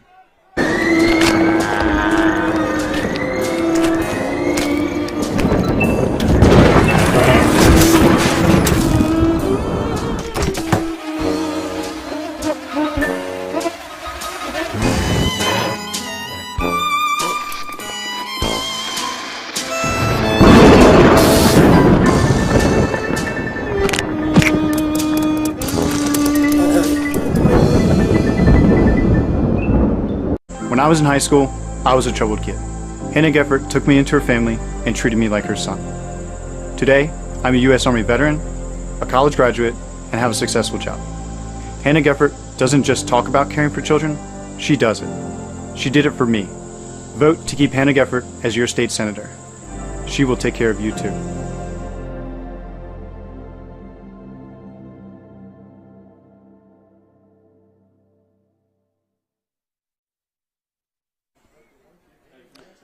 Welcome back. The injured Jefferson Cougar. It's the quarterback, Dylan Herrick, who is sitting up right now.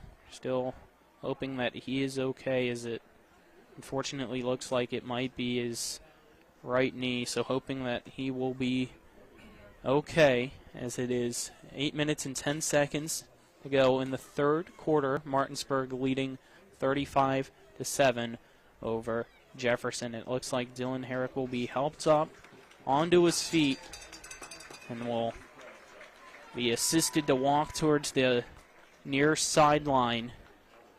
So pray that Dylan Herrick's okay, and we'll get ready to resume action at Jefferson High School.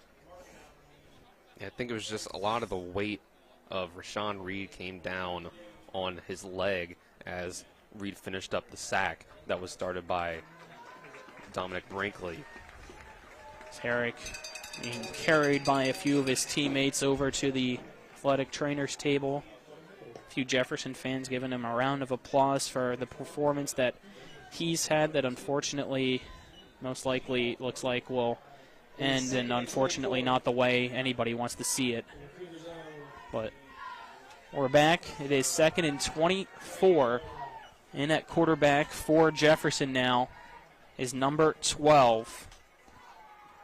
It's a screen pass to the near side, caught by Powell.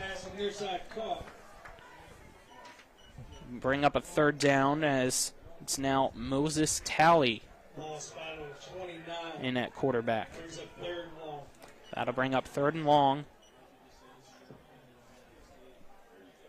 for Talley. It's an interesting decision here as they've gone to Talley, the junior, 6'1", 180, instead of Quentin Goins.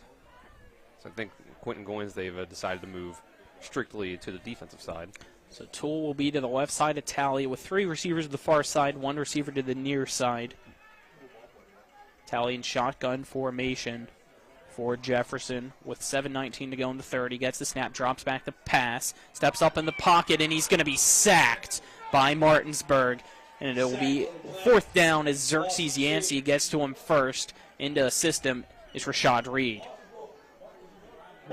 Again, it's just the Bulldogs' defensive line is there's not really been anyone that's been on the schedule for Martinsburg, win or loss, that's been able to handle Xerxes Yancey and Rashawn Reed especially.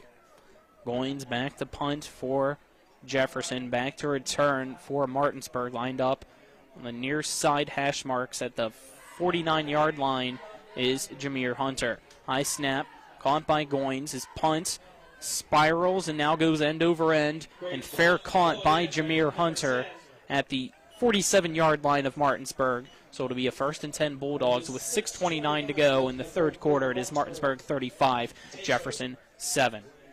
Or in the 46-yard line, the 1st and 10. Martinsburg's offense will jog its way back out onto the field from the far side. It's Ezra Bajent in at quarterback, Zion Grantham at running back. 2 receivers to each side, Dover, Pearson, Clement, Hunter. Bajent, shotgun formation, takes the snap, hands it off to Grantham. Grantham Goes up the middle, bounces to the outside on the far sideline, tries to juke past one tackler, does so out across the 35 and stopped just before the 30. A big gain. Martinsburg gets the first down inside Cougar territory. Is there a late flag around the 35? There is. That was a 21-yard gain there by Grantham, making another great move. So it's after it's a dead ball. It's a dead ball personal foul on Martinsburg. So that's going to back up the Bulldogs after a terrific run by Zion Grantham. 6:19 to go in this third quarter. Still Martinsburg 35, Jefferson 7. The ball will be spotted at Jefferson's 47-yard line. Like I said earlier, all these penalties, it's going to frustrate you as a coach no matter what the score is. I can't imagine Coach Sherman is happy with this at all. With all of these penalties, taking his team back and slowing the momentum down. Slows the game down, too, stopping all these clock stoppages. So it's first down and 4. Ball on the 47 of Jefferson for Martinsburg's offense. And now we have some whistles blown, and our head official saying that the chain should have moved. So it'll be a 1st and 10. The chain gang didn't move to the new line of scrimmage. Yep, it's a 1st and 10 at the 47 instead of a 1st and 4. 2 receivers each side for Bajent. Gets a snap. Hands it off to A.J. Harrison. Harrison on the near side will be dragged down. Almost it looked like a horse collar, but they're not going to call it. It was a close one. I thought the same thing as you, Colin. It is a 2nd down after a 4-yard gain. Make it 2nd and 6. Ball at the 43-yard line. 3 receivers to the far side for Martinsburg, 1 to the near side with Bajent in shotgun formation. Harrison to his right. Again, inside zone read to A.J. Harrison. He gets stopped behind Weller, tries to bounce his way to the near side, but will be wrapped up and pushed back. No yards gained on the play. Brings up 3rd down. So Harrison gave him a couple snaps there. Got him a touchdown through the air earlier in the game. But they'll get Grantham back in here. Grantham will be with Bajent in the backfield. 3 receivers to the far side. 1 to the near side is Jameer Hunter. He'll be lined up against Isaiah Fritz. Bajent drops back the pass, looking to the near side, floats a pass. It's a screen pass caught by Grantham on the near sideline. Jukes past 1 tackle, stutter steps, little hurdle over at the 35 and tackled. But it looks like it will be enough for a Bulldog 1st down as they put him at the 35-yard line with 4:53 to go in the 3rd. It's a Bulldog 1st down. They've had some really good success with those screen passes to Grantham. A screen pass is such a good way to get a electric, athletic player out in space with room to make moves.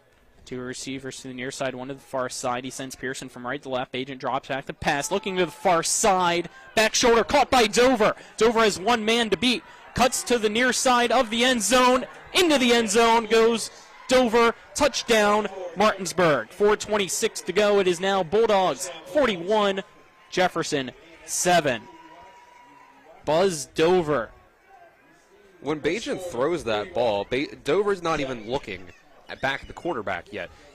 Bajent's throwing to a spot knowing that his receiver is going to have time to turn, find the ball. He's trusting Buzz Dover to make that play, and he's also throwing it to where he's expecting him to be and not where he's going. And after he made the catch, he put Jay Sean Roper on skates. Terwilliger, extra point is up and good. 4:26 to go in the 3rd. It's now Martinsburg up 42-7 over Jefferson. We'll take a 1-minute break. This is West Virginia High School football on Talk Radio WRNR and TV 10. Hi, I'm Susan Benzinger, candidate for the new District 100 in the West Virginia House of Delegates. I support high-speed internet for every house, school, and business, clean water to drink for agriculture, for tourism, public education, including locality pay for teachers and staff. If you send me to Charleston, I will represent all of us in District 100. I ask you for your vote on November 8th, paid for by Susan Benzinger for delegate, Raymond B. Benzinger, treasurer. Looking for some nightlife? Then look no further. Laddie's Bar and Grill has a full bar and kitchen, pool table, and entertainment with great food at affordable prices. You can dine in or carry out by calling us at 304-263-5233. Laddie's is open Monday through Saturdays from 8 a.m. to 3 a.m. and Sundays from 10 a.m. to 3 a.m. We serve breakfast all day long, and our lunch and dinner specials are posted every day on our Facebook page. So stop on in to Laddie's Bar and Grill, located at 107 Lutz Avenue in Martinsburg. Welcome back as we get ready for kickoff for Martinsburg after the touchdown pass buzzed over from Ezra Bajan, making now a 42-7 Bulldog lead over the Jefferson Cougars. Twirler to kick off. This kickoff will be an end-over-end kick, bouncing in the front of the end zone for a touchback, so it'll be 1st and 10 Jefferson. Will be led out onto the field by Moses Talley in at quarterback, as Dylan Herrick unfortunately still on the near sideline with that injury from the last drive. So 4:26 to go in the third quarter. As Talley with Toole to his right side in shotgun formation will have two receivers to the near side, one receiver to the far side, and an H-back lined up on the left side of the line of scrimmage. Martinsburg looks like they're going to send pressure. Talley gets the snap, immediately fires a dart up the middle intended for Fritz, and it's deflected by Hunter and falls incomplete. Man, that was a laser. It was, but it wasn't online enough there. Yep. 2nd down and 10, ball on the 20 for Jefferson. And a flag thrown. And I think that's the highest I've ever seen a flag thrown in my life. Is that went like 25 feet into the air, and it's an unsportsmanlike conduct penalty against Jefferson well after the play. So it seems like there might be some frustration setting in for the Cougars line. That's going to back them up from the 20-yard line, going all the way back, I believe, to the 5 with 4:21 to go in the third quarter. I think maybe the refs are getting bored. So it's a 10-yard penalty. My apologies, not a 15. I think the refs are getting a little bored of all these flags they have to throw. Now they're starting to have maybe a competition to see who can throw one the highest, keep themselves interested. It's a 1st down and 20, or excuse me, 2nd down and 20 for Jefferson.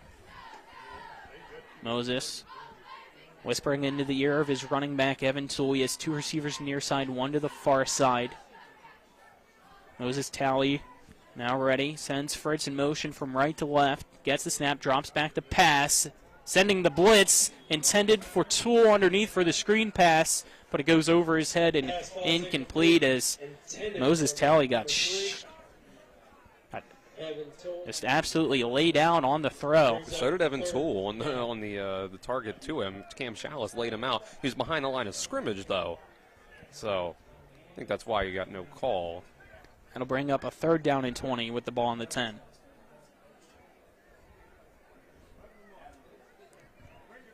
Talley regroups his offense. He's in shotgun formation with the ball on the 5. Sends his tight end from left to right. He has two receivers to the far side, one to the near, and Toole lined up to his right. Talley drops back to pass, chucks it deep to the near side. Over the back shoulder and caught by Powell. It's a 1st down Jefferson, as he was able to just turn around and at the last second saw the ball fall right into his lap, and we might have an injured Bulldog. Avion Blackwood down on the near sideline, and it looks like it might just be a cramp as immediately he's being stretched out. So hopefully he'll be okay and it's not anything too serious. But it is a 1st down Jefferson, and it was a great catch and throw for the Cougars between Moses Talley and Spencer Powell, Dylan. Yeah, I mean, we have a Cougar down on the field on the other side as well, but that was a good back shoulder throw by Talley and great adjustment by Powell. And trying to see who that is for 56, Jefferson. Chase Hageman. I believe you're correct, as he's limping off the field. So does Blackwood. This game is...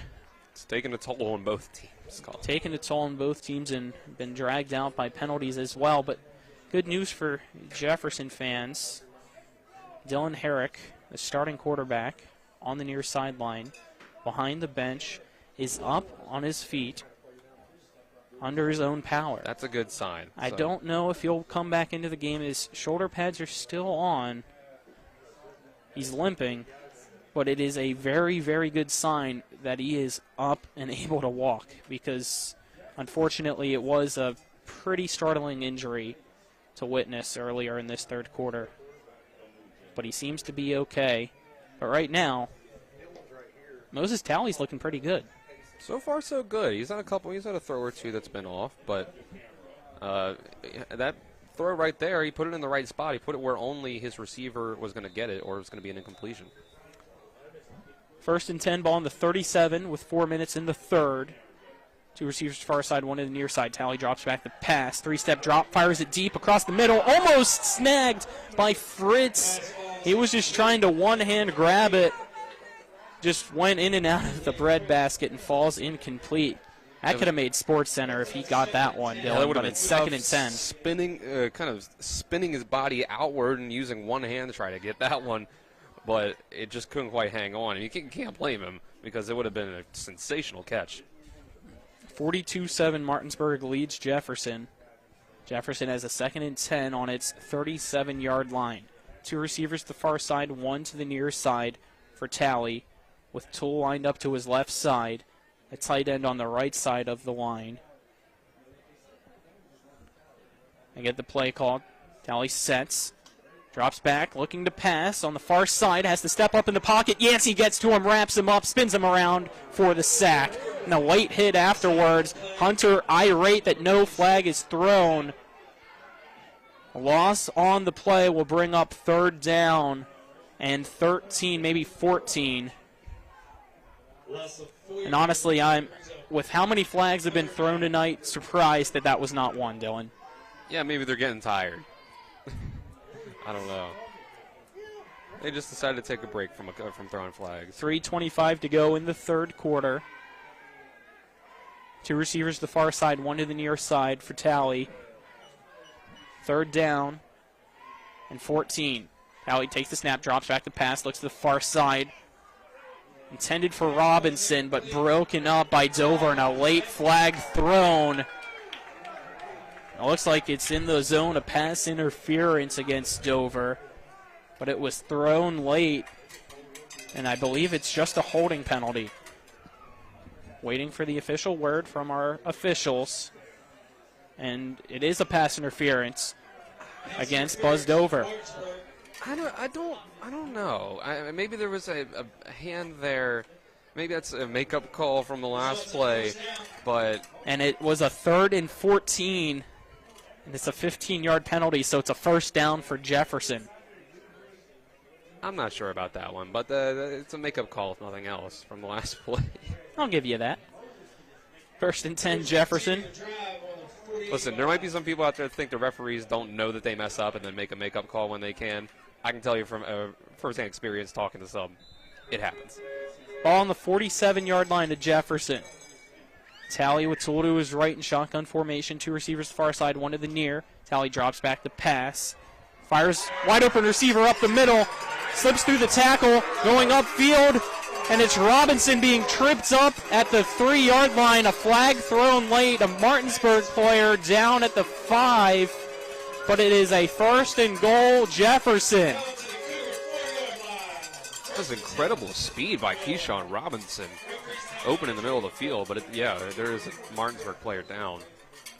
While he's attended to, nope, he's right back up and fine. Okay. It's Jameer Hunter. He just got right back up. He's still going to have to go to the far side because the athletic trainers came on. But he looks all right. I don't know what it was. Maybe the wind got knocked out of him. Don't want to speculate, but he popped right back up, ran to the far sideline. And the flag was against Jefferson, so it backs him up. Still inside of the red zone for Jefferson. Ball spotted, it looks like, at the 17-yard line for the Cougars. With 3 minutes to go in the third, it's Martinsburg 42, Jefferson 7. And Hunter, not happy. He's going to have to take a timeout. We'll take it with him. So don't go anywhere. We'll be back in 60 seconds. You're tuned into West Virginia High School football on Talk Radio WRNR and TV 10. The Palace Lounge in Martinsburg is the place to be this football season. Join us Fridays for Martinsburg Bulldog games, Saturdays for Shepherd Rams and WVU games, and every Monday, Thursday, and Sunday nights for the NFL primetime games. We still have steak night every Wednesday, shrimp nights every Thursday, and now taco and margarita nights every Tuesday. So come on in and enjoy the Palace Lounge. We're located at 1350 Edwin Miller Boulevard in Martinsburg.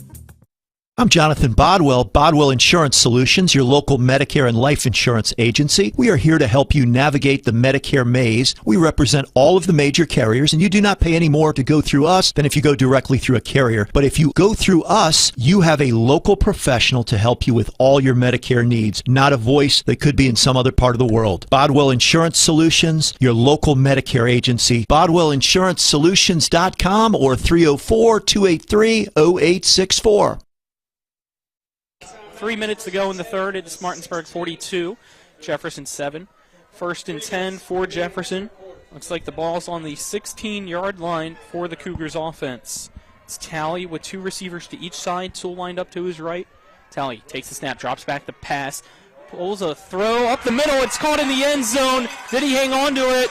He did. Touchdown, Jefferson. It's Isaiah Fritz with 2:51 to go to make it Martinsburg 42, Jefferson 13. But when he landed, he took an awkward tumble and might be hurt. He's going to be helped up, has his helmet off, walks under his own power, so it looks like he's okay. He's able to get the touchdown for for Jefferson, the second one of the evening to Fritz. How about Moses Talley coming in here and already has more passing yards on just 4 completions than what we saw from Harrich on his 4 completions. This is 4 for 10 that he had so far. I mean, that makes it now 104 passing yards for Moses Talley on 8. Coach Craig Hunter still laying into the officials. I mean, it's hard to blame him. There's been 25 penalties in this game, 13 for Martinsburg and 12 for Jefferson. It's been an even matchup both ways in that department, but there's been some calls here in the third quarter that I can't really blame Coach Hunter for being upset about. Well, it's delayed the point after attempt, as our head referee will have to jog his way back out into his position as we get ready for the extra point. On to attempt the extra point is Jonathan Paneros. PAT's blocked. So it'll remain 42-13 Martinsburg with 2:51 to go in the third. And it was Kidrick in to block the PAT. Let's keep it here. So we've had a lot of breaks so far, unfortunately, with injuries, touchdowns, you name it, we've had it. But we're at Jefferson High School on Talk Radio WRNR and TV 10. Again, a huge shout out to our crew. I'm alongside Dylan Bishop. Our crew tonight is Donna Schaffner, Braden Schaffner, John Alderton, Spencer Dupuis, as well as Donald Kinney and Justice Kinney. I'm Colin McLaughlin, and back at the studio, it's Nick Verzolini, who you'll hear tomorrow on the call of the Shepherd Rams game alongside Travis Smith as the Rams take on West Chester in what Nick has dubbed the Headbutting Bowl, as it's the Shepherd Rams against the West Chester Golden Rams. I mean, who does West Chester think they are? Golden Rams? We get ready for kickoff. Back to return for Martinsburg is Jameer Hunter and Avion Blackwood. It's Hunter, the returner, on the near side. Blackwood, the returner, on the far side. Lined up right on the 10-yard line. We get ready for Jefferson to kick off as the kicker for the Cougars. We'll put the ball on the kicking tee right in the middle of the 40-yard line on the left side of the field. 2 minutes and 51 seconds to go in the third quarter of play. As after Fritz catches the touchdown, he's now going to run off, and we'll have the kickoff. Look to see where Fritz goes after this, but it's caught on the near side by Hunter. He's going to try to reverse fields, has some blockers in front of him. Cutting upfield at the 20, at the 30, the 40, down the far sideline at the 50, at the 40, 30. Nobody's going to catch him. 20, 10, 5, touchdown Martinsburg. 2:34 to go in the third. It is now Martinsburg 48, Jefferson 13. Jameer Hunter took it to the house for 6. Jameer Hunter.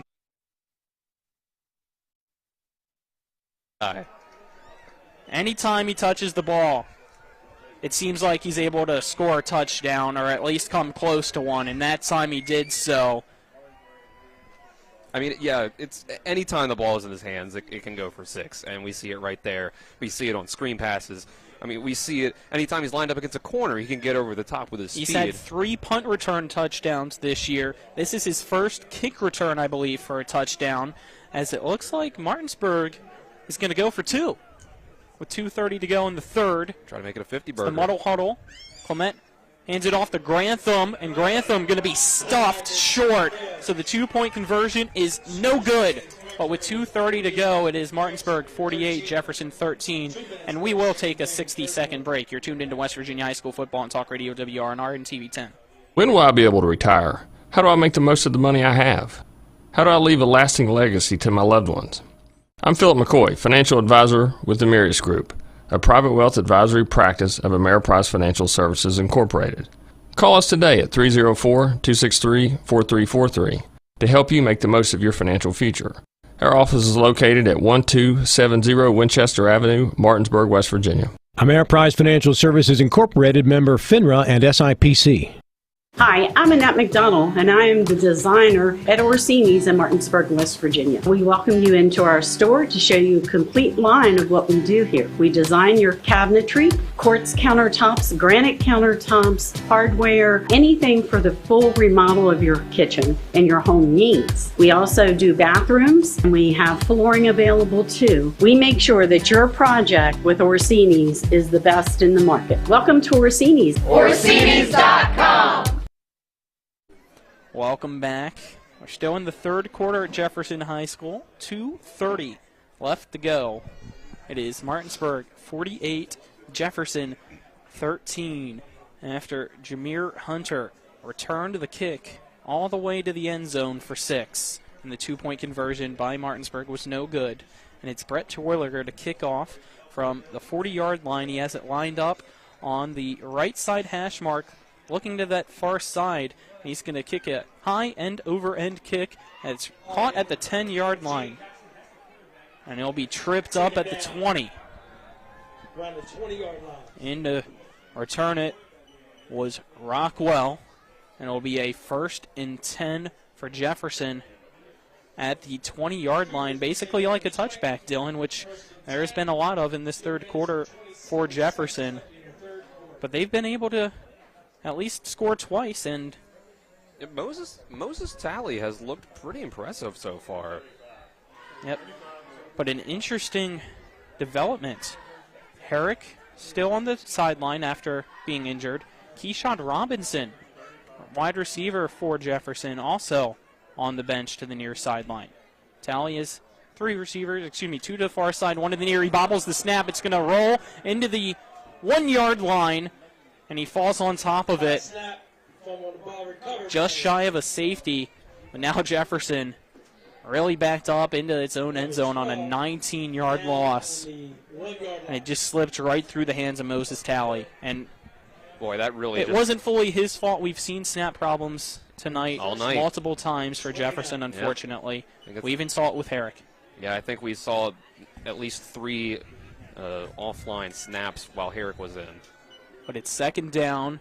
And a bobbled snap again, and it's just going to be pushed into the back of the end zone for a safety, but a flag will be thrown. We'll have to wait and see if they accuse Martinsburg of just punching it out intentionally. Nope, it's an illegal touching, so it's still a safety. It was Jefferson that punched it out. I thought I saw Martinsburg do so, but it is now Martinsburg 50, Jefferson 13. With 2:19 to go. We'll keep it here because it looks like both teams might be just quickly ready to go after the safety. This has been a wild third quarter, Dylan. A very long one. The second quarter was long, too. I mean, we went, again, 25 penalties in this game. There's the 26th one right there. So that's held the game up. There's been a number of injuries, with, of course, the starting quarterback for Jefferson being one of them. Starting wide receiver for Jefferson, Keyshawn Robinson, being one of them early on in this game. That might be why we didn't see him out on the field there. They might, with this being a 35, now 37-point game, they might have decided to just pull the plug on sending Robinson back out there since he hurt himself earlier in the game, which not a bad decision at all, if that's what they were going for there. But just a wild game overall. So after the safety, Jefferson will have to kick off to Martinsburg, as they are allowed to decide if they want to punt or kick. Goins will hand the ball off for a kickoff at the 20-yard line of Jefferson. Blackwood and Hunter back to return, and this time they're lined up at the 35-yard line, being told to back up a little bit now to the 30, as Jefferson only had 10 players out there. They're adding the 11th now with 2:19 to go in the third. It's Martinsburg 15, Jefferson 13. Let's see if they try to keep it away from Hunter as best as they can after his kickoff return for a touchdown a few short moments ago. I think they only had 9 players out there as another one just ran on. Now they kick it right to him, and he's going to catch it, stay in bounds on the near sideline. At the 30, reversing fields, has some blockers out on the far side, out across the 40, picks up speed at the 50, 40, 35, 30, and guys, he's going to do it again in the third quarter. Touchdown, Martinsburg. 2:07 to go. The Bulldogs lead 56-13. Jameer Hunter Lightning has struck twice, his second kickoff return touchdown of the evening, and it's only been like 3 plays since the last one. I think football could really use something like an intentional walk on a kickoff, because sometimes it's just a guy that, you could have kicked it anywhere. How do you stay in bounds? The kickoff was going out of bounds. He made a toe-dragging catch, kept his feet in bounds, and then was off to the races. You could have kicked it anywhere, Jefferson. There were 10 other guys on the field. So Whirliger on to attempt the extra point. Pearson on to hold. The kick is up, and it's good. With 2:07 to go in the third, it's now Martinsburg 57, Jefferson 13, as the Bulldogs rallying up the fans on the far sideline. We'll keep it here, because I feel like we've probably took every commercial break that we could. Taking a lot of them. And it's all been within a 5-minute span, because that's as long as we've had the safety and the 2 kickoff returns for touchdowns. 2 returns, 155 altogether. 155 altogether, thank you. He is just absolutely special. Now 5 returns for touchdowns, and not to even mention all the plays that he makes as a wide receiver, when he's been averaging. I was about to say, does Martinsburg have another Gatorade Player of the Year out on the field at wide receiver? He's had 26 catches. That's it. For 565 yards and 8 touchdowns. It's 21 And that was coming into tonight. And it was coming into the night. He's had, I believe, if I look at our stat sheet here, only 1 catch, and can you believe it? It was a touchdown for 26 yards. So that's his 9th. That was his 9th receiving touchdown of the year, and now he's got 14 total with his all-purpose special teams touchdowns. So Whirliger's kickoff, high and short, caught at the 15-yard line, and going up the middle, and now being pushed out of bounds on the near side is Rockwell. Gets out across the 25. They mark him at the 27, so it'll be a 1st and 10 for Jefferson. 2:01 to go. We're still in the third quarter. It is Martinsburg 57, Jefferson 13. Well, hopefully you can get this going. That last drive you started off with, a fumbled snack that got you back from the 20 back to the 1. So you were really playing from behind. You were already dug into a hole there that was hard to get out of. 1st and 10 for Jefferson. Ball on the 27-yard line. Shotgun formation for Talley. Tool to his right. 2 receivers far side, 1 to the near. He hands it off to Tool. Tool slips through 1 tackle. Clement's going to catch him from behind, but it's an 8-yard run to bring up 2nd and 2. Haven't seen that for a while. Been waiting to see Evan Tool. It was a 1,000-yard rusher the past 2 seasons. He picks up 8 for Jefferson on that run. If I have that right, it's only his 3rd carry. His first 2 only went for a total of 4 yards. 2 receivers the far side, 1 to the near side for Talley, with Tool again to his right side. 2nd and 2. Talley gets the snap, hands it off to Tool. Tool tries to find a hole, will be stopped at the line of scrimmage, pushed back.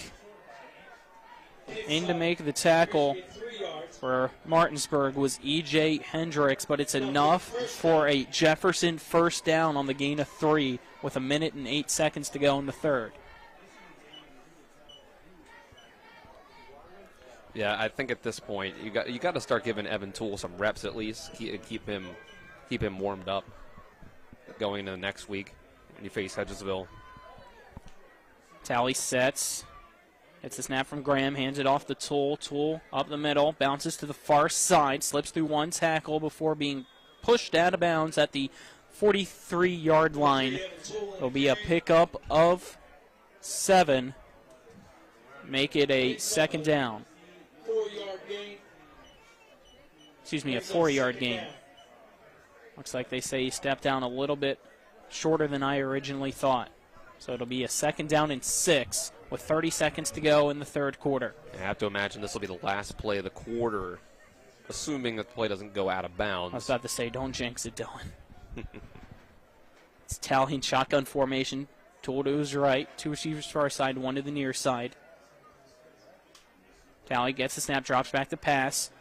Over the head of the intended receiver, Spencer Powell, and it falls incomplete with 10.7 seconds to go in the 3rd. Because of the incompletion, they have to have 1 more play. Whoopsies. You're forgiven, Dylan.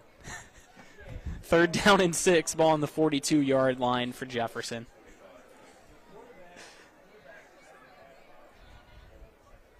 As we wait, looks like Toole walked gingerly to the near sideline. You're seeing number 6 in the backfield now for Jefferson. That's Tayshawn Roper lined up with Moses Talley in the backfield. He has 2 receivers to the far side, 2 more to the near. He sends Roper wide, drops back the pass, hit as he throws. It's a floater, almost intercepted by Clements. Off his hand and falls incomplete. And that'll bring up a 4th and 6 with 6 seconds to go in the 3rd. I mean, I like that they're getting Talley some reps here. Yeah, but he's getting hit a lot, too, back there. Yeah. And you can see that he is either upset or just frustrated that he's been hit. Hopefully he's not hurt. But it's been a rough night. It's 4th and 6. He still had a touchdown throw. I wonder if he's frustrated that they're not going for it on 4th down. That's what that body language said to me. He's still out on the field. I believe he's on the play clock's at 0. I think he's on the punt team, but also not all of the linemen. And now it's a delay of game against Jefferson. Not all the linemen for the punt block or the punt return. That's going to back up the Cougars 5 yards, make it 4th and 11, ball on the 37-yard line for the punts. Yeah, they were still waiting for one of the punt team linemen to come out on the field. 2 returners back for Martinsburg. It's Hunter on the far side, Blackwood to the near side. Goins on to punt for Jefferson. Slow snap to Goins. High punt that bounces at the 40, rolls to the 30-yard line, and will be downed at the 29 to finally end this third quarter at Jefferson High School. It's Martinsburg 57, Jefferson 13. We're going to take a 1-minute break, then be back for the fourth quarter. You're tuned in to West Virginia High School football on Talk Radio WRNR and TV 10. Remember when you were a little kid and saw your first deer? Oh, how cute. As an adult, maybe you've had a different experience.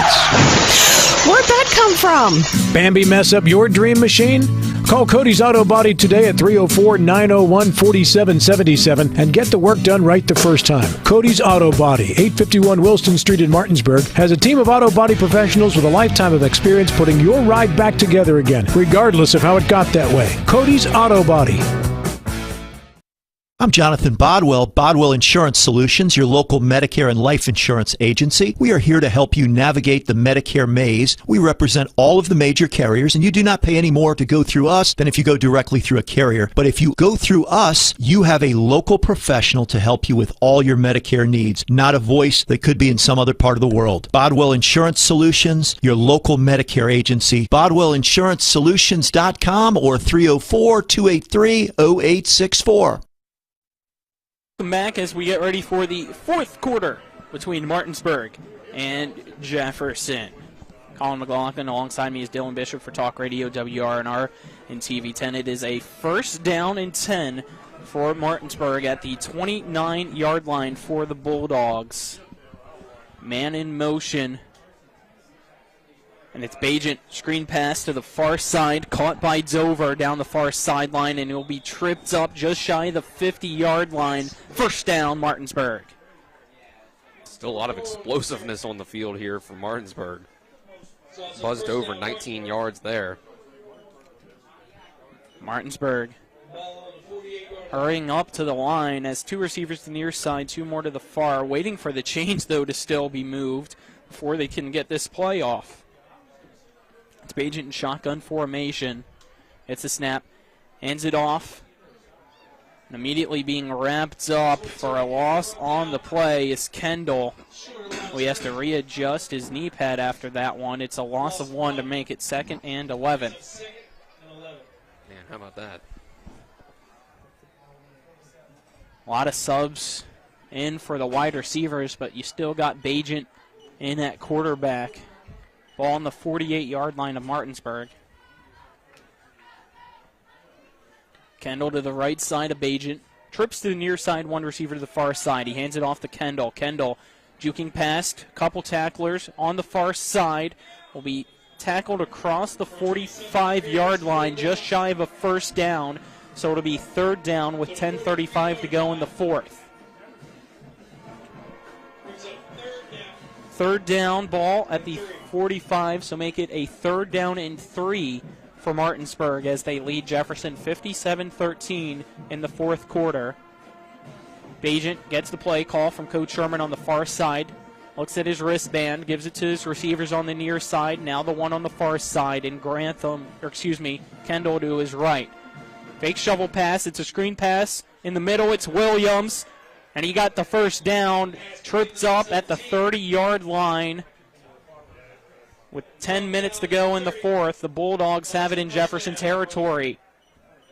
That tunnel screen is always a fun play because I think teams don't really see it coming a lot of times because it's a screen moving back towards the middle of the field where the offensive linemen are kind of just running forward straight up the middle. It helps with how good of a pump fake that Bajent's able to sell as well.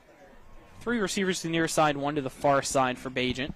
Gets the snap, rolls out to his right, looks to the far side. It's caught on that far sideline, and nobody's going to catch him.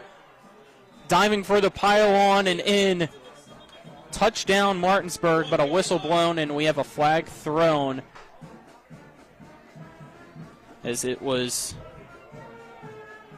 I believe, Mott in with the catch. Yeah, Braden Mott. How about that? But again, it's just penalty after penalty after penalty. I believe that's the 29th penalty of the game. So while the referees respawn the ball, let's quickly give you one of our fourth quarter sponsors as we're presented on TV 10 by Smallwood and Small Insurance in Martinsburg. Your total insurance solution at 121 Administrative Drive in Martinsburg. Phone 304-263-3361 as the penalty was an ineligible man downfield on the wide receiver screen. We're also brought to you by Parsons Ford at 1400 Shepherdstown Road and online at parsonsford.com. They became number one by making you number one first. Parsons, it's 1st and 25. Ball on the 42-yard line for Martinsburg with 8:40 to go in the fourth quarter, then clock winding down due to the mercy rule. 3 receivers near side, 1 to the far side. Bagent gets the snap, hands it off to Kendall. Kendall charges forward, picks up a few yards before being tackled at the 39-yard line for a gain of 3. It looks like we're on the verge of an upset in one of the teams in front of Martinsburg. Number 5, Bridgeport's currently in the fourth quarter trailing Princeton 34-23. You'll get more scores from around the state in the post-game show from Nick Verzolini. And George, some good news if you're a Martinsburg fan. Right, George Washington is still beating Spring Valley in the third quarter. Williams set in motion from right to left. Agent drops back the pass, looks to the far side. It's caught by Mott, and Mott trying to push his way forward out across the 35 at the 34. And that'll bring up a 4th down for Martinsburg on that far sideline, and it looks like it's a 4th and 13. It's a solid 7-yard completion there. 7:40 to go in the fourth quarter. Looks like the offense is going to stay out on the field for the Bulldogs. This Bagent. At this point, you might as well. Taking his time, 20 seconds to go on the play clock. He now gets the call, will walk his way back out to his receivers and running back. I don't think they've punted in this game, Colin. I don't think they have either. There haven't been many chances for them to need to, but they have, I believe, gone for it. 5 seconds left on the play clock. Martinsburg still trying to get in formation, and I don't think they're going to get the play off. The officials realize it, and it's a delay of game against the Bulldogs to back them up 5 yards, make it a 3rd down and 18. And maybe they just wanted to intentionally do that to maybe have Bagent pooch punt it, potentially. We've seen it done before. That's certainly a He is farther back than usual now. Yeah, I think. Well, now he's going to step forward. We'll have to wait and see. 3 receivers near side, 1 to the far side for Bagent. Bagent going to drop back the pass. It's a screen pass. And off the back side of E.J. Hendricks. Kendall was still almost able to catch it, but it falls incomplete. Turnover on downs. That was 3rd down, it looks like, Colin. Are you sure? Down on the field, on the scoreboard, and on the sideline. Yep. They had it as 3rd down. So now it's 4th down. So 6:12 to go. My apologies. Thank you, Dylan, for the help there. Yep. So now that makes sense. Now that it's 4th down, they're still keeping the offense out there. Makes sense. So it might not matter either way. 3 receivers to the near side, 1 to the far side. Bagent again dropping back the pass, looking deep on the far side as a man, and it's caught by Maud on the far sideline, out across the 10, pushed out just shy of the 5 at the 6. 1st and goal, Martinsburg. How about that? One of the biggest plays of the game so far for Bagent. And just to Braden Mott getting some reps in. That was a good route there to get past his receivers. Just a straight 9 route down the field, a go route, and it's another great pass by Bagent. And it looks like the JV offense, or the second string, whichever one you want to call it, come out onto the field. It's Coy Fegan in at quarterback for Martinsburg. He has 2 receivers to the near side, 1 to the far side. Fegan gets the snap. He's going to keep it himself, follow his blockers forward, met at the goal line, spins his way in, touchdown, Martinsburg. 4:55 to go in the fourth. It is now Martinsburg 63, Jefferson 13, and it's a quarterback keeper by the sophomore, Coy Fegan. 63, Cougars 13.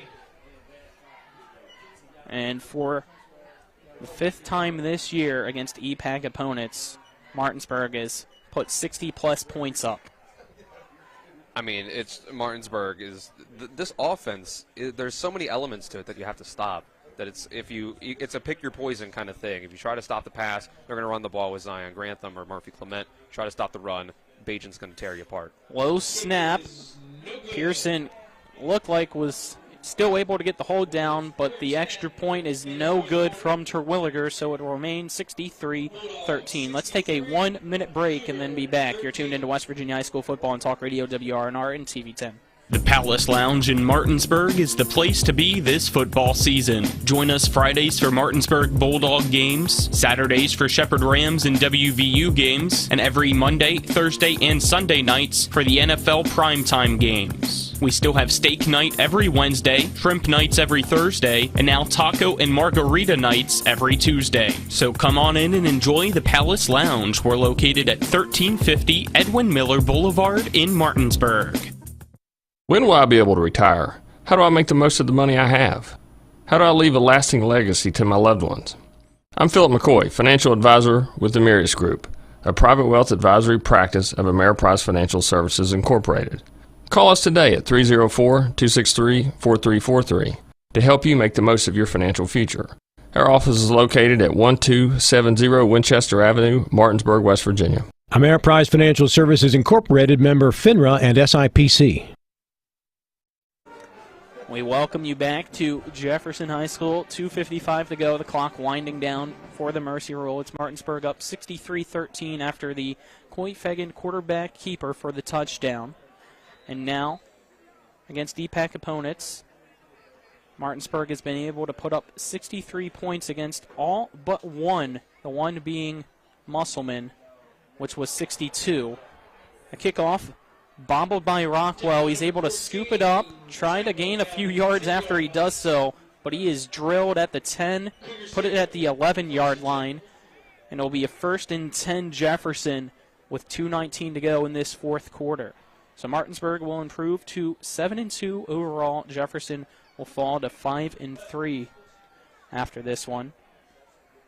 So we're doing the math at home. The Bulldogs have averaged 62.8 points per game against the EPAC.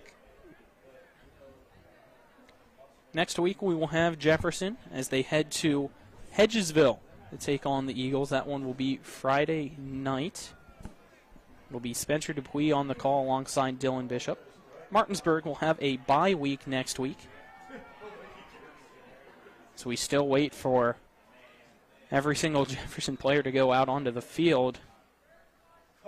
Minute 34 to go. It is 1st and 10 Cougars. Low snap. Hand off. Running up the near sides. They're running back out across the 20 at the 21. I have a feeling that Hedgesville-Jefferson game next week, it's going to be a lot better of a showcase for this Cougars team. That was Roper in for the run. Because you can see the talent out on the field. 2nd down and 3. It's Talley in shotgun formation. Gets the snap. Play action pass. Quick slant. And incomplete. That'll bring up a 3rd and 3 with under a minute to go in the fourth. I don't think you take this kind of performance as any sort of indictment on the Cougars. Because Martinsburg, it's just a stacked team. It's really just is what it is. This shows how good Martinsburg is rather than any sort of negative against the Cougars. Looks like we had a penalty, but the clock not stopping. It's at 25 seconds and winding down. So they don't even need to take this play now. Jefferson decides to take a play, just trying to give them a few extra reps, or if they'll just allow the clock to hit 0. It's Martinsburg 63, Jefferson 13. And it looks like both teams are just going to head to their respective sidelines as the clock's at 2, 1, 0. So your final score, Martinsburg 63, Jefferson 13. Your Bulldogs win yet again against an EPAC opponent and will improve to 6-2 overall. Jefferson now falls to 5-3. Both teams hit midfield and will shake hands. We'll take a 2-minute break, and on the other side of that break, be back for the Palace Lounge post-game show. So don't go anywhere. You're tuned in to West Virginia High School football on Talk Radio WRNR and TV10. Mayhem is everywhere. I'm your new bangs, and you can't stop staring at me. That's it. Just tilt the rearview mirror over here. And while you're checking me out more times than a library book, your car is wandering into that lane over there. More bangs. Neat. And if you've got cut rate insurance, you could be paying for this yourself. So get Allstate. Call Martinsburg Allstate agent Gary Kelly today at 304 888-263-4596. Hello, this is Mark Sutton of the Sutton & Janelle Law Firm. The right attorney can make all the difference in your case. That's why you should call Sutton & Janelle. We have been serving clients in West Virginia and Maryland since 1999 in the areas of family law, DUI, criminal defense, and personal injury. Sutton & Janelle works hard to obtain a favorable outcome for you at a reasonable rate with affordable payment options. Sutton & Janelle values your rights and is passionate about your success. Contact us today at suttonandjanelle.com. Before the invitations and the dress, the flowers, cake, candles, or vows, there was an answer to a question proposed with a ring. Bechtel Jewelers knows that an important part of your wedding happens before the I-dos. We're a diamond store with an engagement and bridal jewelry selection that's both exciting and accessible. On the big day, there's everything else, and there's the ring. Make sure you get this one right at Bechtel Jewelers in Inwood. If you're in an accident, the first thing that you have to do is call 911. You have to get medical care immediately. The next thing you need to do is call us. When you hire us at the Skinner Law Firm, what we do is we are going to investigate your case, and we're going to lay out the options that you have, all at no cost to you. We will use all of our resources and all of our experience to get you what you deserve. The Skinner Law Firm, SkinnerFirm.com. Welcome you back to Jefferson High School. Final score, Martinsburg is victorious yet again by a final score of 63-13 over Jefferson, as we welcome you into the Palace Lounge post-game show, brought to you by the Palace Lounge on Edwin Miller Boulevard in Martinsburg, with a full lunch and dinner menu with daily specials in a clean, comfortable atmosphere. Check out the menu on the Palace Lounge Facebook page. I'm Colin McLaughlin. Alongside me is Dylan Bishop. Our crew tonight is Spencer Dupuis, who you'll hear from shortly down on the field with Coach Sherman and a few Bulldog players. Our crews, Donna Schaffner, Braden Schaffner, Donald Kinney, Justice Kinney, John Alderton, and back at the studio, it's Nick Verzolini, who you'll also hear from in a few moments with some scores around the Mountain State. Again, 63-13. Martinsburg gets the win over Jefferson to improve to 6-2 on the year, with one game remaining in 2 weeks against Bishop Ireton in Alexandria, Virginia, as the Bulldogs, pumped up after a huge win at Jefferson, will break the huddle. And then once we see Spencer with Coach Sherman, we'll send it down to him and then get you our stats of the game. But it looks like he has Coach Sherman, so we'll now send it down to Spencer.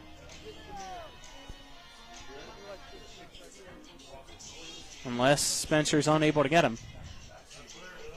Nope, it looks like he has somebody. Thanks, Let's see. Colin, down here with Jameer Hunter. Great night for you, not only on offense but special teams. Take me through the night defense or on special teams.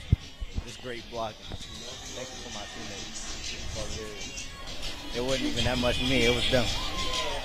And so you broke not one return but two returns tonight, and to help your team do a huge win.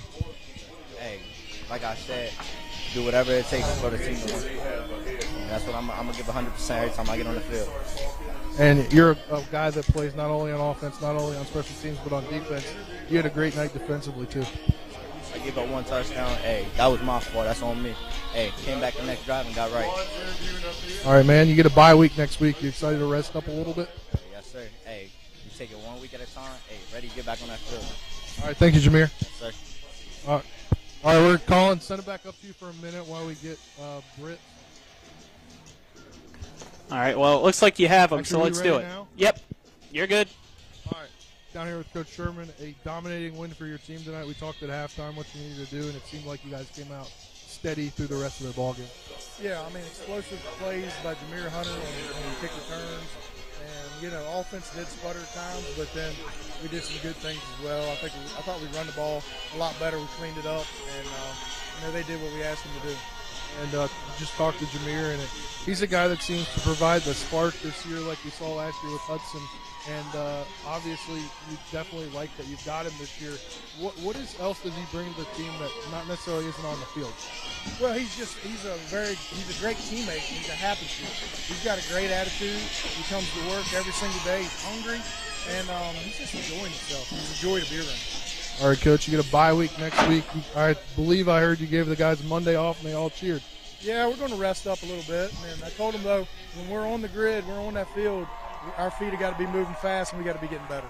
And then Thursday, we got a special event coming up with you guys. Are you excited for that? I am. I'm very excited for it. I mean, our community sport's amazing, but we just bought a bunch of expensive gear and for these guys, and everything goes back to the kids. So, Bulldog Bash. If you're not there, tune in on TV 10. It's going to be a telethon.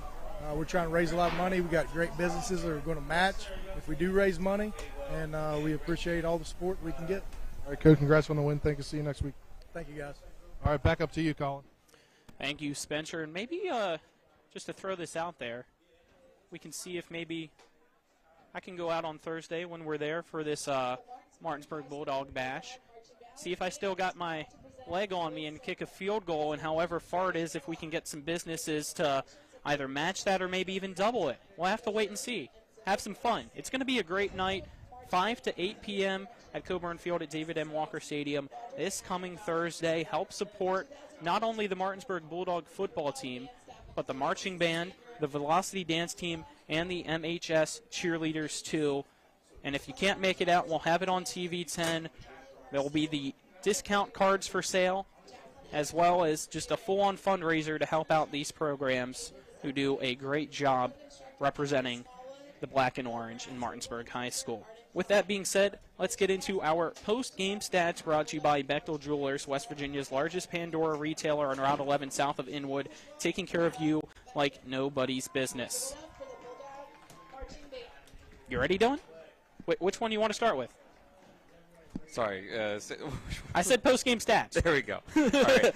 You're fine. It's been a long night. It has been. 18, so it was 18 for 29 was Ezra Bajan for 382 yards and 5 touchdowns. There was a point where he had 6 straight incompletions that would have even, if you take those out of the equation, was even better for a night for him. When you take that out from the end of the first half, it was 6 carries for 104 yards and a touchdown on the ground for Murphy Clement. And then also he added in 2 catches for 61 yards and a receiving touchdown. 5 catches, 115 yards, and a touchdown for Buzz Dover. There was a 26-yard touchdown catch by A.J. Harrison. And then Zion Grantham even had 3 catches for 80 yards and a touchdown to go along with his 8 carries for 52. And then Jameer Hunter, 1 catch for a 26-yard touchdown, an interception on defense, and then 2 kick return touchdowns as well. Alrighty, thank you, Dylan. You got anything else? We good for post-game stats? All good? All right, let's get into our awards before we wrap things up on the Palace Lounge post-game show. And let's start with the electrifying play of the game brought to you by Orsini's Home Store, not just an appliance store any longer. Visit them at 360 Hack Wilson Way in Martinsburg or go to Orsinis.com. It's a tough one. You got, I think, 2 to choose from. Which one do you choose? They're all pretty electrifying today, so I gotta go with with Jameer Hunter. Which one? We're gonna go with the first one, the longer one, the longer one, because it's a toss-up between the two. See, the first one was a longer one, but the second one I almost thought was a little more impressive because he caught it at the 30, had to keep his feet in bounds, and then reverse fields. I mean, it's tough. We're giving him credit. Maybe we'll let the fans vote. Maybe you have to. We'll put it up to a vote. We'll go with the first one for now. But, yeah, it's just he is the definition of electrifying, really. That is true. Electric Jameer Hunter.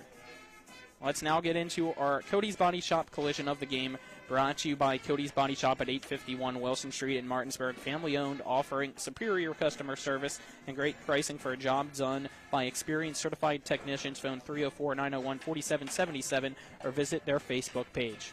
I have to go with the sack that Xerxes Yancey had in the first half there for the Bulldogs. I mean, it's the defensive line of this team is just all over the place. Him and Rashad Reed and even Braden Herring, Dominic Brinkley getting in on the action in the backfield, sacking Dylan Herrick today and then Moses Talley as well. So the Bulldogs are just so tough to deal with. And Xerxes Yancey can do it all. For those still tuned in on I was trying to TV figure 10, out who that was. He's on the xylophone here on the near sideline rocking out with the Martinsburg Bulldog marching band. I'm trying to see. I think I see another player. Yeah, Can't tell it's with the saxophone. who it is with there. the saxophone. Is that Braden Mott, I believe? We'll have to might be 26. get word. Do we have a 26 on our roster here? We're trying to get Donna's help, but once we figure it out. R.J. Brown, There thank you you, go. Donna. I thought it was a 24, but it's a 26. And Malachi Williams is out there as well. Is he? I missed him, but there you go. They do it all. Great job by the entire team Trumpet for there. Martinsburg. And let's get our good hands catch of the game brought to you by Kelly Allstate Insurance. For all of your insurance needs, call Gary Kelly at 304-263-4596 or stop by 724 Lakeview Drive in Martinsburg.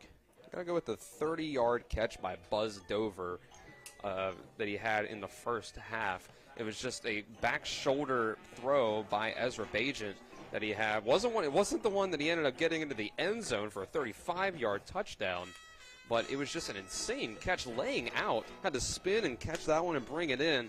It was something I don't even know how he was able to bring in, and it was just another great night for the Martinsburg wide receivers. By the way, just to add on the list of the Martinsburg Bulldog football players out there, almost missed Amir Page rocking out on the triangle. He's making that. He's rocking out on I that can thing. hear it from up here, so he's doing a good job. That's right. But last but not least, our player of the game brought to you by Bodwell Insurance Solutions, a local professional to help you with all of your Medicare needs. Visit bodwellinsurancesolutions.com or call 304-283-0864. Ezra Bajent is not player of the game. And when you look at his stats of having almost 400 yards and 5 passing touchdowns, it's really saying something, because there was another player that in all 3 phases of the game had a fantastic night. Glad Spencer grabbed him, because I think he was able to see that this was the player of the game as well. It was Jameer Hunter. 1 catch on offense, went for a touchdown. Had an interception on defense. And then 2 different occasions gets the kickoff and takes it back to the house. One following a safety, one a longer kickoff, totaling 155 total yards on those 2 kick return touchdowns. He was just absolutely Total of everywhere. 155 yards? For those 2 kick return touchdowns. That's interesting, because if I remember correctly, we were told the span of the kickoff return touchdowns was 1 minute and 55 seconds. How about that? Final score, Martinsburg 63, Jefferson 13. That's going to wrap things up. Appreciate everybody for tuning in to Talk Radio WRNR and TV 10. We'll not be back next week for Martinsburg football. We'll have Jefferson taking on Hedgesville. But for our crew, Nick Verzolini, who you'll hear from shortly back at the studio, Braden Schaffner, Donna Schaffner, Spencer Dupuis, Donald Kinney, Justice Kinney, John Alderton, and Dylan Bishop, I'm Colin McLaughlin, signing off from Jefferson High School. Until Saturday, November 5th, have a great rest of your evening. Hi, I'm Susan Benzinger, candidate for the new District 100 in the West Virginia House of Delegates. I support high-speed internet for every house, school, and business, clean water to drink for agriculture, for tourism, public education, including locality pay for teachers and staff. If you send me to Charleston, I will represent all of us in District 100. I ask you for your vote on November 8th. Paid for by Susan Benzinger for delegate, Raymond B. Benzinger treasurer. The Palace Lounge in Martinsburg is the place to be this football season. Join us Fridays for Martinsburg Bulldog games, Saturdays for Shepherd Rams and WVU games, and every Monday, Thursday, and Sunday nights for the NFL primetime games. We still have steak night every Wednesday, shrimp nights every Thursday, and now taco and margarita nights every Tuesday. So come on in and enjoy the Palace Lounge. We're located at 1350 Edwin Miller Boulevard in Martinsburg. I'm a small business owner. I work a lot. My wife can tell you. My kids can tell you. I work many hours. I work hard. And I do that when I'm in Charleston. I show up. I work. In the 99th District, do you want to vote on the person that shows up? Or you want to vote on someone who doesn't show up? I'm going to show up and I'm going to work. So I hope that you come out and you vote for me. Paid for by Clark for WV. The Palace Lounge in Martinsburg is the place to be this football season. Join us Fridays for Martinsburg Bulldog games, Saturdays for Shepherd Rams and WVU games, and every Monday, Thursday, and Sunday nights for the NFL primetime games. We still have steak night every Wednesday, shrimp nights every Thursday, and now taco and margarita nights every Tuesday. So come on in and enjoy the Palace Lounge. We're located at 1350 Edwin Miller Boulevard in Martinsburg. When I was in high school, I was a troubled kid. Hannah Geffert took me into her family and treated me like her son. Today, I'm a U.S. Army veteran, a college graduate, and have a successful job. Hannah Geffert doesn't just talk about caring for children, she does it. She did it for me. Vote to keep Hannah Geffert as your state senator. She will take care of you too.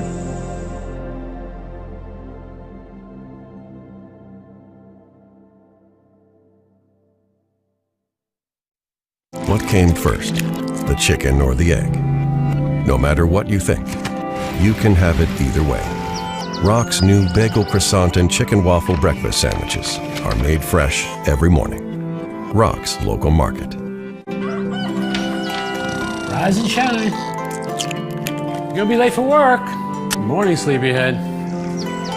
Have a good one. Rock's new bagel croissant and chicken waffle breakfast sandwiches are made fresh every morning. Rock's Local Market.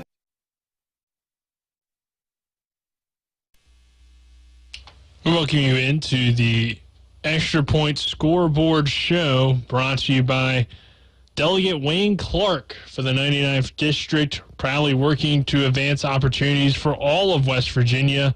Vote Wayne Clark in November. I'm Nick Verzolini here on the Scoreboard Show, and we will get you some scores first from the game you just tuned into here on Talk Radio WRNR and TV 10 and WRNR TV on YouTube. Martinsburg all over Jefferson tonight, 63-13. The Cougars falling in this one. The Dogs moving up probably in the state rankings after some other scores tonight, which we'll get into here in just a little bit. But Musselman gets a win over Washington, 54-0. Spring Mills beat North Hagerstown last night, 29-15. And Friendship of D.C. winning over Hedgesville, 35-0. Some scores in either the fourth quarter or that gone final around the state in AAA. Let's see if we have any updates. Looks like most of these are just about ready to go final here. Parkersburg South is now leading 49-9. Just scored a touchdown a few moments ago to extend that lead. Huntington knocks off Cabell Midland tonight to improve to 7-1, 41-21 in the battle for the Shield. So Cabell Midland falls tonight, 41-21. George Washington Spring Valley, that score has been updated and now sits at 39-27 GW in the fourth quarter over Spring Valley here, 39-27 there. So updated score. Princeton does beat Bridgeport tonight, 34-29. So that will help the Bulldogs with the win for Princeton, who rises over Bridgeport to get that win. And then Morgantown beating up on John Marshall, 47-7. We'll run down the rest of these scores in AAA, and then we'll wrap things up here on the Scoreboard Show. So Hurricane gets the win over Riverside tonight, 44-7. Scroll down a little bit here. Wheeling Park holds on to beat Brook, or leading Brook now in the fourth quarter, 56-20. It was 21-20 at the half. Wheeling Park, though, pulling away in the second half. University beats Preston tonight, 47-10. Final score from Buchanan Upshur over Grafton, 48-0. Parkersburg beating Capital, 44-14 in the fourth quarter there. Shady Spring over Ripley right now in the fourth quarter, 13-12.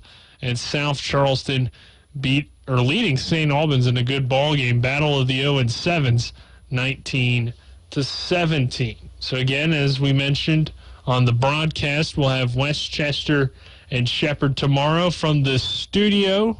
Travis Smith and I will have the call, so join us for that ball game. And Our final score here tonight, Martinsburg beats Jefferson 63-13.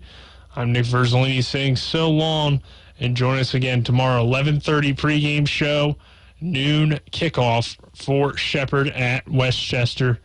Have a good night, everyone.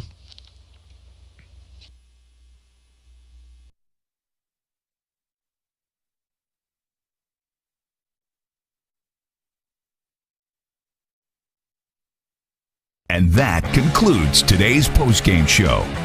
Be sure to tune in each week throughout the regular and postseason for more West Virginia high school football. Today's game has been brought to you by Bechtel Jewelers, the Brown Funeral Homes and Cremations, Chris Ross with the Milestone Real Estate Group, the Skinner Law Firm, Hagerstown Ford, the Mansion Ferretti Law Firm, the Mirius Group of Financial Advisors, Orsini's Home Store, Parsons Ford of Martinsburg, Sutton and Janelle Attorneys at Law,